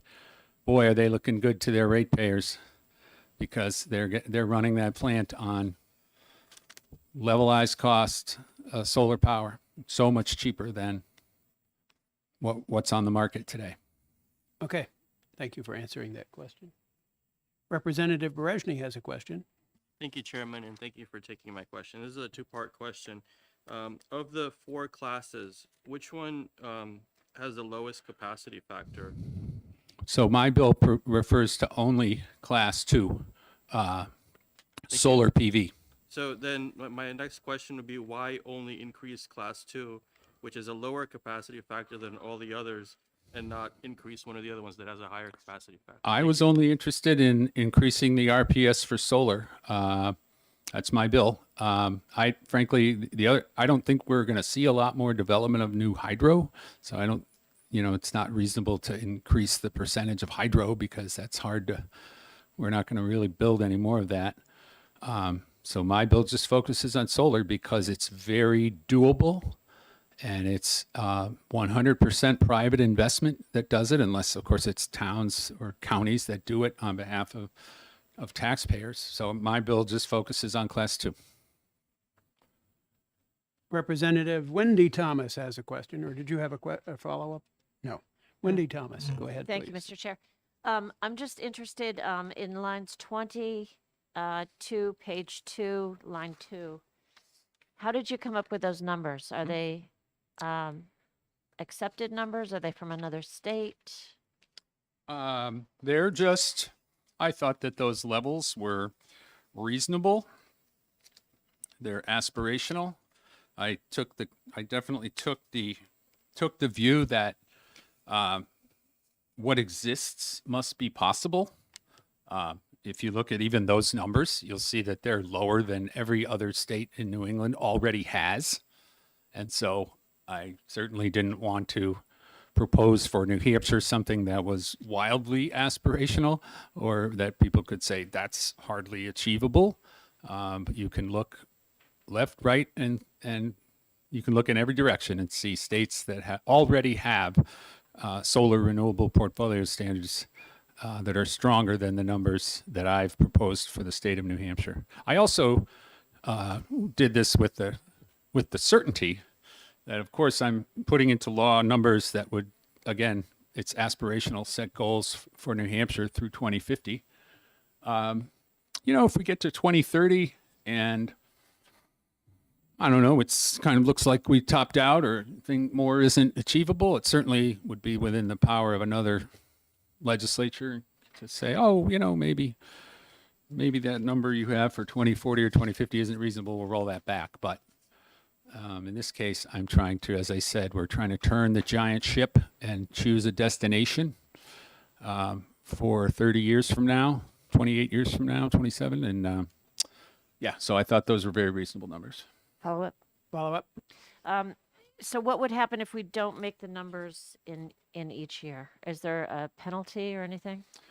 I mean, this is just changing the numbers in the RPS. So the RPS functions that, the utilities have to acquire renewable energy. And when they do that, they of course get the RECs. The energy came from renewables, so they have the RECs. Or they make alternative compliance payments, but that's not, contemplated here because again, these are not super ambitious numbers. Thank you. I have a question for you. Do you have any idea how much it would cost to jump fairly radically from the current numbers of 0.7% to the 2.5, 3.5% numbers that you aspire to with this legislation? I don't have that number, but I actually don't think it's a huge jump. I think, as a matter of fact, in New Hampshire, in the state, we're actually exceeding the anemic 0.07 number right now. So I don't think that's. I think that we would be able to achieve the 3% and the 3.5 fairly easily. And again, if we didn't actually have all the which I'm confident that we do have the renewable energy, people would make alternative compliance payments, and that mechanism would function as desired by cycling that money back into supporting the development of more renewable energy, which would bring the price of RECs down, as we heard in testimony here before. You think it's reasonable, as a follow-up, you think it's reasonable to ask us to support legislation that we don't know how much it's going to cost? I think that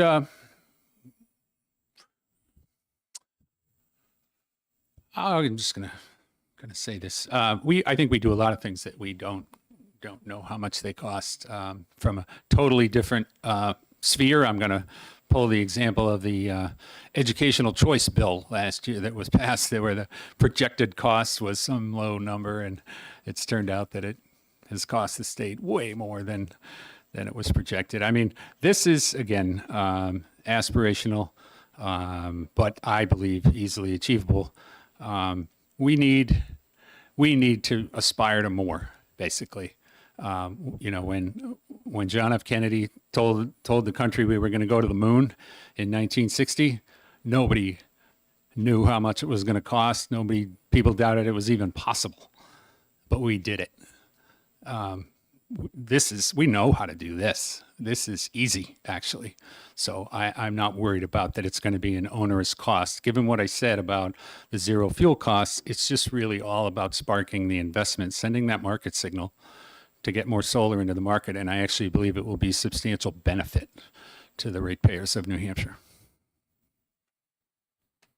So as another follow-up, federal policy recently signed into law by President Biden provides for a permanent $7,500 tax credit to individuals who purchase rooftop solar.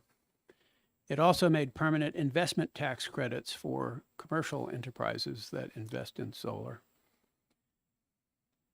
With all that support from the federal government, do you still think it's necessary to add additional support at the state level to stimulate the adoption of renewable energy?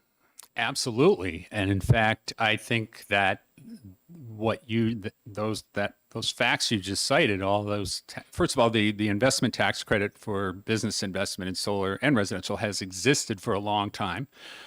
It was just sort of a political football all the time, and it was in danger. So it would result in sort of stop-start, an inconsistent market signal. But so you're right, they made it permanent in the IRA. But those two things will dramatically lower the cost of such an aspirational goal as increasing the RPS, because businesses and people that want to do it are going to have that much more financial support for it. So more reason to do it. I think we still need the market signal in New Hampshire to go ahead and do it. Does it really lower the cost, or does it just simply transfer the cost to someone else, namely the American taxpayer? No, again, the more solar on the grid, refer back to the ISO graph. The more solar on the grid depresses the regional demand, depresses regional price, reduces stress on the regional grid, reduces need for long distance transmission.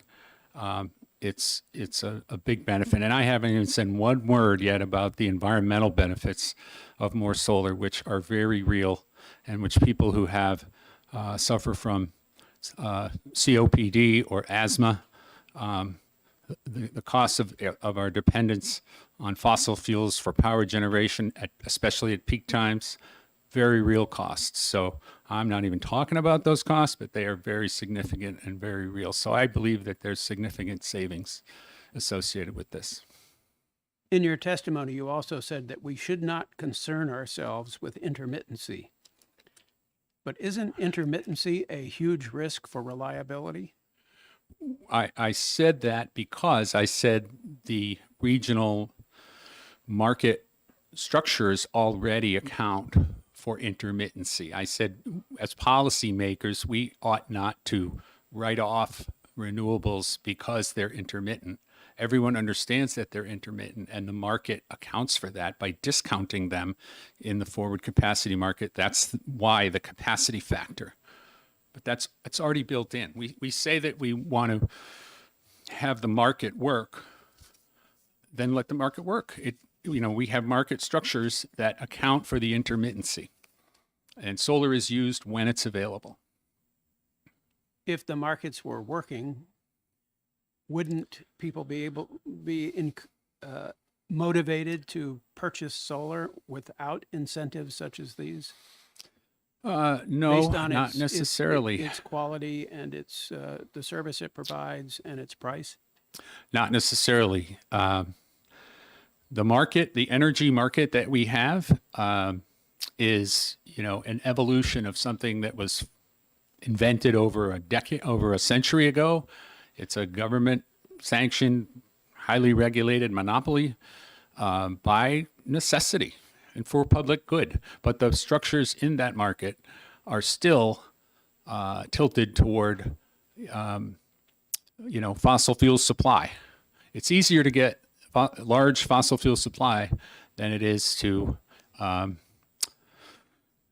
incentivize and get small distributed solar. That's why the renewable portfolio itself and the RECs themselves are market. They were invented to be part of the market, and we just need to have consistent policy to let those market structures work. So not increasing the RPS for years and years, every other state has, and we are benefiting from it. That's what the first ISO graph shows, but we're not doing our part. So we just need to do our part. Representative Kaplan has a question. Yes, thank you, Mr. Chair, and thank you again, Representative. Just to give us a little bit more of a granular view of what it means to do our part. And, you know, we're going in 2025, fourfold increase from 0.7 to 3% minimum. What, just to take 2025 as a baseline, what are our neighbor states? What kind of minimums do they have for solar? Well, I just put them, I meant to, put them right there for us all to see. They're significantly higher than us. You need a follow-up? No. That's why it took, Representative Bernardi has a achievable. question. Thank you, Mr. Chairman. Because of intermittency, don't we need to then build out a reliable source of power in order to ensure we have power when we need it? Well, no, respectfully, again, the intermittency is already accounted for in the market structure of ISO New England. Solar's availability is heavily discounted. So when they do the forward capacity market, that's what they're doing, what you just said. Ensure we have reliable backups, or you say backup sources of power. The thing about the grid, of course, and our usage is usage and demand is highly variable over a 24-hour period.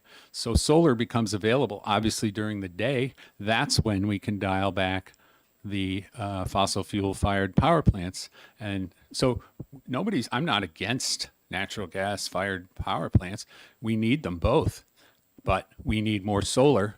And we have the benefit of more storage, as again, we heard from another testifier within the last couple of weeks, how storage technologies are coming on and now being proposed in conjunction with the renewables to address the intermittency. So now it won't be renewables are completely unavailable. You'll generate during the middle of the day, store it, and address that peak at 5 and 6 o'clock, even with renewables. So we have that backup, if you will, reliability in the market. It does that. It's designed to do that. Follow-up? With all due respect, we do not have the battery storage capacity now, and what's been discussed is only lasts for 4 hours. So my question concerned, don't we need to ensure through reliable power sources that we have that capability throughout an entire day?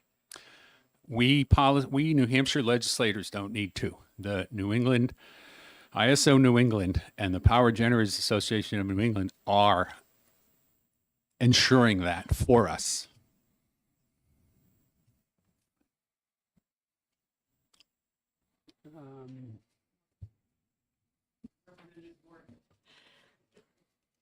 So just to clarify, you're talking about a gradual incentive working up to certain levels of solar usage, or were you hoping to implement everything all at once?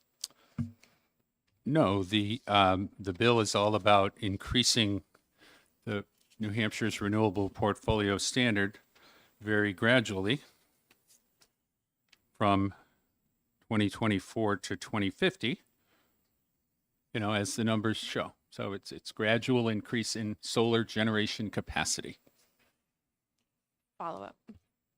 Follow-up.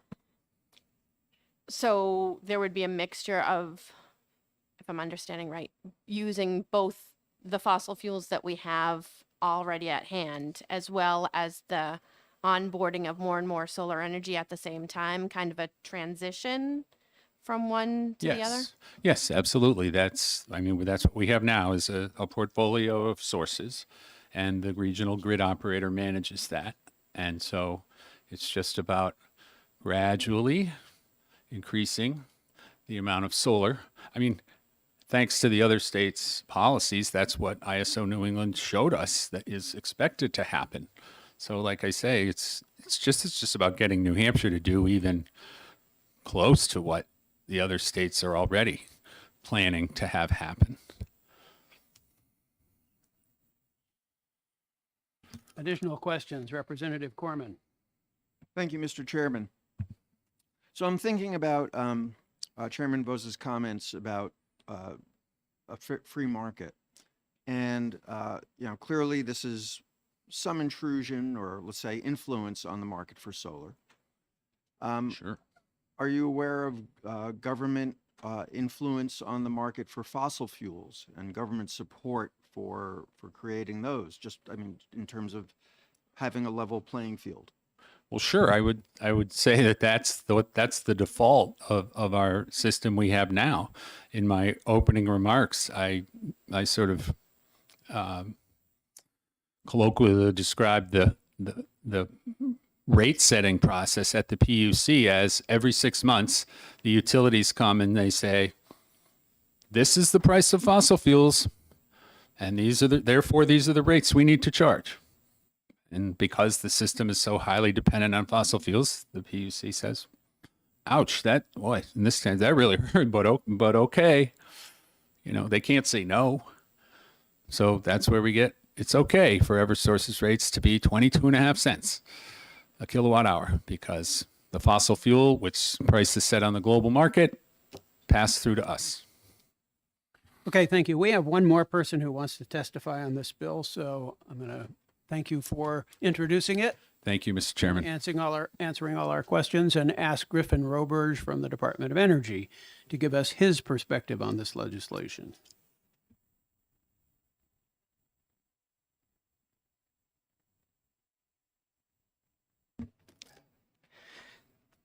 Thank you, Chairman Vos, members of the committee. For the record, Griffin Roberge from the New Hampshire Department of Energy. Depending on any questions that I might receive, I have a hard stop at 2:30 as I have to leave.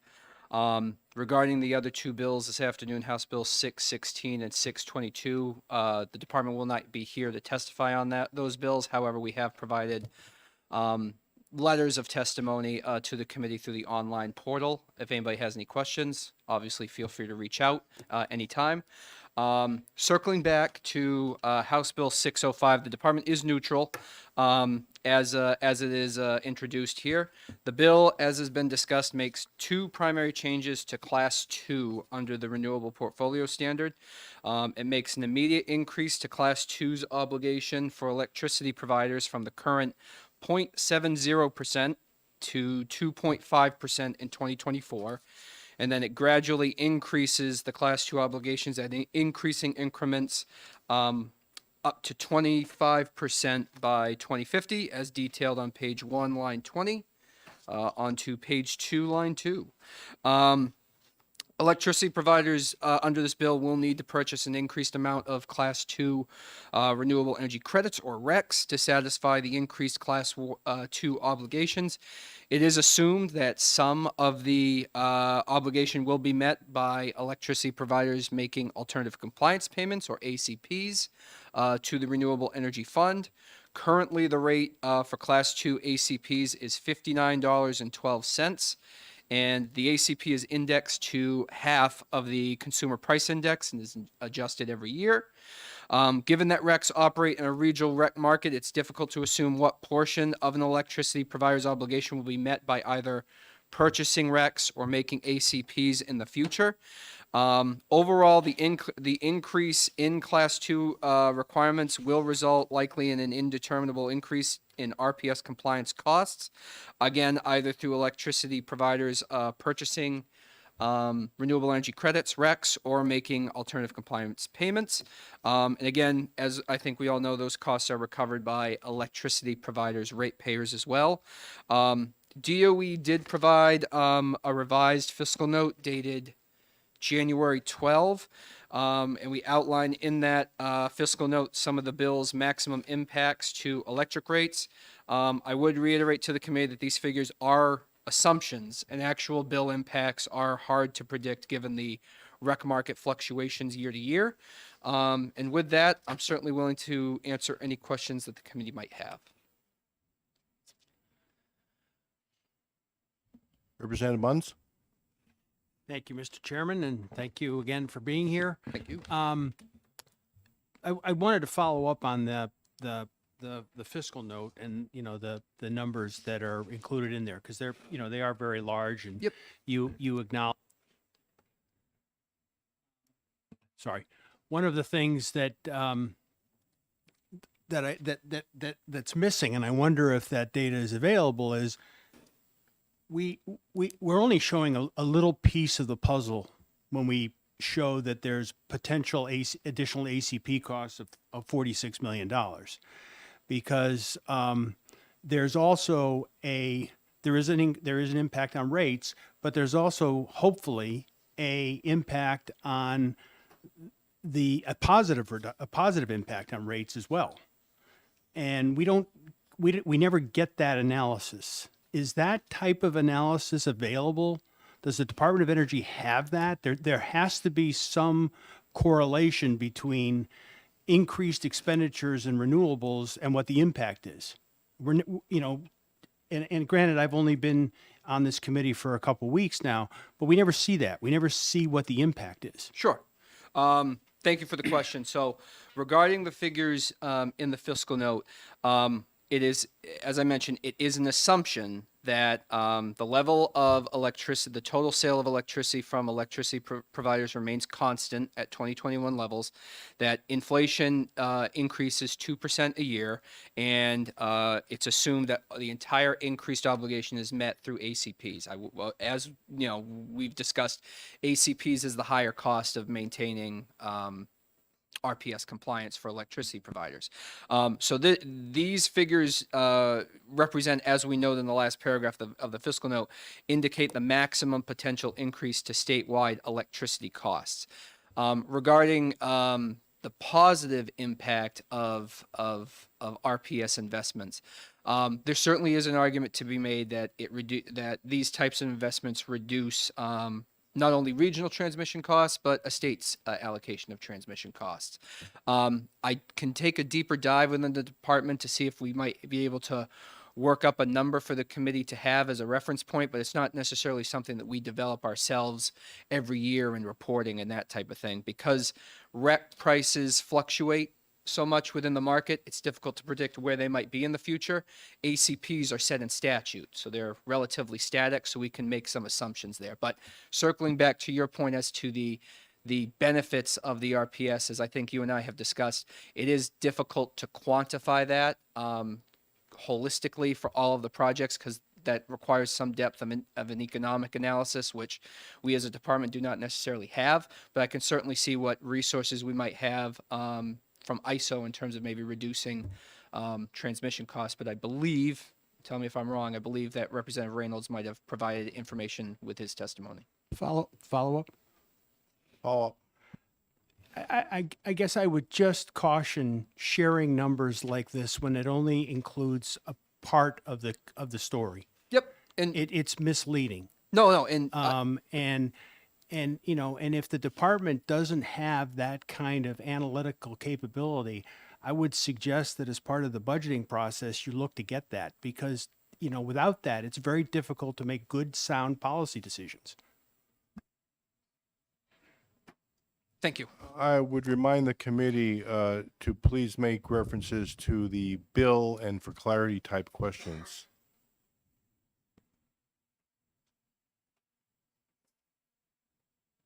Representative Doug Thomas has a question.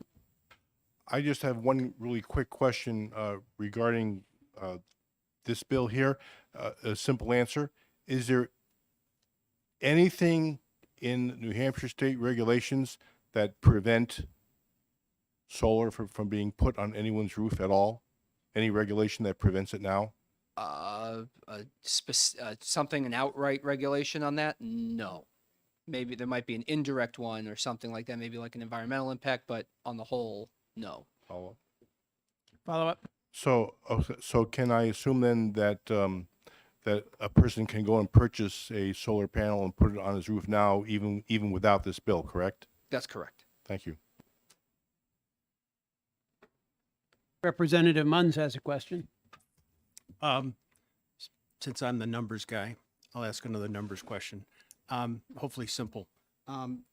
The standard for class 2 currently is somewhere between 0.3 and 0.7. Where are we actually?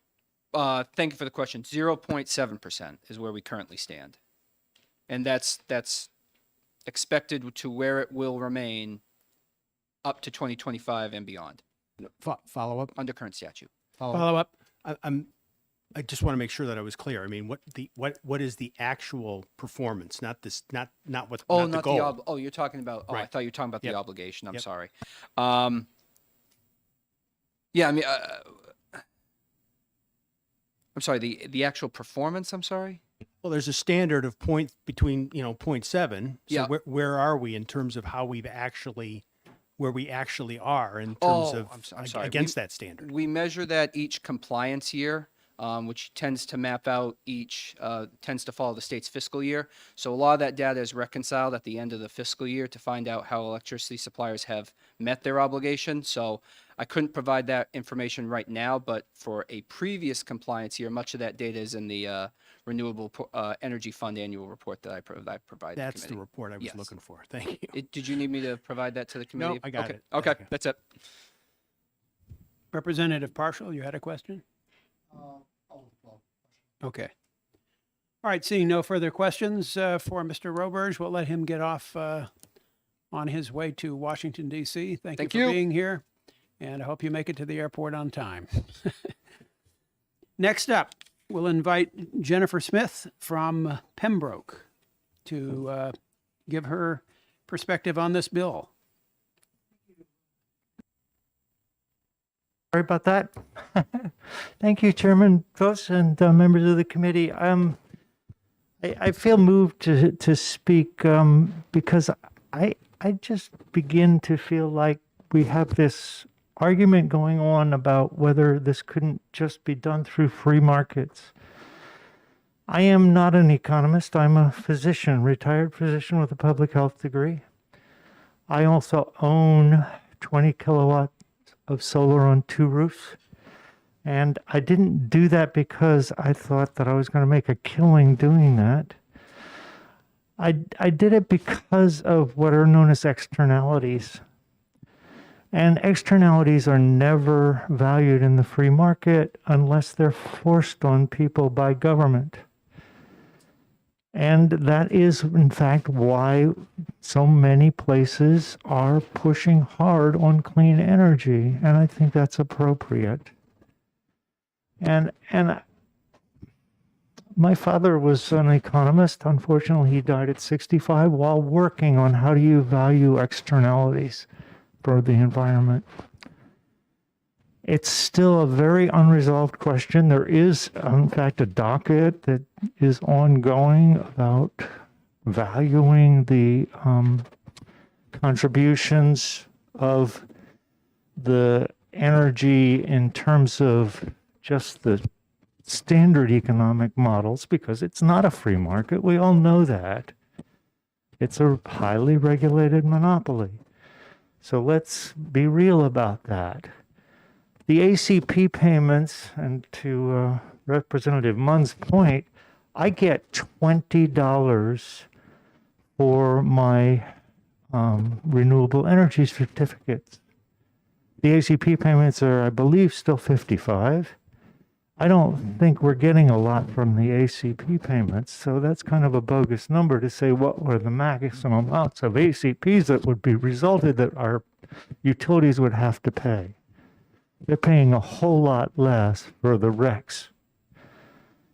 And yeah, the RECs are important, although fewer projects get value from that anymore because we had to go to auctions. My solar was put up 2015, 2018. And so I did manage, but it was difficult. And the larger project really depended on USDA grant to make it work. We need to have a lot more clean energy. The costs, the externalities in terms of the impact on people's health, and they are substantial, are not borne equally. And those people living out in nice neighborhoods of New Hampshire don't understand, as far as I'm concerned, how much damage fossil fuels are still doing have done and are still doing, and we're only beginning to scratch the surface of just how serious that is. So I hope that people will stop just arguing free market economics when they look at this. Thank you. I'd be happy to take questions. Okay, thank you very much. I'd like to start the next hearing at 2:30, so if you have questions, please make them brief. Representative Partial. Thank you, Chair Vos. This is a question I had earlier, but maybe you could answer it.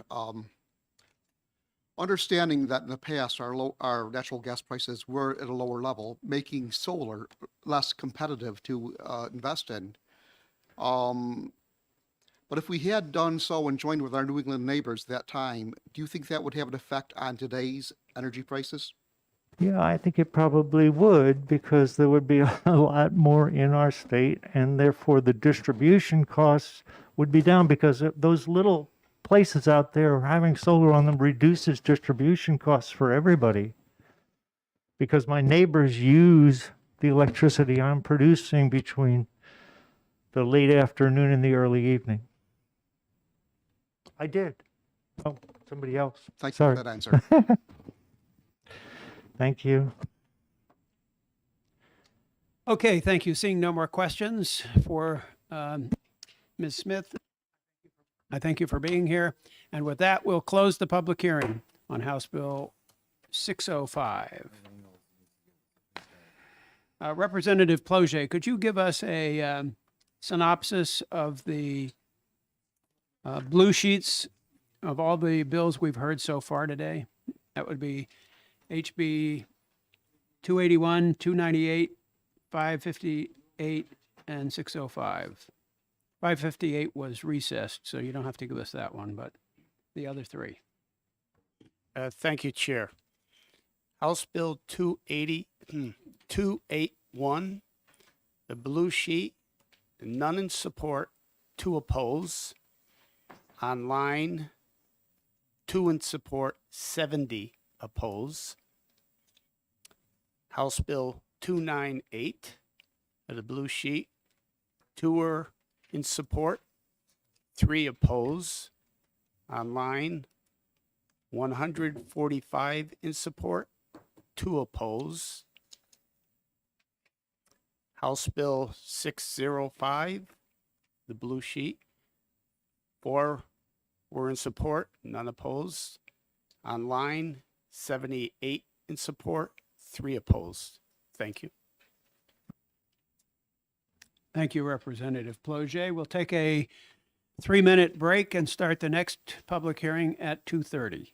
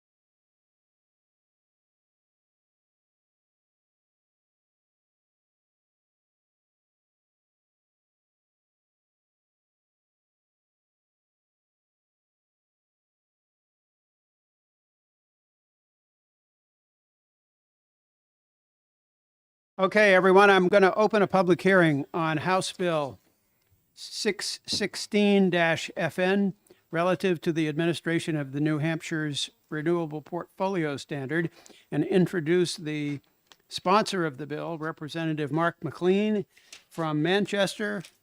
Representative, it's all yours, and welcome to ST&E. It's great to see you. Thank you, Mr. Chair.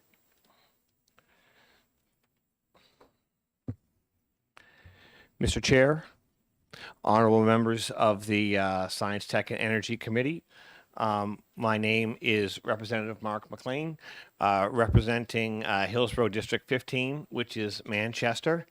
And I kind of view this committee as one of the brain trusts of the legislature. So I'm offering this testimony with great humility, and I hope you will accept it in the spirit that it's being offered. So HB 616 basically is a bill that is looking at the renewable portfolio standard. Broadly speaking, it's divided up into two categories. The first category is basically looking at the transferability of the RECs. So basically, it allows a REC that is, obtained from one class to be used basically fungibly. And the second part of the standards is the creation of a new class for new nuclear. So obviously the members of this committee would know we're not talking about Seabrook or something like that, the standard pressurized water reactor. We're talking new nuclear going forward. So the bill is fully supported by the Department of Energy. I've had some conversations today with the folks there, and they see the bill as being fully in sync with their 10-year energy strategy. Unfortunately, when I spoke to them, they're not going to be able to come here to testify today, but they did send in testimony in support of the bill to you, Mr. Chair, and it should be available for the clerk.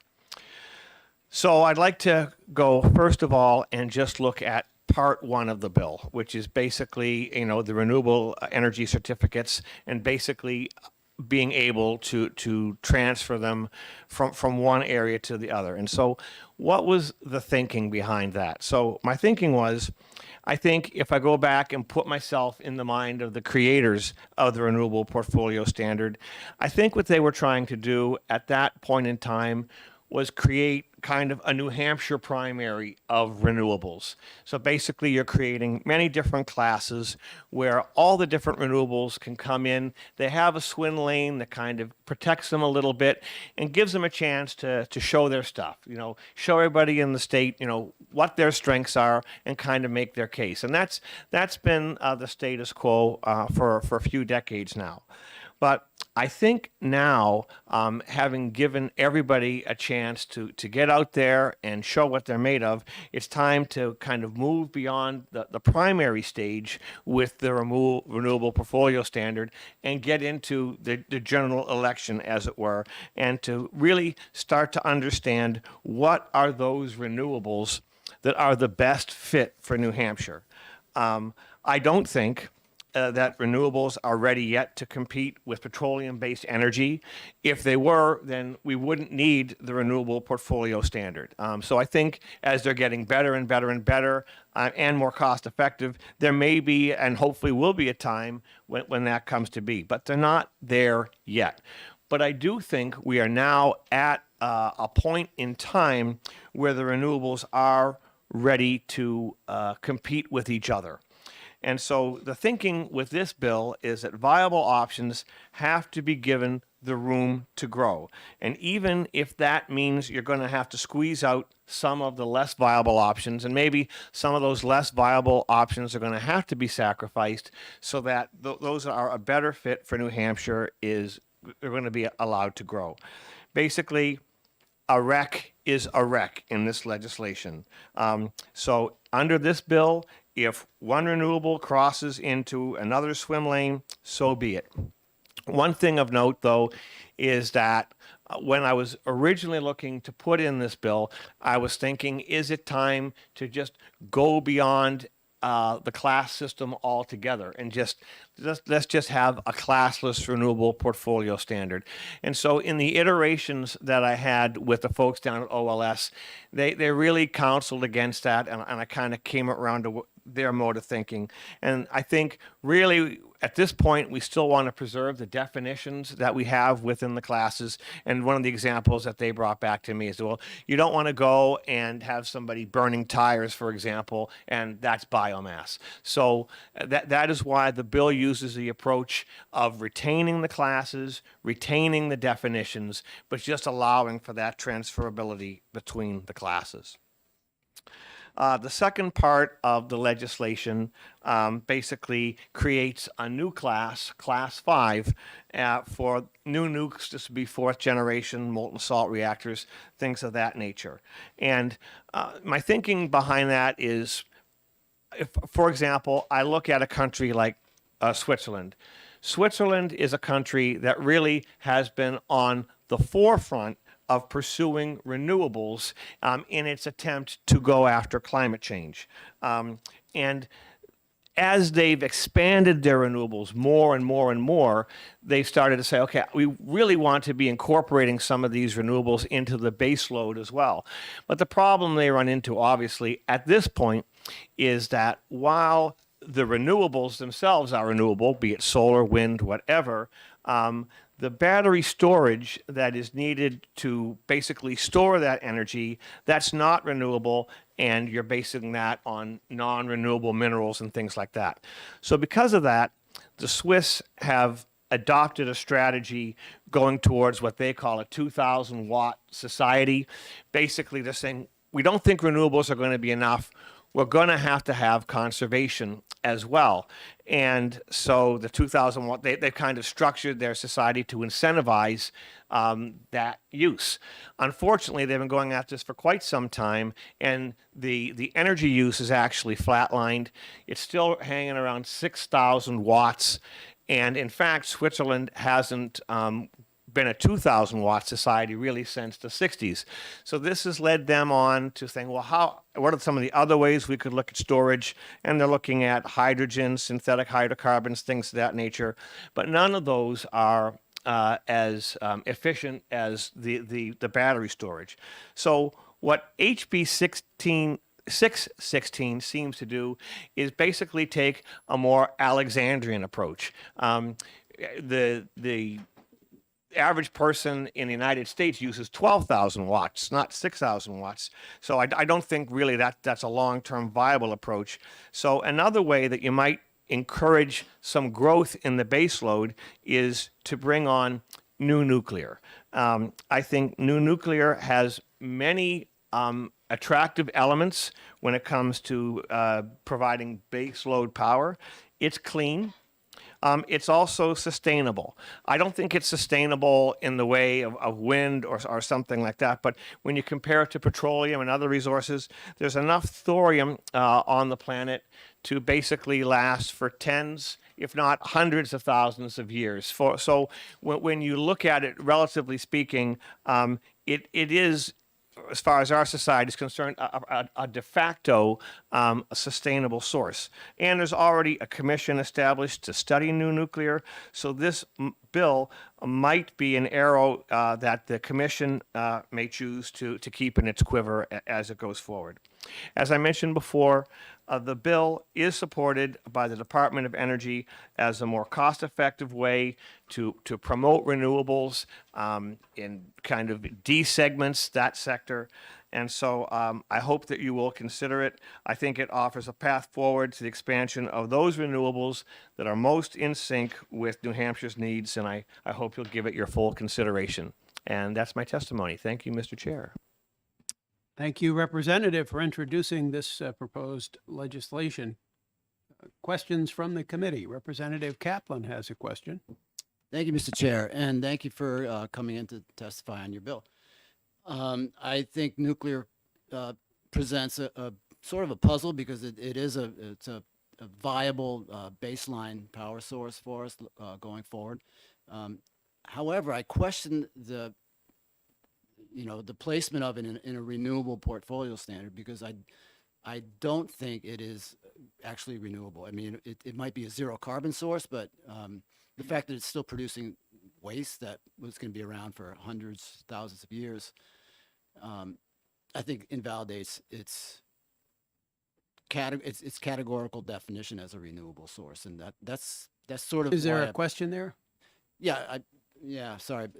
So my question is how do you reconcile the production of the waste with the definition of renewable sources? Thank you for the question. I think I look at it as renewable for a couple ways. First of all, if you look at thorium is, I think, the 39th most, abundant mineral on the earth. So I think there's lots of thorium. And in terms of the waste disposal, I think that there are, the problem with disposal is, and I'm not a nuclear scientist, okay, so I hope you take my answer in the spirit that is offered.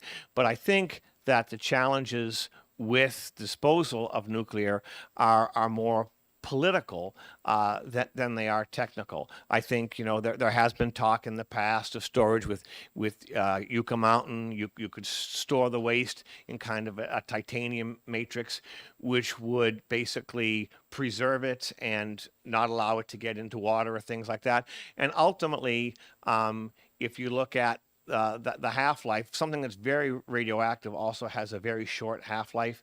So I think that a lot of the waste disposal issues are technical, but also if you look at, when you're looking at something like, for example, if I wanted to use base load, and I'm using battery technology to store it, we also, I think, have a lot of technical issues with respect to what do we do with the leftover batteries, right? So those are technical problems as well, which I think we could address. But I think from terms of, is it sustainable? I think the disposal issues can be addressed. I'm just looking at it as a fuel source. Is it something that has an end life, or is it we can see well into the future? So that's why I'm classifying it as sustainable.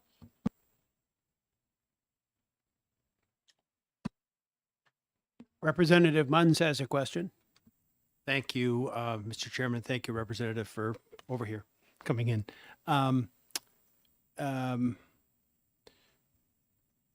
I'm not sure I know exactly what you're referring to as new nuclear, but when I hear people talking about the next generation of nuclear generation, I also hear them talk in terms of like 20, 30, 40 years from now. And if that's what you're talking about, that's not really going to help us in the short term, is it? I think the fact that we have a commission specifically set up to study how to bring new nuclear to the state is an indication of the fact that we're much closer than 30 or 40 years.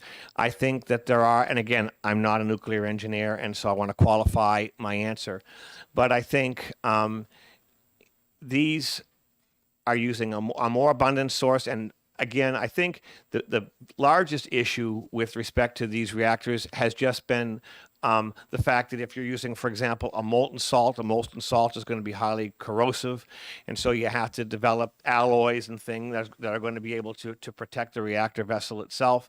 And I think there's been a lot of research that's been done removing oxygen from the reactor, working on the alloys. And so, but again, I'm not a nuclear engineer, and so I don't know all of the answers to that. But I think the fact that we have a commission and they are actively studying this shows that this is something that's not 30 or 40 years out. Representative Thomas has a question. Doug Thomas, that is. Thank you, Mr. Chair. Thank you for taking my question. So to piggyback on Representative Munn's question, when you talk about nuclear, are you referring to what we call small scale nuclear that is not only 5 or 10 years potentially in the future, but we also have some pilot programs going on in this country as it is now, is that what you're referring to when you're talking about nuclear class 5? Yes, the bill is speaking to Gen 4 and later nuclear. So obviously it wouldn't be a Seabrook. It would be just what you're talking about. Yes, that's correct. Representative Wendy Thomas has a question. Thank you, Mr. Chair. If I read this bill correctly, on page 2, you're removing all funds that are used by the DOE to support thermal and electrical. So basically, and I'm using my words carefully here, you want to nuke all renewables in New Hampshire. That's a pretty drastic proposal. So my question to you is, I'd like to know, with whom did you consult with on this bill?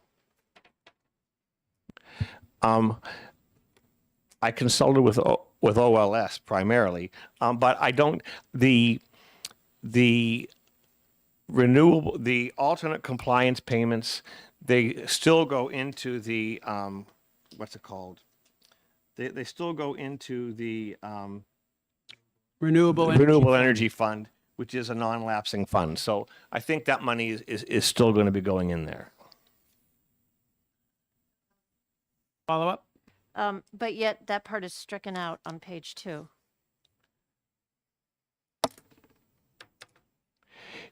It's stricken out because everything is going to a standard fee of $55, $55 across the board to be deposited into that fund per each megawatt hour not met by the by the acquisition of certificates. Just one more.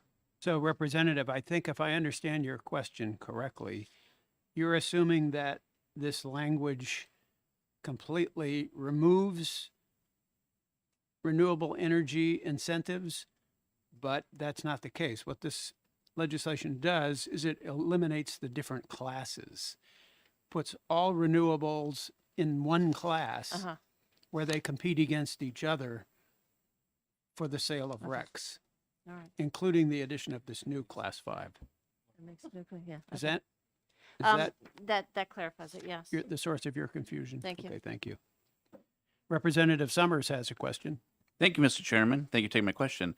Speaking on small-scale nuclear, which is, I know, being tested currently by the U.S. Navy for production of submarines and future in aircraft carriers, is it not true that there is no waste from small-scale nuclear reactors? I'm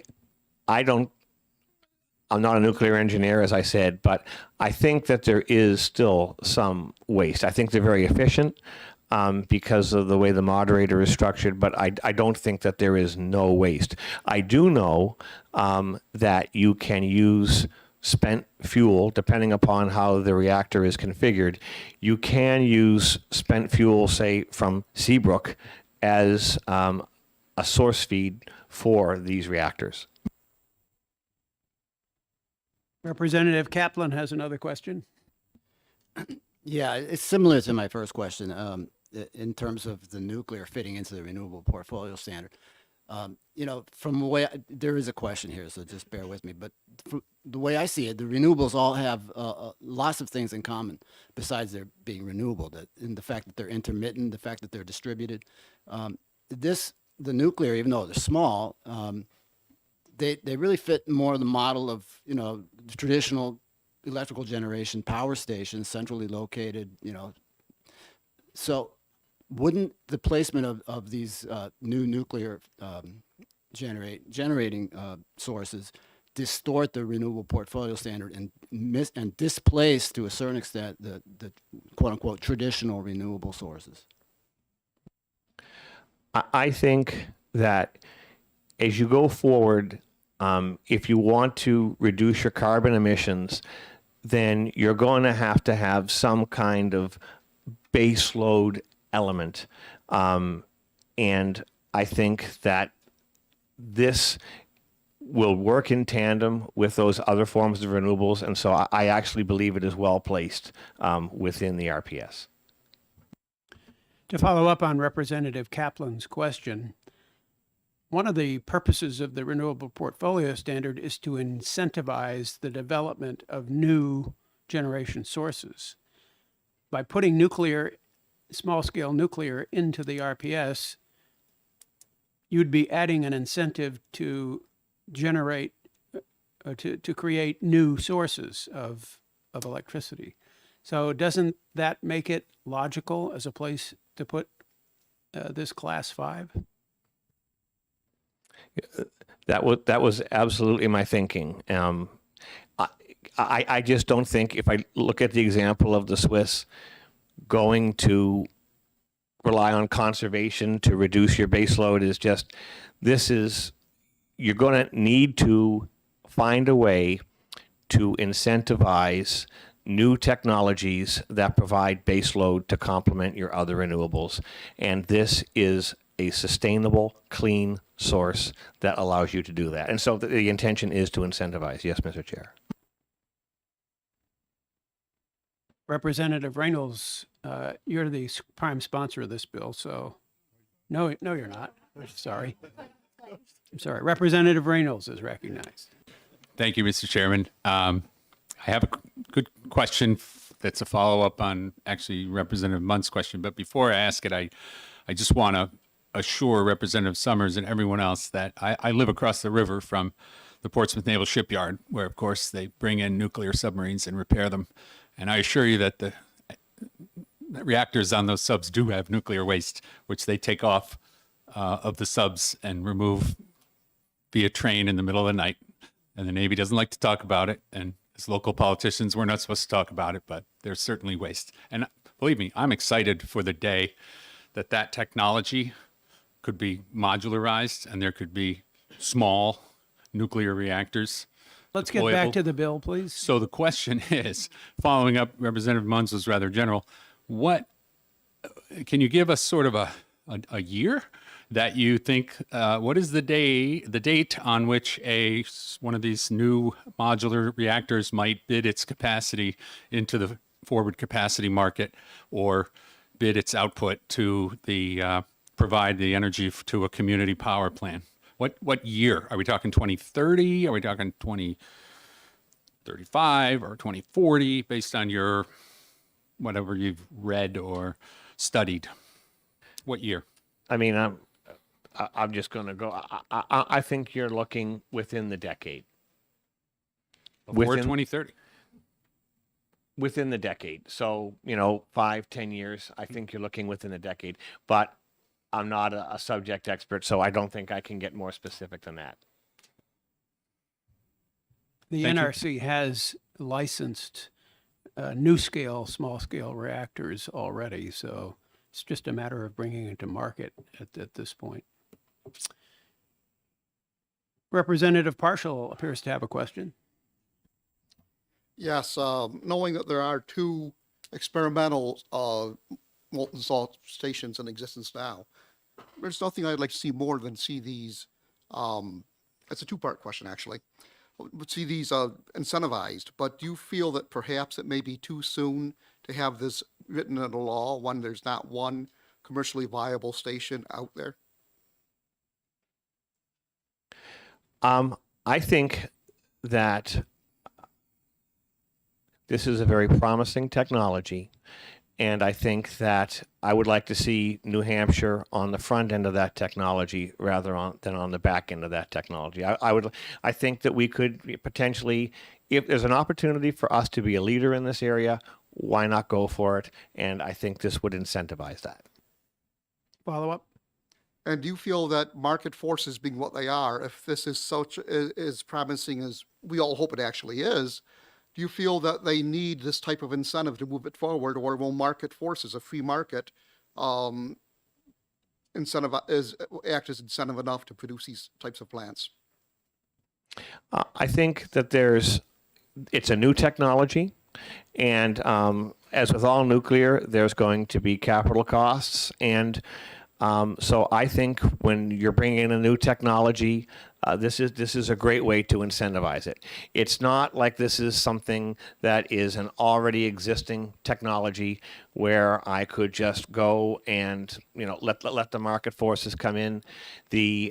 renewable portfolio standard was in fact set up recognizing that some of these other technologies needed room to come in and kind of have a run path to build themselves up.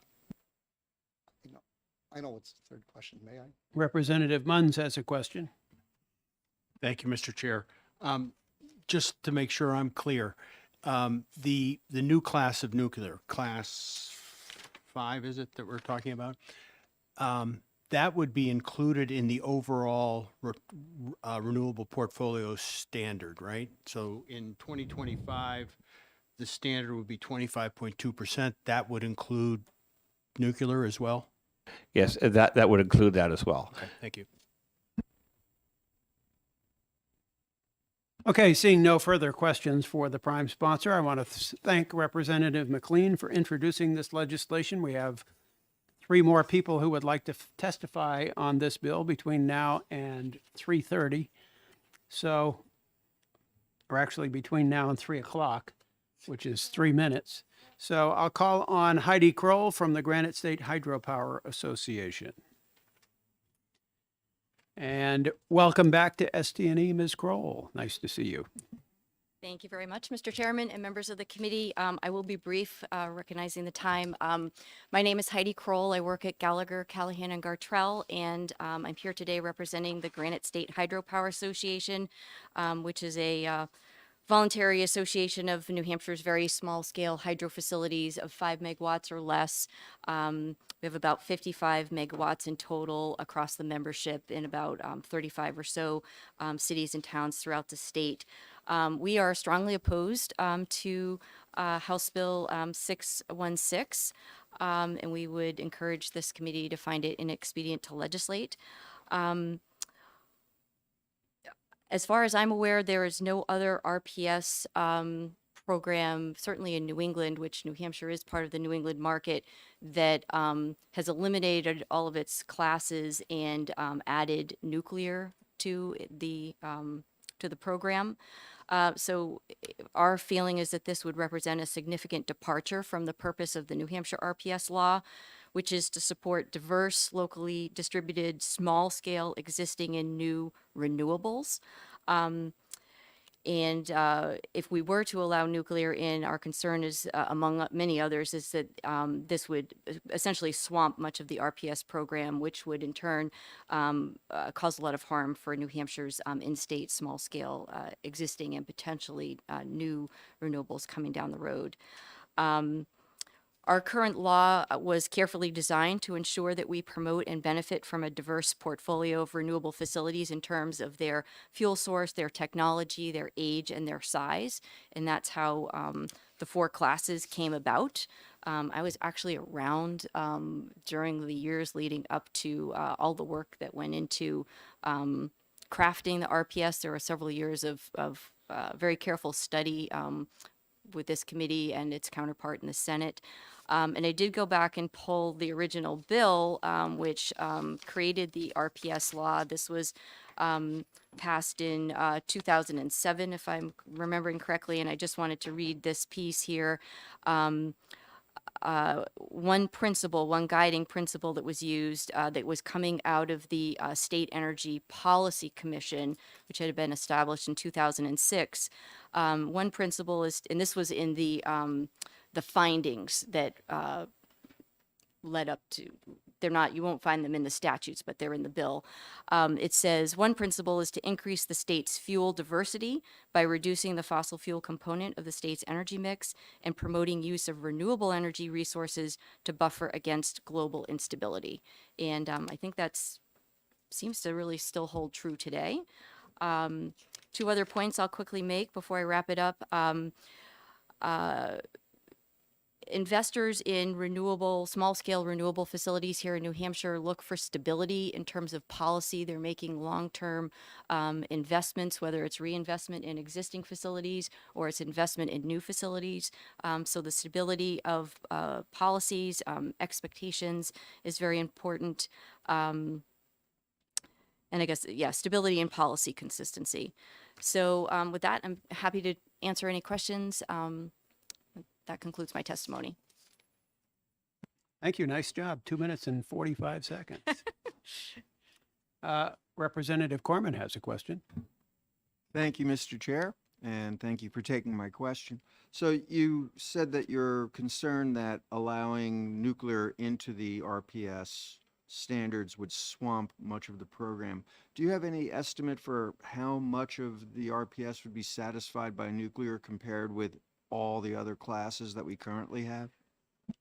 I don't. I mean, listening to the testimony, it sounds like it's new small scale nuclear, which is not even kind of commercially available right now. Obviously, if it were something like Seabrook Station, that would just, multiple folds, I think, swamp what the, the amount of kilowatt hours that's required currently under the RPS. Representative Doug Thomas has a question.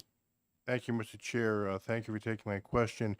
So you mentioned back in 2007, and that was a time period, I believe, where no one even ever considered that there would ever be nuclear in the state again because of Seabrook and so forth. But here we come along with some new technology. What would be your rationale on this bill that would prevent new technology that would come in that might even be more efficient than what we have now in the interest of progress? Do you think we could all live together with that? I'm all for progress, and certainly if it's clean technology, I think that makes a lot of sense. I'm just our position simply is that putting it into the RPS statute is probably not the right place to be putting it. Additional questions? Seeing none, I want to thank you, Ms. Kroll, for giving us your perspective on this legislation, proposed very much. legislation. I'd like to now call on Meredith Hatfield from the Nature Conservancy to give us her take on this bill. Thank you, you. Ms. Good Hatfield. afternoon. Welcome back. Thank you. Meredith Hatfield for the Nature Conservancy. I agree with everything that Ms. Kroll said, and I think she said it better than I could have. So I won't be repetitive, but I also had the privilege of participating in the development of the RPS back in 2006, including a very extensive stakeholder process that DES led that brought all of the interests together to develop our RPS. So I would urge the committee to find this bill inexpedient to legislate and instead urge you to consider these issues perhaps in another setting. Perhaps there's an opportunity to study this issue and consider if the state wishes to incentivize technologies other than renewables, because nuclear energy, with all due respect, is not renewable. You could consider looking at what other states are doing in this arena, creating mechanisms like a clean energy standard, and you would decide what qualifies for clean. So some states are running the RPS and the CES in parallel. And I would also urge caution, since last year in House Bill 543, you created the commission to investigate the implementation of next generation nuclear reactor technology in New Hampshire. And Representative Harrington is the vice chair of that committee. So it's too bad he's not here with his background in nuclear issues. But that body has been meeting, and if you look at their December 1st, 2022 report, they said that they're still in the investigatory phases, exploring the issues, and that they do intend to make recommendations potentially for legislation, but also for other actions that the state could take so that we are ready when this technology is available. Thank you.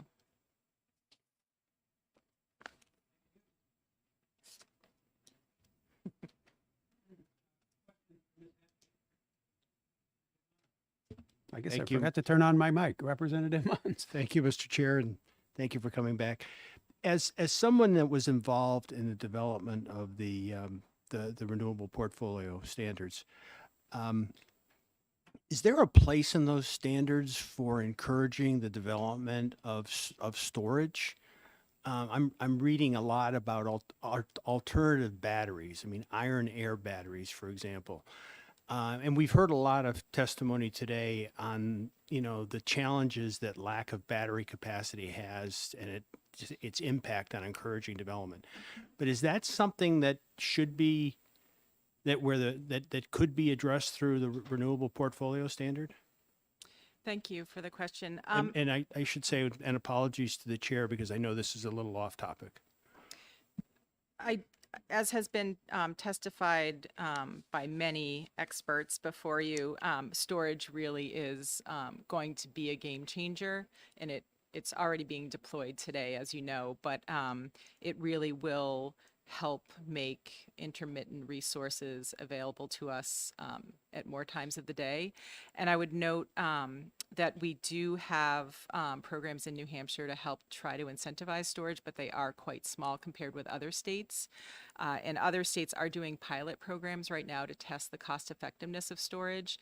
And it is pretty exciting because even for buildings that don't have their own distributed generation, so for example, solar, some storage programs are showing cost effectiveness even when you are charging batteries from the grid. And they also provide tremendous resilience benefits when the power does go out. So they do have a lot of potential applications, and I think that they do make sense when we're thinking about all of our options. Thank you. Seeing no further questions, I'll thank you for being with us this afternoon. Thank you. Look forward to seeing you in the future. The last pink card I have for today will bring forward Mr. John Gage, representing himself.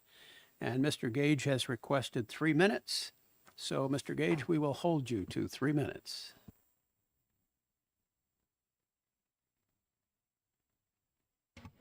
Thank you, Chairman and committee members. I'll try to keep it to one because most of what I wanted to say was just said by the last two people. One of the major things you can do as a committee that helps energy in our state is provide stability in the market conditions that energy providers use to make decisions. And it sounds like adding nuclear to the RPS portfolio mix will destabilize a lot of current policy that energy providers are using right now to make plans. Nuclear is not a solution in the short term for climate pollution. In the next 10 years, our country's committed to 50% reductions of greenhouse gas emissions, and it takes a long time to roll out a nuclear plant.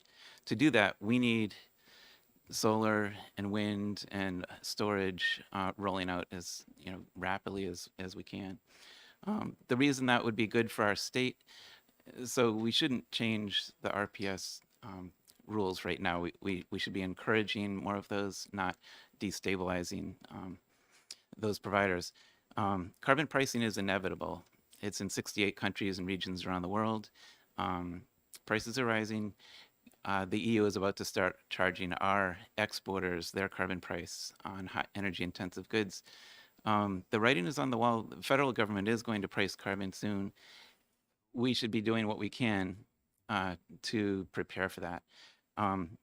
Nuclear is a great option, but it's not going to help us in the short term reducing emissions. I do agree we need firm power. We're going to need 15 or 20% of nuclear power in the long term. So we should look to how to incentivize that. But please don't destabilize the short term renewable policies that we've got in place right now. Thank you. Well done. 2 minutes, 4 seconds. Appreciate that. Questions for Mr. Gage, Representative Cornman. Thank you, Mr. Chair, and thank you, Mr. Gage. You said that you think that we should not be changing the RPS. Does that mean that you feel like the current percentages that we have for the classes in the RPS should not change? No, I'm sorry. As pertains to this bill, they should not change. I was at a hearing in the Senate Energy and Environment where somebody suggested greatly increasing the requirements for solar generation, and I think that's the direction we should be going. I didn't want it watered down by adding nuclear, which would basically swamp the renewables that are being supported right now. we should be doing more. Representative Ploget has a question. Thank you, Chair. Thank you, Mr. Gage. Just for clarification, do you believe we should be looking and probably incentivizing the new generation nukes, but not in this area? Is that Yes, I correct? think nuclear is an important long-term solution. Seabrook isn't going to last forever. We should be looking forward to how we're going to be replacing that.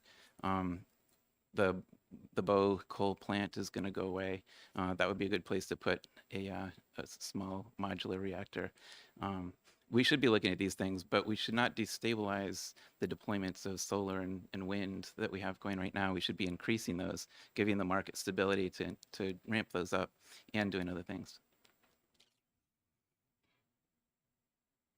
Okay, seeing no further questions, we thank you for being here today and giving us your perspective on this proposed legislation. Seeing no more pink cards on this bill, I'm going to close the public hearing on House Bill 616 and thank Representative McLean for introducing this legislation.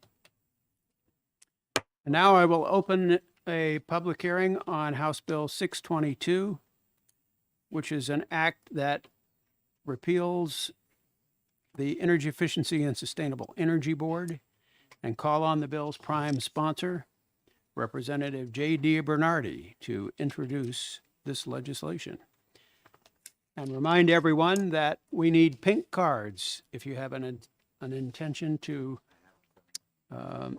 testify on this legislation. Mr. Chairman, I have a question. Representative Summers, what's your question? Just to verify from this morning, I know I'm a co-sponsor on this, so as long as I don't testify, I'm allowed to ask questions, correct? That is correct, yes. All right, thank you.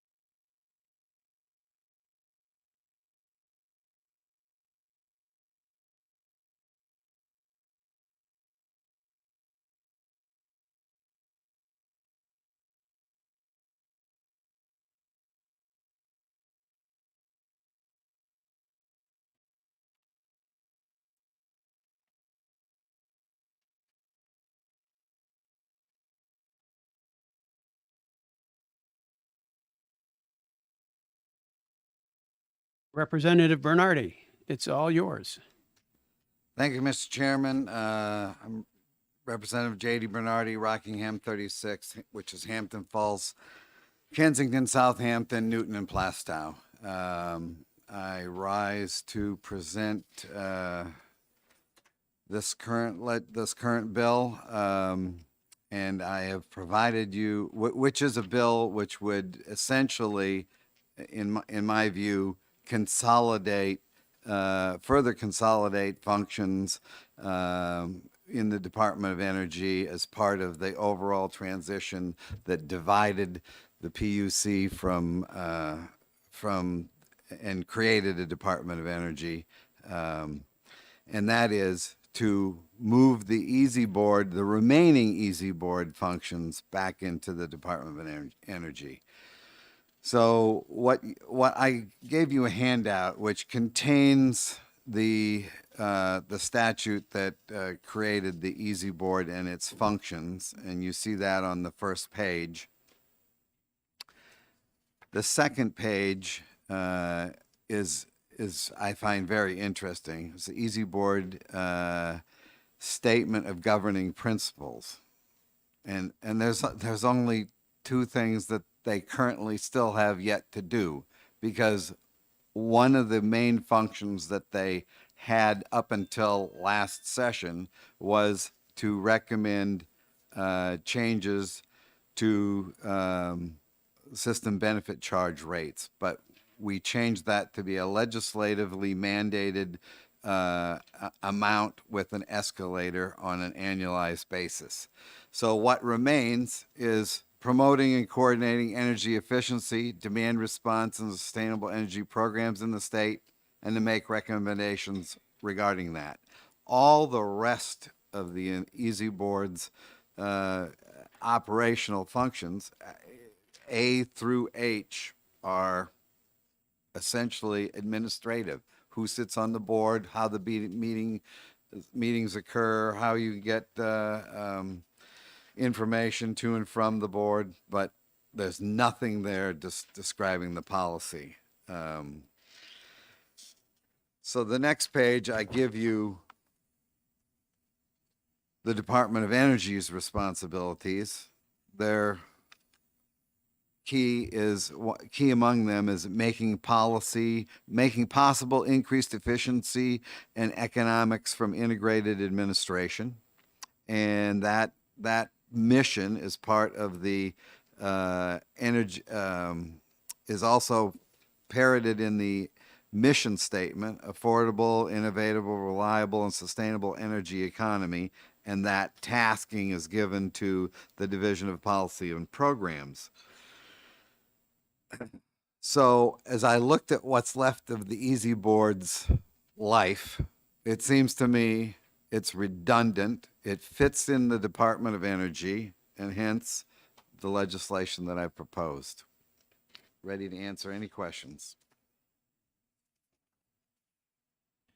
Thank you, Representative Bernardi, for introducing this legislation. Before I entertain questions for you from the members of the committee, I'd like to read a portion of the letter submitted by Jared Chicoine, the Commissioner of the Department of Energy, regarding this legislation. The department has adopted a neutral position on this bill,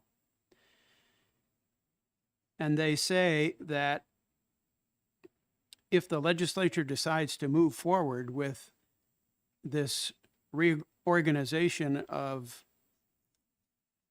EASY Board tasks, the Department of Energy will be willing and able to take on the responsibilities transferred in House Bill 622 with no need for additional staff. So I just wanted that to be clear. Thank you. Members have questions for Representative Bernardi. Representative Noel has a question. Thank you, Mr. Chairman, and thank you for taking my question. Does the bill disband the EASY Board and just reassign the duties to the Department of Energy, or is the board just reconstituted in the Department of Energy? No, the concept is to disband the board, transfer the responsibilities to the Department of Energy, and hence save money. One of the taskings we've heard continually through this year is we have too many commissions, too many boards. We don't even have the people to sit on these boards to make them functional. When I looked at this board and looked at the tasking of the new Department of Energy, this seemed to fit right within their basket of tasks, and it was a redundant or parallel board that we already have a state plan on energy. These folks work on plans that the energy sustainability, energy efficiency ought to be part of that state plan. So why do we need two? Representative Wendy Thomas has a question. Thank you, Mr. Chair. Can you please give me an idea of the time commitment for this board, how often they meet, how much what time is involved in this? I am going to ask our chairman to answer that question, as he is a member of the board and can give a better answer than I. I'd be happy to answer that question. I do serve on the EASY Board. I've been on the EASY Board for 2+ years now, and the board meets monthly at the Department of Energy headquarters, the Walker Building on what's the name of that street? Well, Hazen Drive. up the street. No, it's not Hazen Drive. It's Off over of Pleasant? off Pleasant. Yeah. Yeah. Anyway, Yeah. so they meet monthly. The members of the board probably don't have a lot to do individually between meetings. The board chairman and vice chairman have work to do to set the agenda and organize the meetings and arrange for speakers to come before the board. So there is some work to be done there. But beyond that, there is no real extensive time commitment for members of the board. That answer your question? Yeah, it does. Thank you very much. Representative Reynolds has a question. Thank you, Mr. Chairman. My experience with the Easy Board is a little bit in the past, so yours is probably more recent, but I know that it's one of its principal functions is to bring non-governmental voices into the conversation with, what was then, the predecessors to Department of Energy, now to the Department of Energy. So I see the letter that the DOE says we could take over the responsibilities, but are you at all concerned that losing the venue of input from people who are not of the Department of Energy, that would be a loss to the state? I believe the Department of Energy, when it's addressing its state plan or any of these issues, can call whatever members it wants and at whatever resources it wants to investigate and flush out issues that it's working on. And to do that, they probably will call on external forces or external talent to address those questions. So I'm not worried about any loss of potential outside information. Okay, thank you. Did I see a hand up over here? No. Okay, seeing no further questions for the prime sponsor, I want to thank you for introducing this legislation.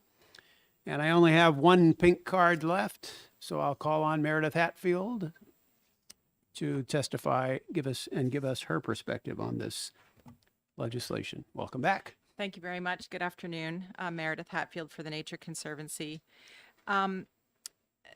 My colleague, Bruce Clendenning, actually had the privilege of chairing the Easy Board over the last year. And so I just wanted to acknowledge his service to the Easy Board. And I had the privilege of being one of the original members when it was first created.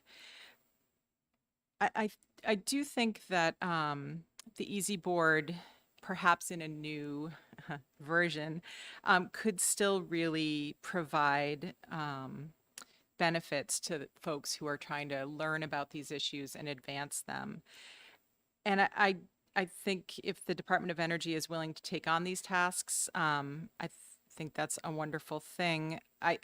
One thing I did want to raise for your consideration is the public input aspect of the Easy Board and that educational, that open sort of free exchange of ideas and information. And I just wanted to note the members of the Easy Board that you set into statute a number of years ago that include legislators, which I think is really valuable for folks in the field and in state government to have places where they can informally interact with legislators and hear about your priorities and your questions and also share their views.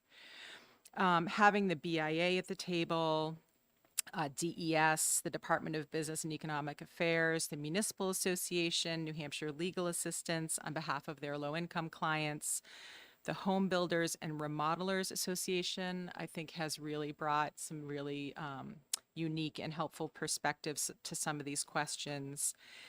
And there are other agencies on the Easy Board as well. I won't go through each one, but I would encourage you to think about how to ensure that there's some type of a venue for the Department of Energy to hear from folks in the field. And I would note that during the development of the last state energy strategy, I think because of the pandemic, there were not public hearings or public meetings held to gather input. Whereas back in 2014, when we did the first state energy strategy, we did field hearings all around the state, which was really a helpful way to talk to people, in different parts, different corners of the state. So I would urge you that if you go in this direction, to perhaps, and monthly meetings probably aren't necessary, but to have some ability for the public to interact with the department from a variety of perspectives, and to be able to share information from the field, because some of those folks implement our programs, and like the CAP agencies attend the Easy Board often, and it's really helpful to hear directly from the folks on the ground. And just one other example of where I have found the Easy Board to be really helpful is there have been a couple of presentations on the federal funding that will be available that is relevant to these types of programs, whether it be energy efficiency or distributed energy. And that is just such a resource for people who are trying to serve customers, serve clients, build businesses in New Hampshire. So having that place that you can go and have that free exchange of ideas and share information, I think is invaluable. And as someone who's had the good fortune of serving in state government, I can tell you, that it really enriches, has enriched my ability to feel like I was advancing policy issues with an ear toward what folks in New Hampshire cared about. Thank you. Thank you, Ms. Hatfield, for your perspective. You raised an interesting point in your testimony. You said that you'd like to see public input, a vehicle for public input, should the Department of Energy take over this function.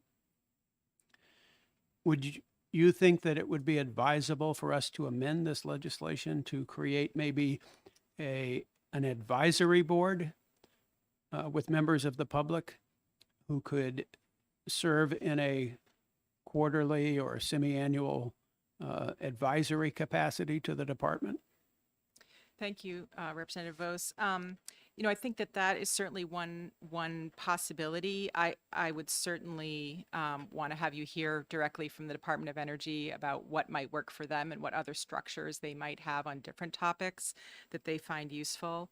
I would also note that the Assistant Commissioner of DES is now the new chair of the Easy Board, and he certainly has vast experience with public processes. And I think DES has a number of those types of boards and advisory committees. So I think that between the new leadership of the Easy Board and folks at the DOE, they may have some good thoughts about the best way to do that. Follow up, can you elaborate a little bit about the advisory boards within DES? So two that come to mind are the Rivers and Lakes Advisory Committees, and I'm probably not getting their names exactly right. They're two separate bodies, but they work with DES to provide citizen input about rivers and lakes. And I've heard DES testify that they find them to be very helpful when there's people on the ground, watching for lakes and rivers issues, that it's really helpful. Excellent, thank you. Further questions for Ms. Hatfield, Representative Munns? Thank you, Mr. Chairman, and thank you again for testifying.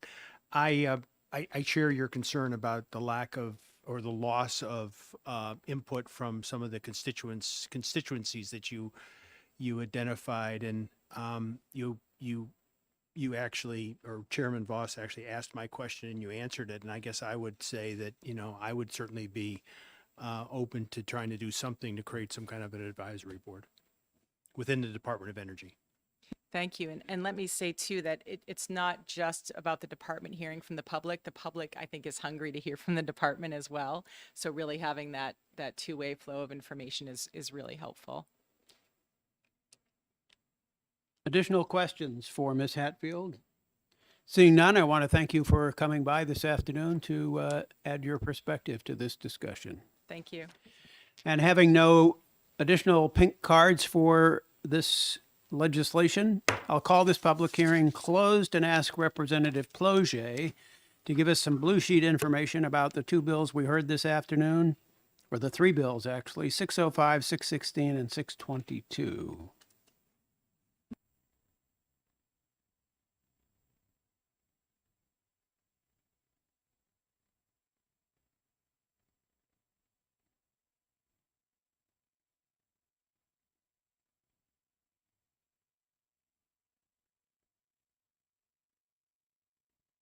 Thank you, Chair. I believe I gave 605. I can give it again. Nope, not necessary if you already gave it. Thank you. House Bill 616, blue sheet, 1 in support, 5 opposed. Online, 4 in support, 86 opposed. House Bill 622, blue sheet, none in support, 2 opposed. Online, 2 in support, 98 opposed. Thank you. Okay, thank you very much. Before we conclude our business today, although I would like to get everybody out of here a little bit early, I have a couple of things that I want to talk about. Number one is at the beginning of today's meeting, I suggested that next week, because we lose Tuesday due to a session, a House session, that we would likely have a committee day on either Thursday or Friday. Well, after consultation with Representative Hunt, who chairs the Commerce Committee, with whom we share this room, it turns out they have already scheduled this room for Thursday. So it looks like if we meet again a second time next week, it'll be on Friday. There is a possibility that we won't meet that day. I have to figure that out tonight. I have to determine how many bills we have left to hear, et cetera. I do have a conflict that day. The Easy Board meets that day. So if we didn't have to meet that day, that would be useful, because I'm sure the Easy Board is going to want to ask me what happened at the public hearing here today. So I would ask you all to reserve Friday until I know next Friday, the 17th. And excuse me, would that, or do I need to raise my hand? Representative Wendy Thomas. Thank you. Would that involve an executive session as well on Friday, or is it just bill hearings? Potentially, it would involve executive sessions too. Okay. We have to Yeah, keep up with the executive sessions. Otherwise, we'll find ourselves in a position. I've talked about this before. We'll find ourselves in the position that we were in last year, where we had this huge ton of bills dumped on the House floor all at once, and we ran out of time to address them. And so the Speaker asked me to table bills, ITL bills. So there was no debate on the House floor on those bills. Well, not only would that be difficult this year, because many of our bills are going to end up going to the House floor without recommendation, it would be impossible.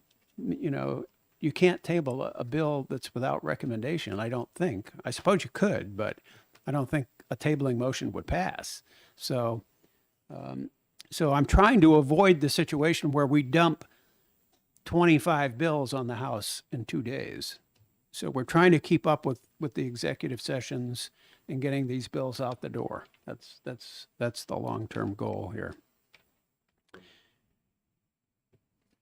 Representative Corman. Thank you, Mr. Chairman. What's the time frame for when we have to get all our bills out and exec? I'm counting that we have 11 more to hear. I don't have my calendar right in front of me, but I think the deadline to finish all bills is somewhere around the 20th of March. So Representative Thomas has his calendar right here, so he'll tell you.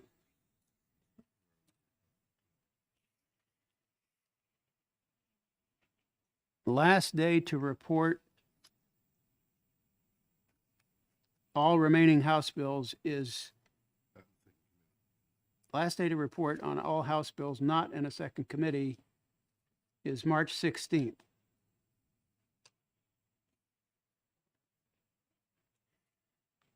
last day to report all remaining House bills is March 20th, or 30th, rather. I misread that. 30th. So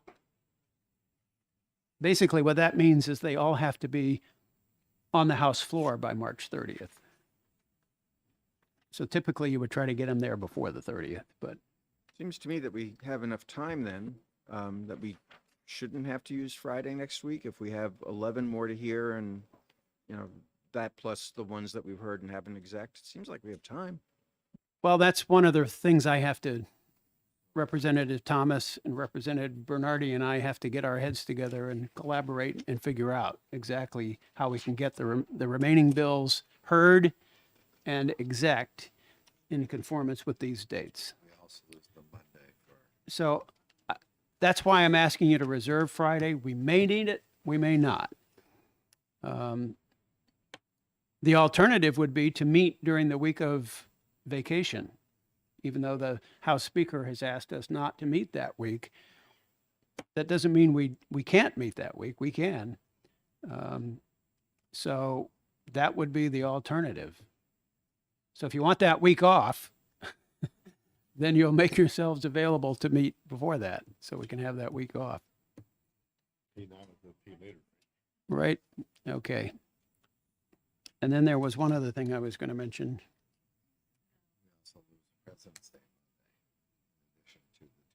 Yes, we lose President's Day Monday the 20th. So that's another reason why we've already lost one Monday. Now we're going to lose a second Monday. We've lost one Tuesday, and then we lost another Monday because of snow. So we've lost 4 committee days, which potentially have could allowed us We to. made up the snow day. We did make up the snow day, but we're still behind. We're still behind. So I'm sorry, were you serious about us meeting during winter vacation? Because I'm all for that. I said it's an option Well- and one I'd really, really like to avoid. Oh, all right. But, Well, I volunteer to meet. Okay.